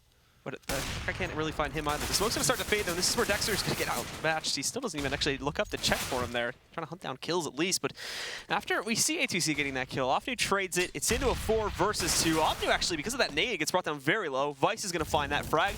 Molotov being tossed in the side. I don't actually think it's going to stop the planter. Nope, it won't arch over there. But there we go. APOC getting him lined up. And after a 1-for-1 trade, it's a round for Winterfox. They get up to 15 rounds, and they again reset eUnited. They'll be back down in the dumps as far as the money situation is concerned, but obviously with it being on 15 rounds, they're going to force up once again. Another force buy. Number 25. What would this match be without more force buys? Wouldn't be a memorable match. I guess. You're probably going to forget this anyway. You really just want to drink away this match after it, to be completely honest. Give me some old fashions, please. And looks like eUnited, they're going to send 3 towards the A-bomb, 4 towards the A-bomb site. Looks like it's going to be another A take. They do have smokes. But looks like they're just going to try to sneak out, try to get Imagine. You know he's in this area. They know he's there. But they have 3 towards the A Palace. Looks like TCK is going to probably just sneak out. And now eUnited are going to try to go for the direct execute outside here now. Imagine's getting completely overwhelmed. APOC responds. APOC's still alive, but he only gets a 2nd kill before going down to Vice in the sandwich there. It's a 3-on-2 retake scenario now. Well, they are rotating in. They've got to be cautious. There's a man outside. Opti suspects something, though, but oof, that's a messy spray. Shinobi's going to punish that. Takes him down. Dexter's the last man standing. unless he comes out with an incredible clutch, it is looking good for United to stay in this game for at least a little bit longer. That was a nice move by United. They completely changed up their pace right there by when they usually hit A, they usually toss smokes or flashes, or if they sneak a person out, it's only one person. And they've been doing their passive default the entire map, and so this round they changed it completely up by just sneaking out with 5 people at once, and they got good exchange kills and planted the bomb. Dexter, of course, just posting up to save. I don't actually think he's even going to get himself any sort of combat. Maybe against Shinobi, depending on the way he heads out, but it even looks like he's heading up towards top mid here. So Dexter, he's sneaking back in, ultimately looking to save, and he'll succeed in that by staying very close to the site. Keeps the rifle in check, and with that, they'll still have a little bit of firepower going into this round. Ultimately, though, again, they are back to being broke here, so I would not expect a force. This is actually becoming a somewhat valid statement to say this again, as of the past few rounds. I think it's, well, I mean, it's going to be a double save, so you'd think they'd force on a double save, but it is 15-11. Maybe they just want to play it a little safe. You know, they do have one person buying, so that's APOC. It's a little bit of money. I don't know why only him. Why not? Just an individual. And it looks like United might do a similar A smoke take here. They're just going to sit back, throw some smokes, flash up, and then it's going to outgun them because they pretty much know that they're ecoing. We're going to see A2Z trying to catch some of these guys as they move in there. Vice just ripping the head off of Imagine as they push into the bomb site. There is some damage moving in all of a sudden, though. Whoa, there's some chaos here. Dexter finds a first kill. Again, though, it's fairly well restrained. Puck falling back, Dexter missing that shot on the cross. Still hunting for some more here, but also Offnu going to sneak in. He spotted one guy, it's A2Z, and he actually takes him down. 3 left alive here, but still 3 CTs. Offnu down at 1 HP after that one. The Deagle in check, but he can't find anything. Offnu moving in, catches a second kill now. 2 more to go. Offnu taking down TCK. The Op now is going to hold these guys back, and oh, he gets so close there. Brings Vice just to 3 HP. Dexter's going to try to wrap the corner. Finds him. 1 more to go. Trading out the gun, hopping forward, and he gets the final kill. The only question now is he going to have enough time? Looking for a kit. He's going to jump onto it. I think he's actually got it. It's going to be very close, but I do believe this may be it. Oh, no, I don't actually know anymore. We're going to have to wait and see on this one. And it looks like he just gets it. So Winterfox are going to be able to take this match 16-11. They go 2-0 versus eUnited this evening. And with that, oh my God, this match is finally over. That's really all I have to say. So I got to say, that's nice for by Offnu. He had 2 USP kills and a headshot with his cult. Pretty impressive stuff by Winterfox. Very nicely played as well Very there. Nice. Very On nice. an eco, of course, to win the game. So, how many eco wins this game? I don't want to count. I don't want you to know. But if you do, tweet at this guy and let him know how many eco rounds that they won this Eco rounds? Eco rounds. Eco Okay. rounds. I heard Hiko rounds. It's Oh, getting Hiko late. rounds? Yeah. Hiko? You know, maybe I did say Hiko. Wasn't Liquid playing. Anyway, it looks like the analysts are ready to try and break down this match. I don't know how you're going to do it, but I'll leave that to you guys. We're always ready. We're always ready. We saw Ryu give a giant fist pump when that match was over. I don't know what that was about. I don't think he's a Winterfox fan. I don't know if there's an hour in my life that I've hated as much as that last hour. I'll just be honest. Yeah, I mean, it was like almost an instant replay of Cash. It was just, I mean, I guess just saving in the game doesn't make sense. I tweeted out, I think it's the new meta. You just force buy until Valve balances the pistols, so that's no longer a viable strategy.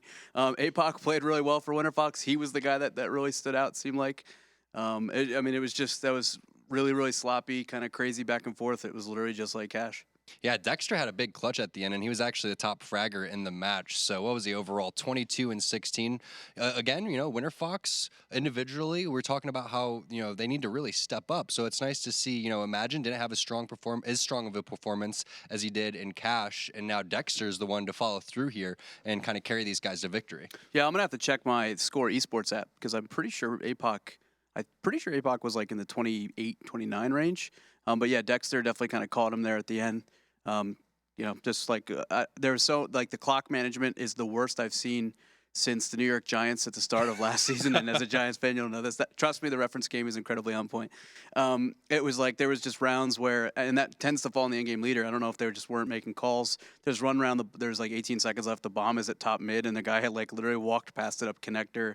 I mean, that was one of those games where it was like I don't know if you were an outsider to the game and that was the match, you would be like, are these guys pros? Yeah. And it's not because they're not good players, but it was just that kind of a back and forth, sloppy, crazy, you know. And honestly, that's hectic. if you're hectic. We'll call it hectic. If you're eUnited, that's the type of game that you love because you want to bring teams down to that level of just like, let's just pug it out and let's just take aim fights and let's just see who comes out at the end of the round. They weren't able to close either one, and they were pretty close both maps. Yeah, I mean, it's Pepto is definitely going to be on the menu later tonight. We saw a couple of those. What does the Bears like to call them? Mental farts. We saw a couple mental farts. People walking in the middle of the map with the grenades out and things like that. But overall, pretty crazy day, pretty funny day. United with the back-to-back buys over and over again. And here's the matches and how they played out today. Selfless lost on Dust 2 to United, but they bounced back strong on Mirage with that 16-6 win. On Cash, we saw Winterfox beat eUnited, and then again on Mirage. Pretty close, though, for eUnited, especially with, not that good of a record, only 2 wins so far. But you can see they kept the matches pretty close so far. Yeah, I think unfortunately for eUnited and eUnited fans, I don't know that some of the other teams in the division are going to let them have a match like that, are going to let them just run around and just force by, and there's going to be teams that are going to, like SK would punish that. Yeah. Instantly, if you're a CT team and you're just going to force by, you're going to immediately put yourself in double save territory, so they're going to win pistol, they're going to win first gun round, you're going to force up, they're going to punish it, and then you're literally, if you keep forcing up, they can literally just rush you because you have no utility, and we saw that was the type of thing where you don't have any nades, right? And when you're a pug of your team, you're going to trust your aim over using your utility correctly. I don't know that they're going to get away with that for the rest of the season. So this was an opportunity for United to get a couple wins, just playing real scrappy kind of Counter-Strike, and came up a little bit short. If you're Winterfox, that's definitely one that, I don't even know if you go back and watch that demo. Honestly, I think you just say, hey, guys, I don't know what the heck that was tonight. We got 2 wins. Let's move on. Let's prepare for the next team, and we'll play a little bit better overall. I'm sure a lot of the top teams are kind of watching this with their mouths watering, being like, oh, this is the competition that we got to go up against. All right, well, I think we'll be able to handle these guys. But tomorrow we're going to have some really insane matches. It's going to be Optic Gaming going up against Splice. You can see the maps are going to be Mirage and Mirage. And then we do have Energy Esports taking on Echo Fox on Cash and Mirage. So that's not a Mirage. We have 3 Mirages. Yeah, that's another one of those awkward back-to-back same map kind of things. Optic's really good on it. It's one of Splice's better maps. Oh, sorry, we have Cobble on there. That's my bad. I think it's a Mirage, but Cobble, that would make more sense. I mean, those are really good maps. My initial gut on that is Optic's probably going to 2-0. Splice will have Machine Gun, is my understanding. I think he's already been playing Rank S, so it's good that they'll have their actual 5. And he's going to be really fun to watch, so definitely looking forward to that. And then for Energy, Peter's been playing extremely well. They didn't do very well at the event this past weekend, but Peter individually played great. And he's definitely a player. Him and Tabson, I think, when they go off, they can help that team win. Echo Fox had a good event. I think their finish, where they placed, doesn't really represent overall the event for them. I think they finished 4th. I don't know that they were the 4th best team there, but that's where they finished. And they're definitely a team that when they put it together can do damage. So it should be some good matches tomorrow. The big things about these LAN tournaments, though, is even if you don't walk away winning the tournament or, a top 2 or 3 placing, you can at least walk back and be like, okay, well, we had some good team bonding time. We also got to see a lot of these teams play and kind of work on our strategies too. So it's not all lost if you guys don't walk away with the win. But guys, that's a wrap for us on day 12, week number 4 of season 4. But make sure that you tune in tomorrow. It's going to be 4:45 when the pregame show starts. On behalf of everyone at ESL, thank you so much for watching. We'll see you tomorrow.